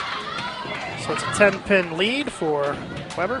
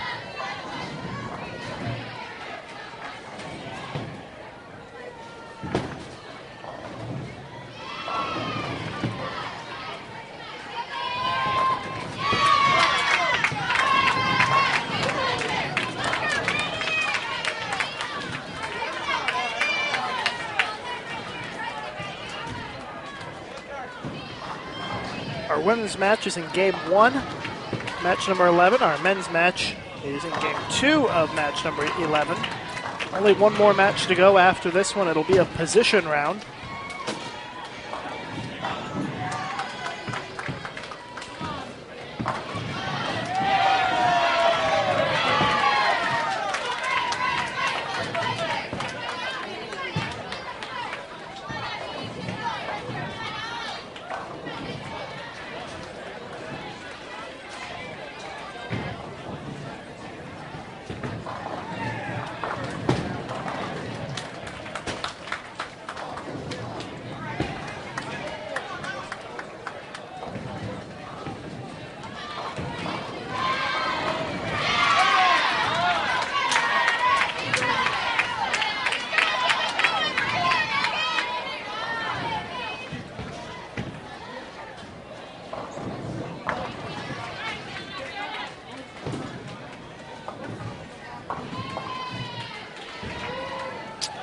And yes, the position round will be coming up after this match. Pikeville striking a lot over there. They got strikes across the board up there.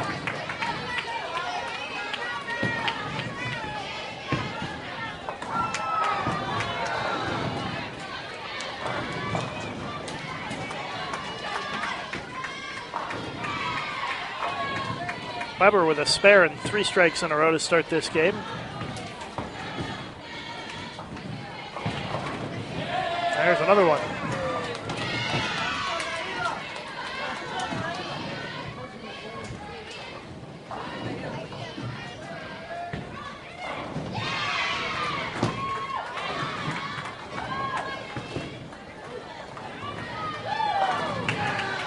LSU with a strike there in the 6th.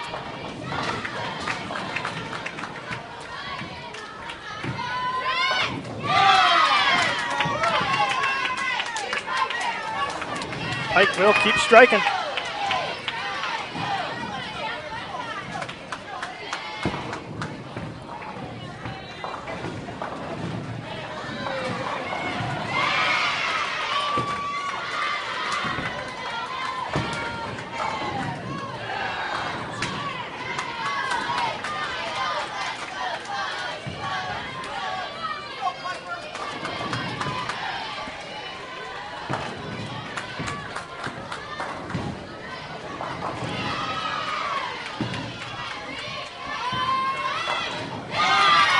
Pikeville go. They're going to shoot one of the biggest games we've seen in this tournament. I think they can get into the 230s, 240s this game.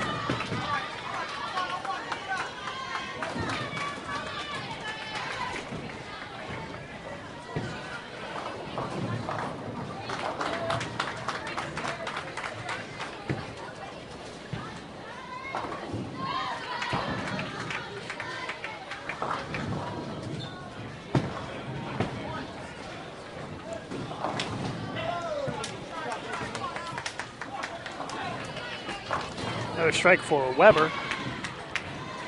They've got 149 in the 6th frame, a strike in the 7th.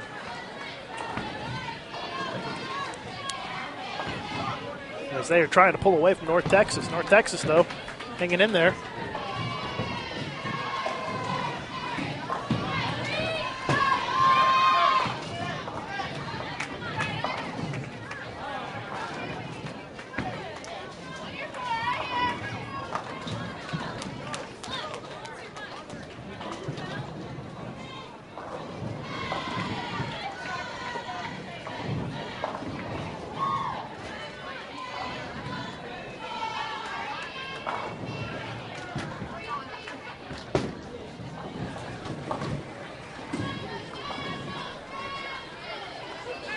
Pikeville's going to be in the 230s after the 6 count. And North Texas with the open in the 7th. Doesn't look like they're going to be able to pull off the upset here against Weber.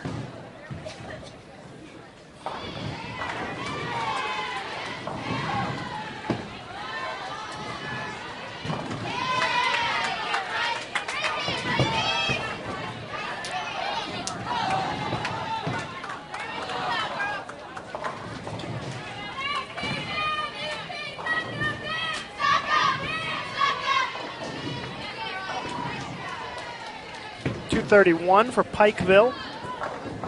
LSU probably going to be in the 150s this game. It looks like it's going to be an easy victory for Pikeville in this match. Still one more game to go, though.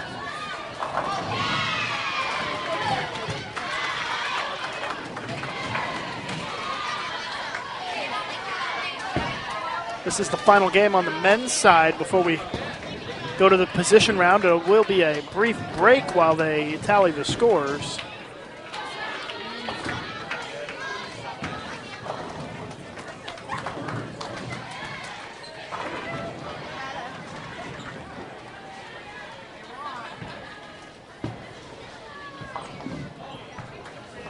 Once we get the scores before the position round, we'll give you a rundown of where everybody stands.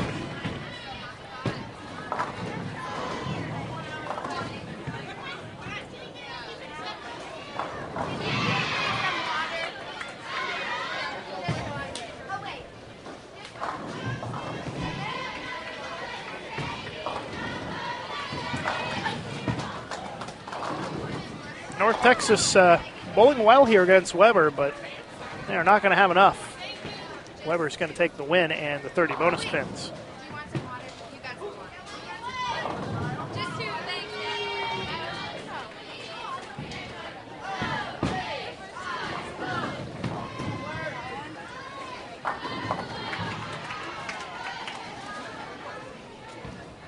$140 for LSU.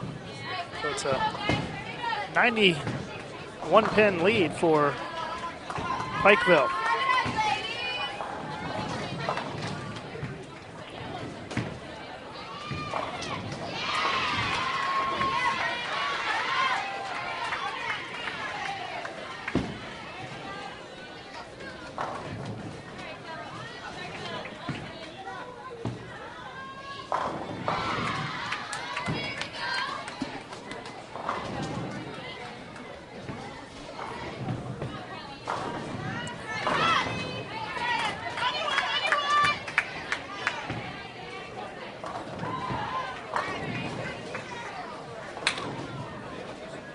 .202 for North Texas. Gives them .406 for the two games.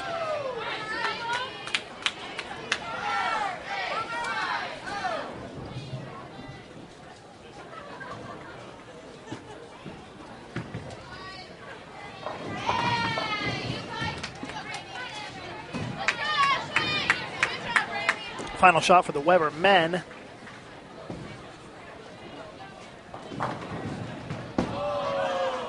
Strike for 225. We'll go back full screen to the women now.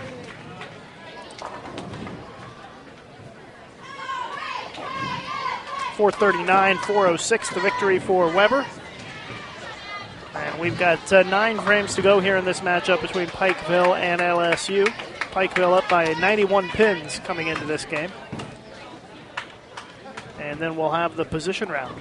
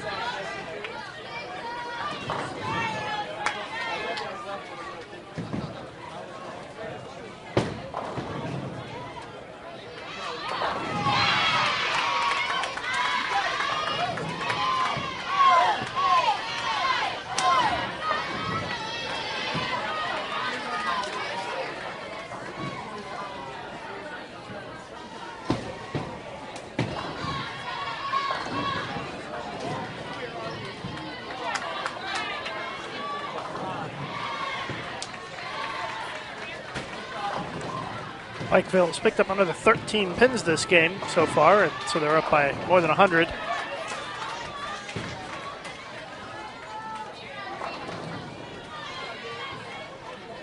As we wait for the men's position round, the women are finishing up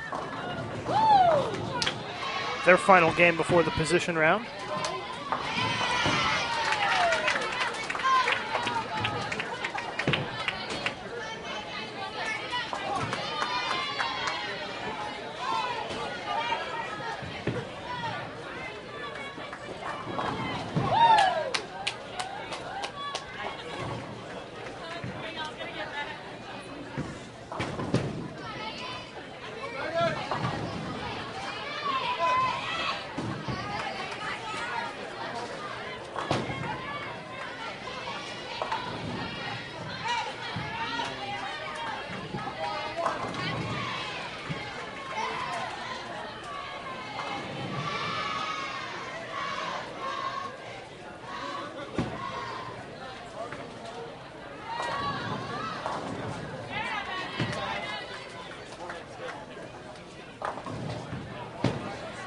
Looks like it's going to be Moorhead and Weber in the men's position round based on the fact that both those teams are standing here. We knew Moorhead would be there for sure. The Weber men are hanging out on 15 and 16, so it looks like they'll probably be second. So we'll get to see them again in the final match of the day. And should say the final match of the tournament.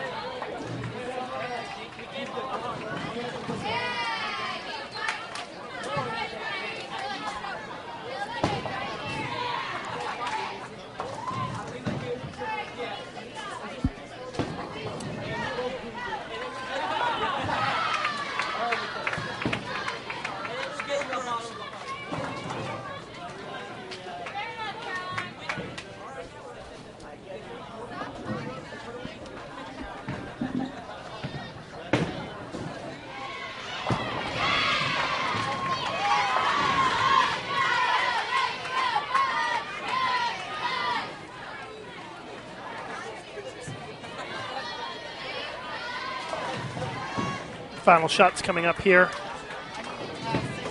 LSU is going to shoot 176. 316 for them. And Pikeville's got no trouble winning this one.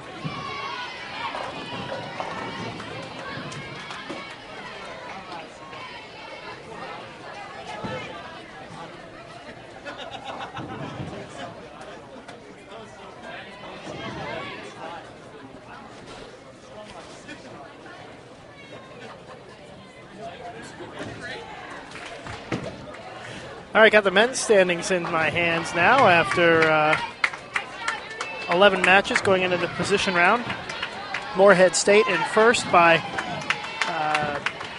considerable margin over Weber International. Weber's made a bit of a charge, but it's not enough. Morehead State 10,710. Weber International 10,424. So that's about a 290 pin deficit. Lindenwood is third, and they are about 150 pins, 170 pins back of second. Martin Methodist is fourth. Florida State is fifth. The men's division. As we continue to run down the scores for you here. So I said Martin Methodist fourth, Florida State fifth, Pikeville in sixth, Missouri Baptist seventh, Central Florida eighth place. Ninth place is Virginia Tech. 10th place is Cumberland. North Texas is 11th. Again, these are men's standings after 11 matches. Texas A&M 12th. Houston 13th. South Florida in 14th place. Ohio State 15th. FAU 16th. Campbellsville 17th. NC State in 18th place. Florida 19th. Bellarmine 20th. And rounding out the field, Bethel, Edwardsville, Delaware, Ball State, LSU, and Louisiana Lafayette. The men's position round should get started relatively soon, I would think. Again, it looks like Morehead State is going to win the men's title this year at the Brunswick Southern Collegiate Classic.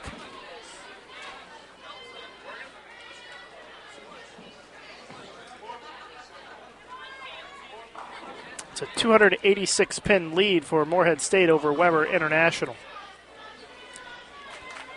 Weber's made a pretty big charge the last two matches, shooting 506 and 469 with bonus pins. But just too much ground to make up for Weber. As Morehead State jumped out to a real big lead and has been holding on to it.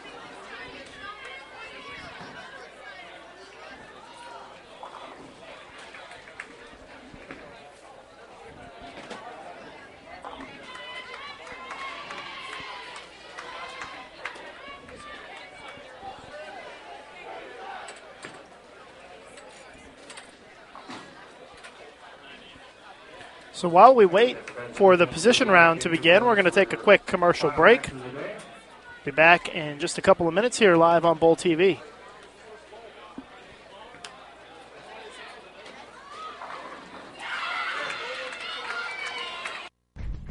It's a facility unlike any other. Ladies and gentlemen, rolling.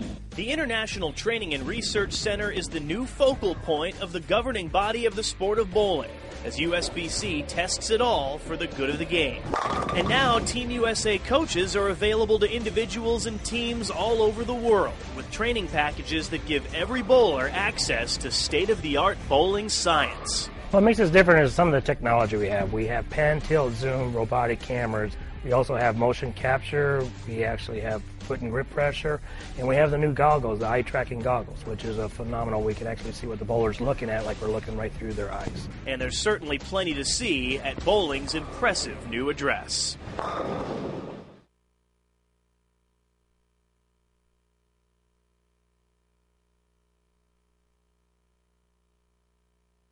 I bowl with USBC to make my scores count. I bowl with USBC for girls' night outs.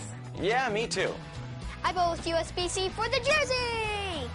I bowl with USBC to have access to the best coaches. I'm a bowler. I'm a bowler too. I'm a bowler. Me too. I support USBC and you should too. Log on to bowl.com to learn more about USBC certified leagues.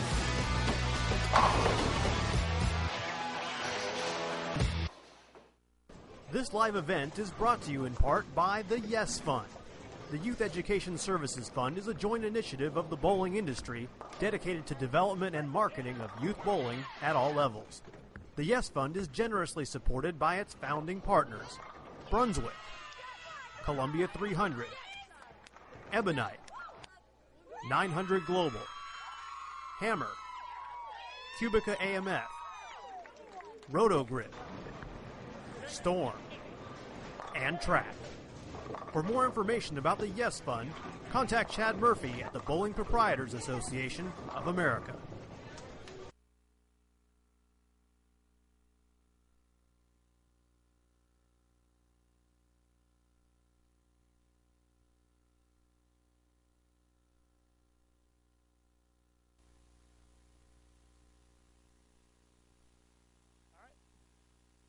All right, we are back again, and the position round for the men is underway. We've got Morehead State and Weber International for the final two games. Not much drama here, though, as Morehead State has a sizable lead, and they are going to win the title.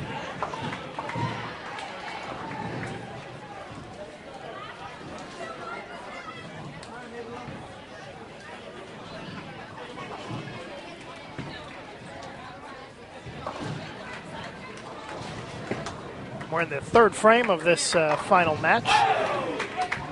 Again, it's the same format as it has been all day. 2 games, total pins, to determine the winner of the 30 bonus pins. But Morehead State with a 286-pin lead on Weber International coming into this game.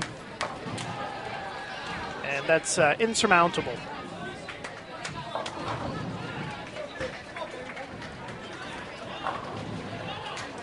The difference between second and third, as I mentioned a little while ago, is about 166 pins, it looks like.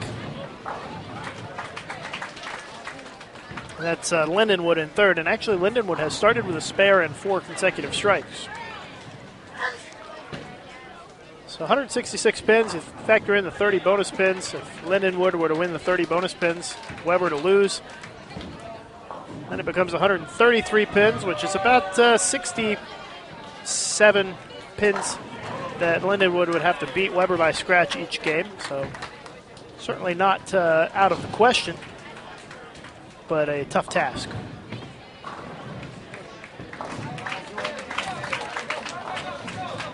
Four frames in the books, and it's a 1-pin lead for Morehead State.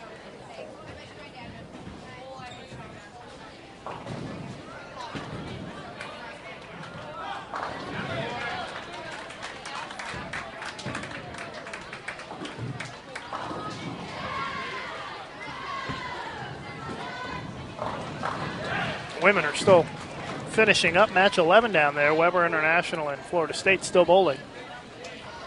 The women trailing way behind the guys today.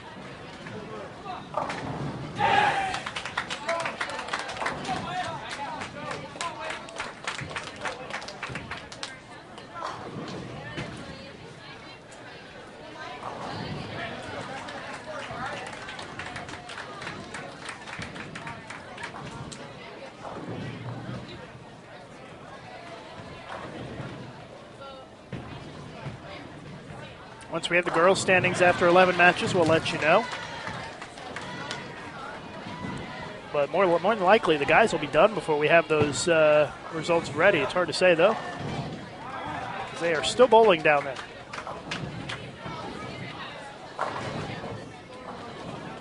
Our live coverage of the Southern Collegiate Classic brought to you by the United States Bowling Congress. If you're not in a USBC certified league, make sure you join one.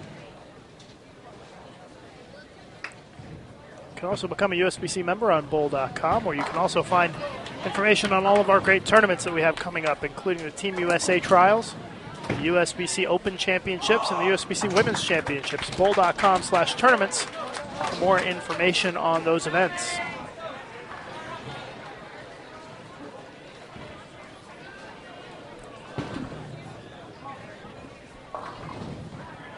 A 4-pin lead for Morehead State here in this final Baker match of the tournament. A 2-game match, total pins, determines the winner of the 30 bonus pins. And that strike right there by Weber gives them a double and now a 6-pin lead.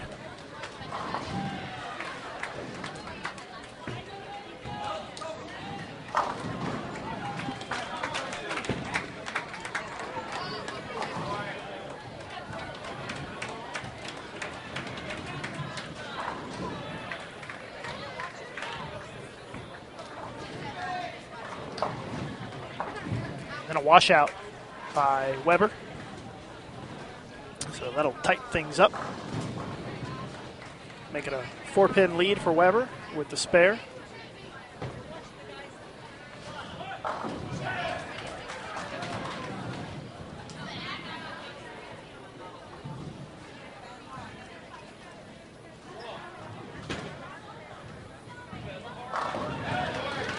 Lindenwood, meanwhile, we mentioned they got off to a big start. They've thrown a couple of spares now as Morehead State with an open in the 7th.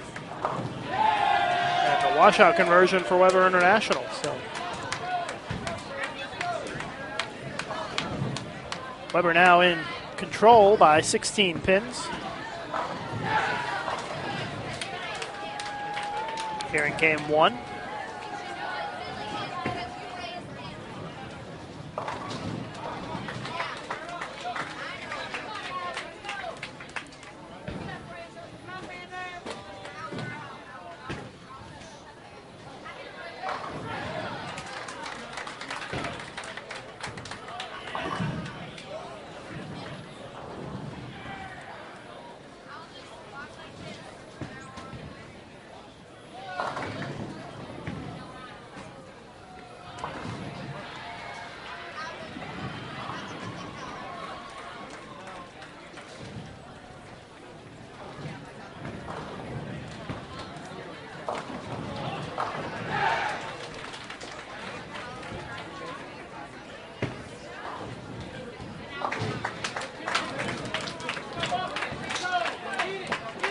We're in the 9th frame now.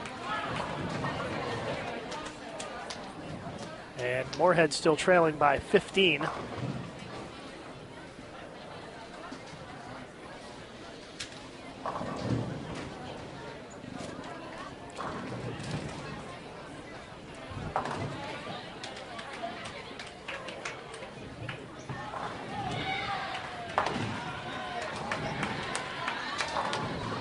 All the women are done now, so should have standings on the women's side coming up relatively soon.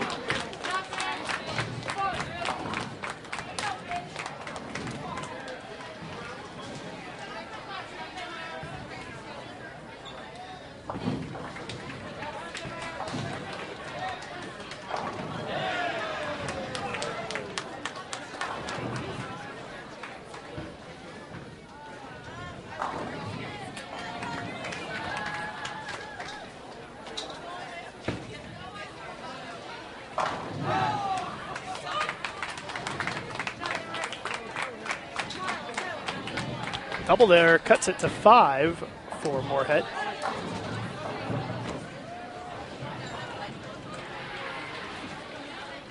Depending on the outcome of these next 2 shots by Weber and Morehead, that'll determine who has the lead going into game 2. And it's going to be Weber with the lead. They can max out at 210, and Morehead can only max out at 205.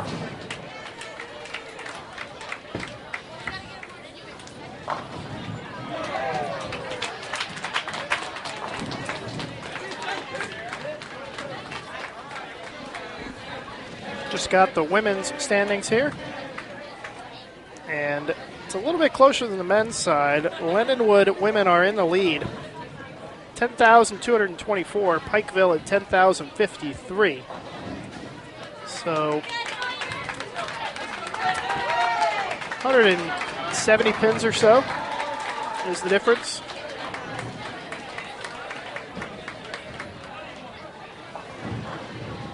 Third place, a very distant third place, is Weber.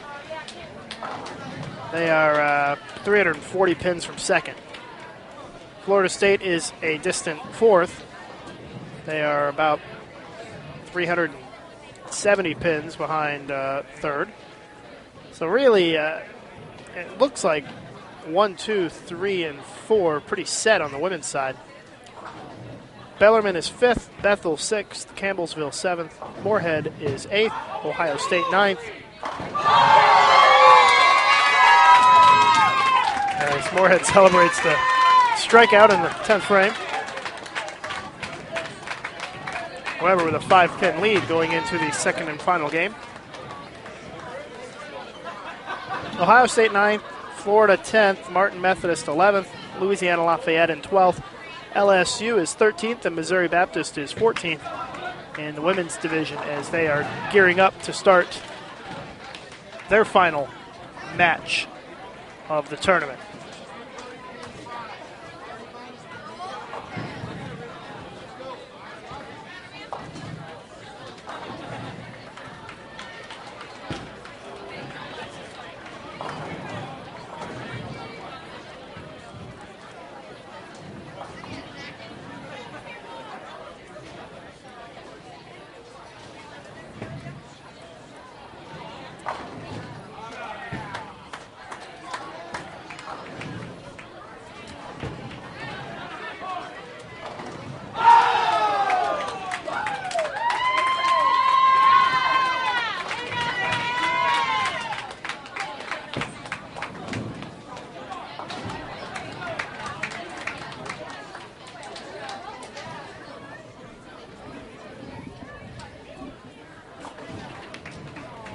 When the women get started, we'll be sure to bring you that action. Women's division. Sounds like they're getting ready to get started, though.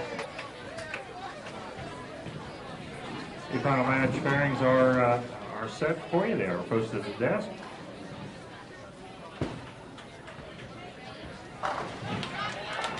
We wish you the best of luck on your final match for this tournament. Good luck and good bowling.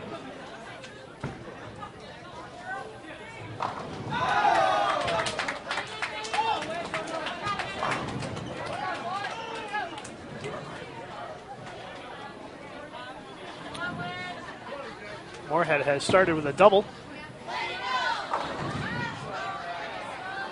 Weber with a spare and now a 9 count in the second frame. We're about to start on the women's side, so we're going to go to our split screen action. Women on the left and then on the right.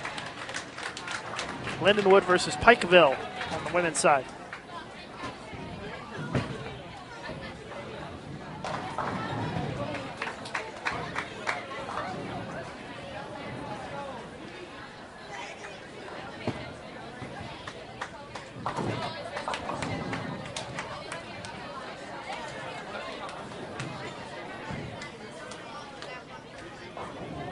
Should be starting any second here.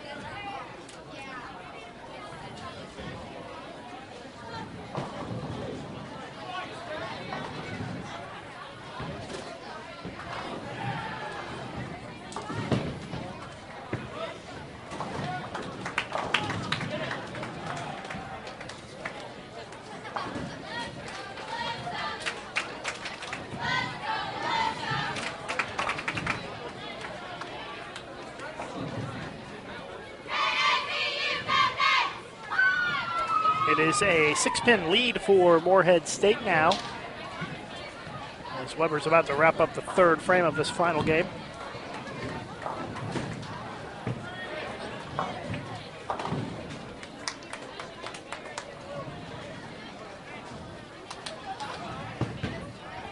Again, Moorhead State has already locked up the victory in this year's tournament.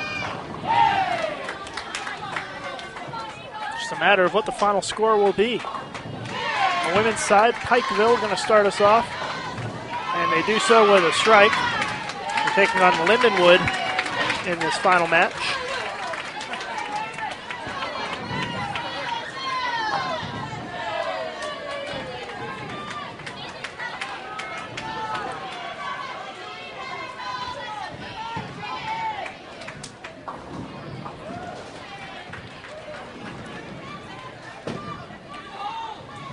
Again, Lindenwood with a 171-pin lead on Pikeville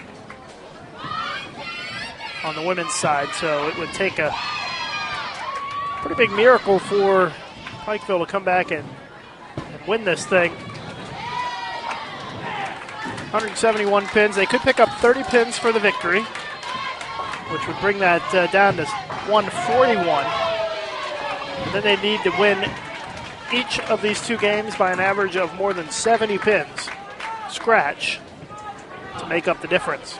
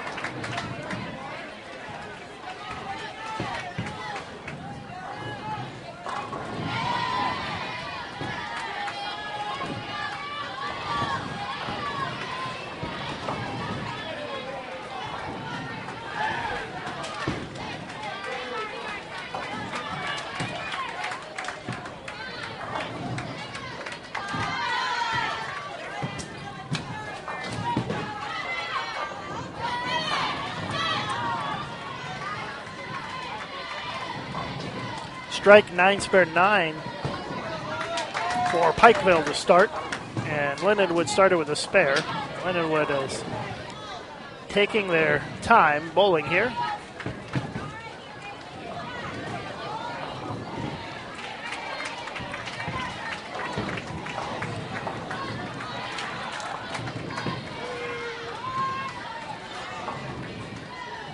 And Lindenwood with a split, but it fell. So that 6-pin went down awfully late there, but fortunate break for the Lions.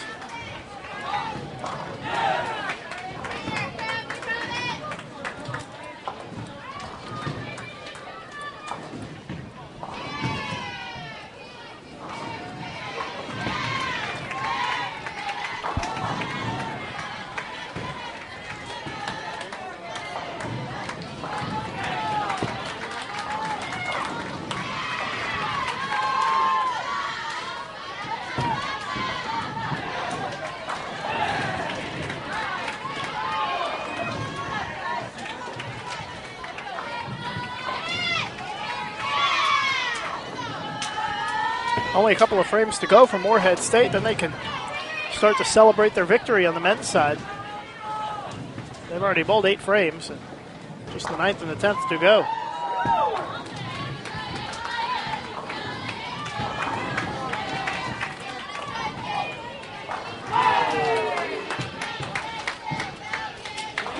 It's going to be a nice bus ride home for Moorhead State, as they are going to take the victory here this weekend.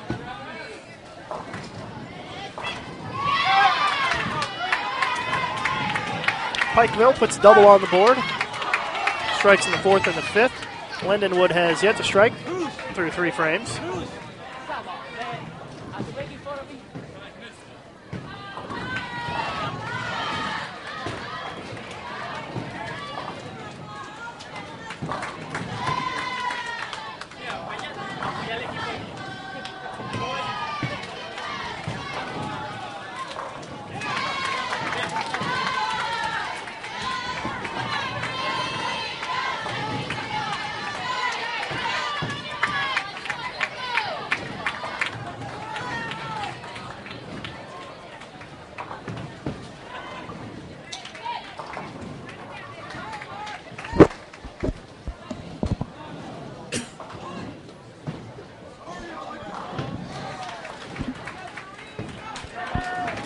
.203 for Moorhead. They wrap it up. They win the Brunswick Southern Collegiate Classic.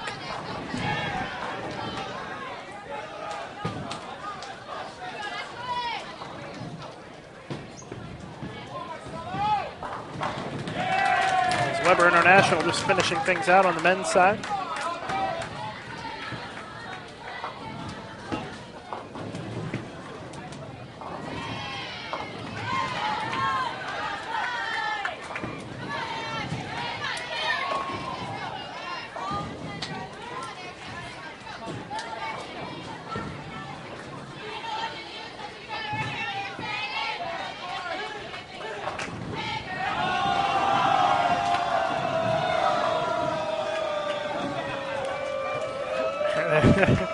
They're giving Javi a hard time about leaving a 5-pin.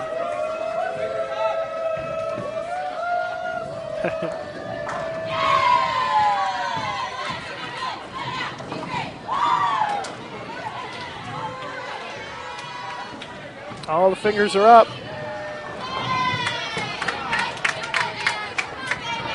They're up across the house. And he does make the spare.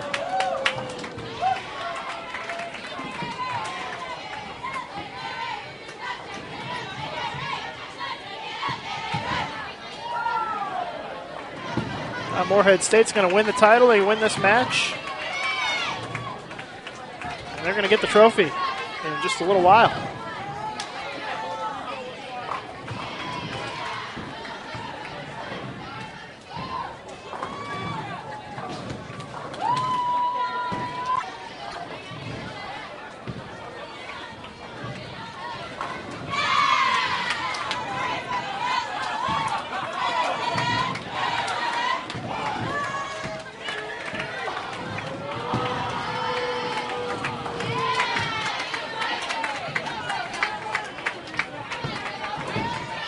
.182 for Weber International. They shoot .392. Morehead State had .408. Go full screen to our women's match now. Pikeville is entering the 9th frame. Lindenwood is entering the 7th frame. Again, Lindenwood with a 171-pin lead on Pikeville coming into this game.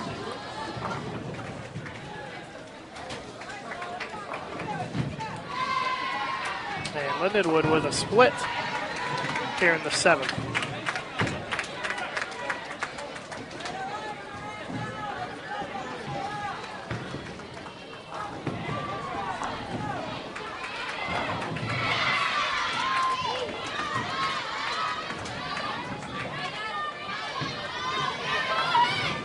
Pikeville knows they need a ton of strikes. Eulis with a 10-pin there. Was trying to set it up for the 10th, but unable to do so. Open frame for Lindenwood.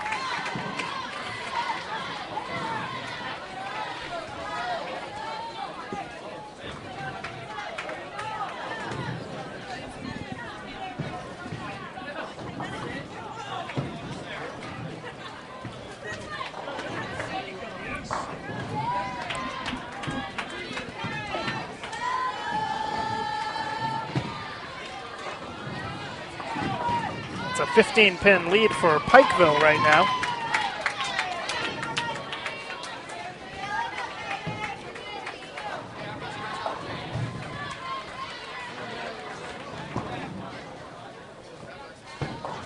Wow, washout there by Lindenwood. Things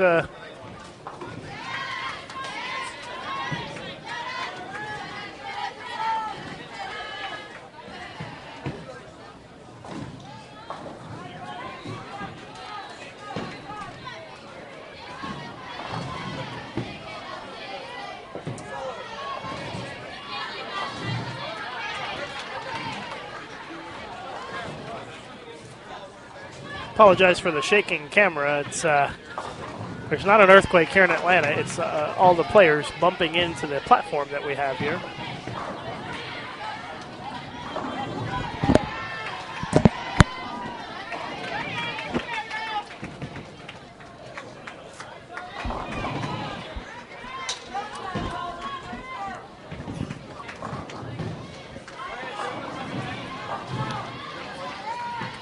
Pikeville is going to be in the 190s this game.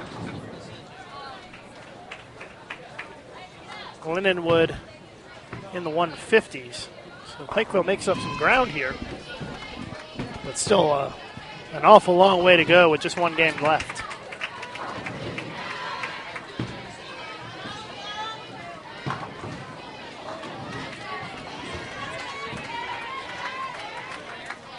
.188 for Pikeville after the open in the 10th.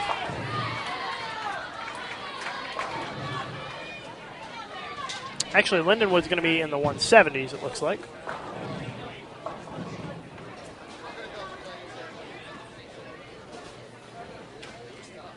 186 for the Weber women's team.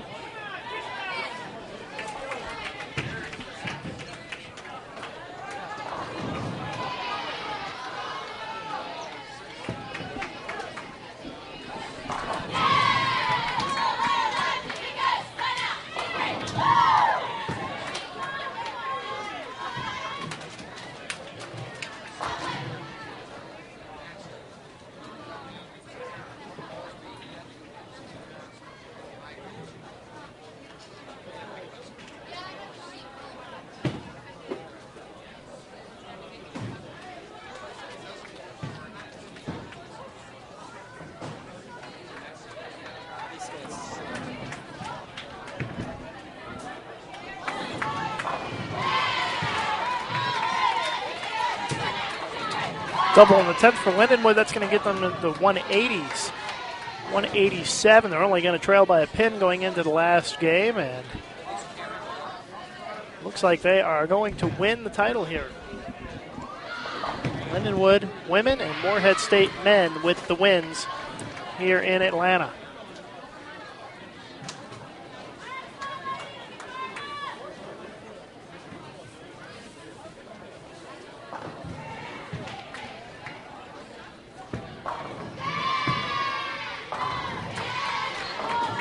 .187 for Lindenwood, so 188, 187. And while we are between games, we're going to take a very quick break. We'll be back in just a minute here live on Bowl.com. This live event is brought to you in part by the Yes Fund. The Youth Education Services Fund is a joint initiative of the bowling industry dedicated to development and marketing of youth bowling at all levels.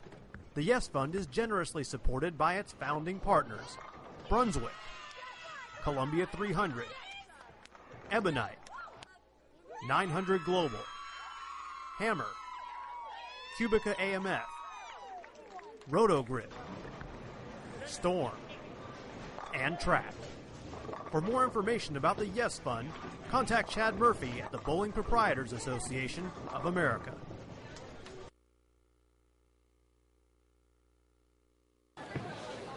And we are back with the final game here in the Brunswick Southern Collegiate Classic. The Lindenwood women against the Pikeville women in the final game here. And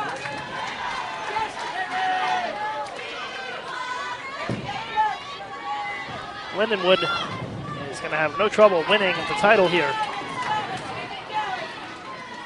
They have a 170 pin lead going into this last game.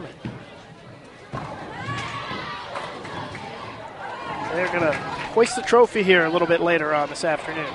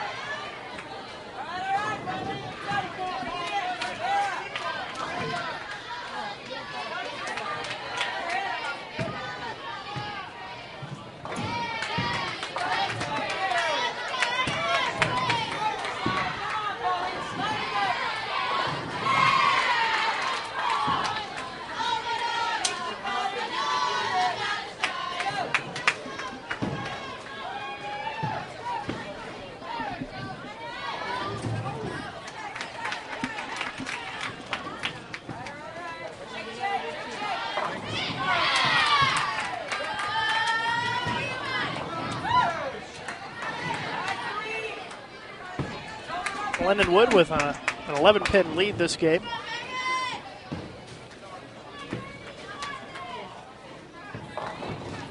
There's a strike for a double. That'll push it to 20 pins.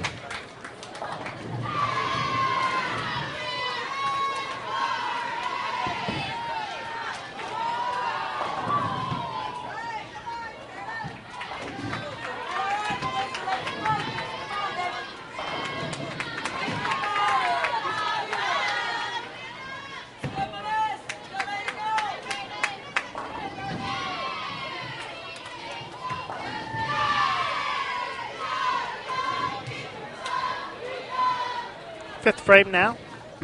Pikeville and Lindenwood both have completed 4 frames. It's a 19-pin lead in the match for Lindenwood, and they lead by a considerable margin. Almost 200 pins the lead for Lindenwood in the overall standings.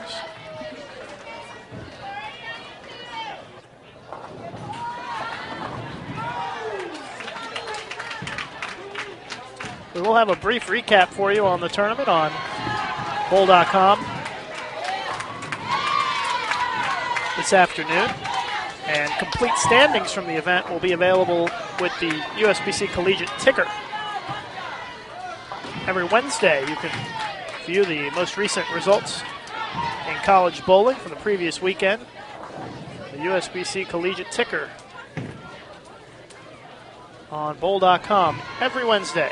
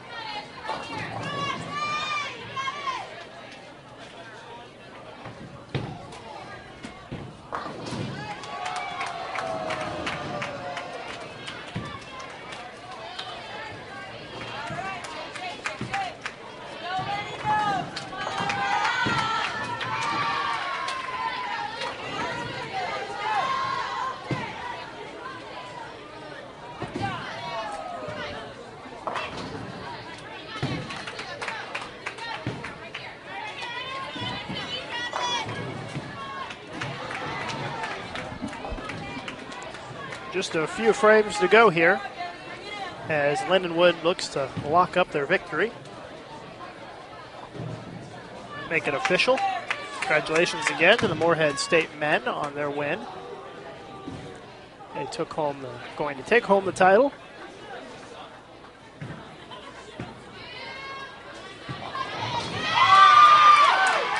Maybe split conversion there for Pikeville. Pikeville is going to finish second this weekend. Weber International women will finish third. It looks like Florida State will finish fourth.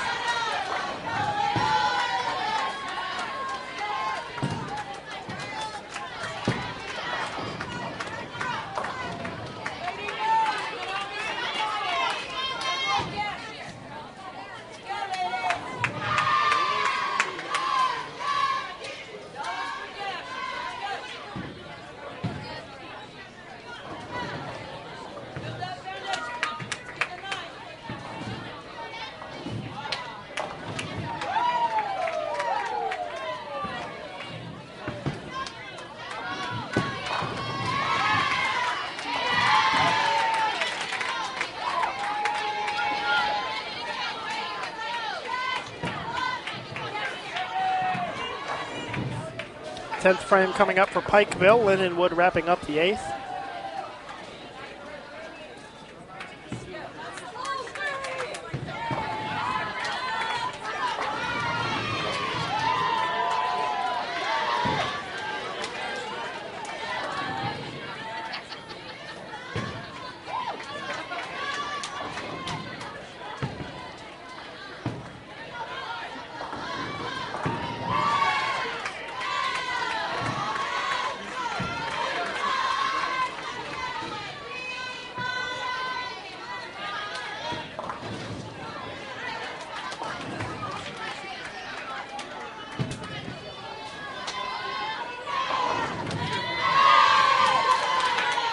Striking the 9th frame for Lindenwood. They're putting a little cherry on top here. They're up by 14 pins in this match against Pikeville, on their way to winning both the match and the title.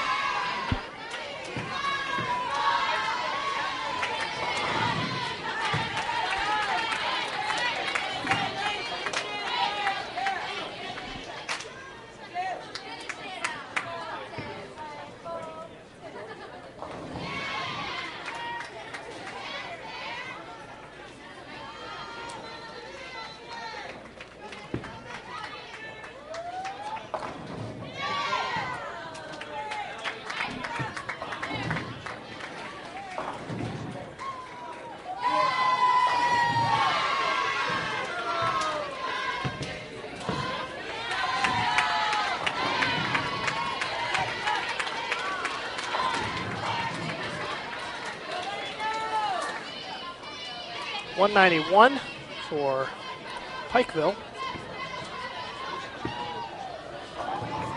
$379 for them. Lindenwood's going to be in the 200s.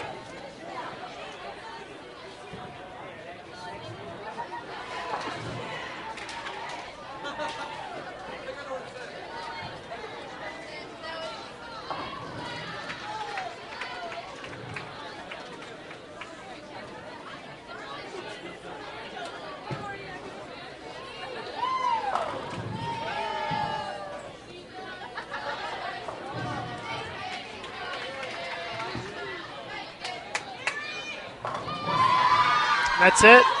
Congratulations to Lindenwood. 209 in the final game. They win the final match. They win the tournament.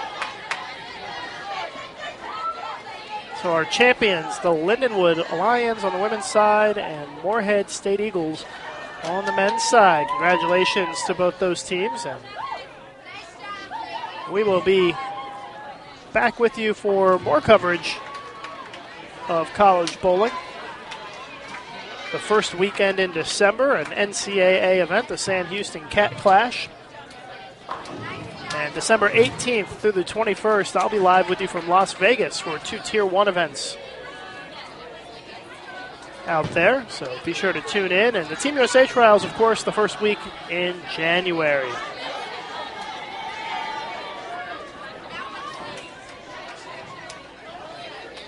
But for now, that's all from Atlanta.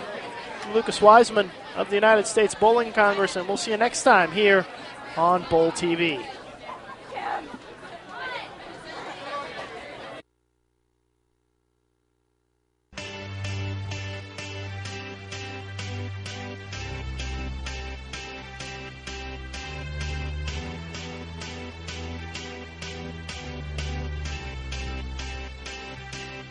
I got a feeling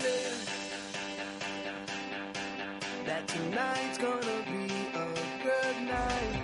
That tonight's gonna be a good night. That if you can get that pin to turn sideways.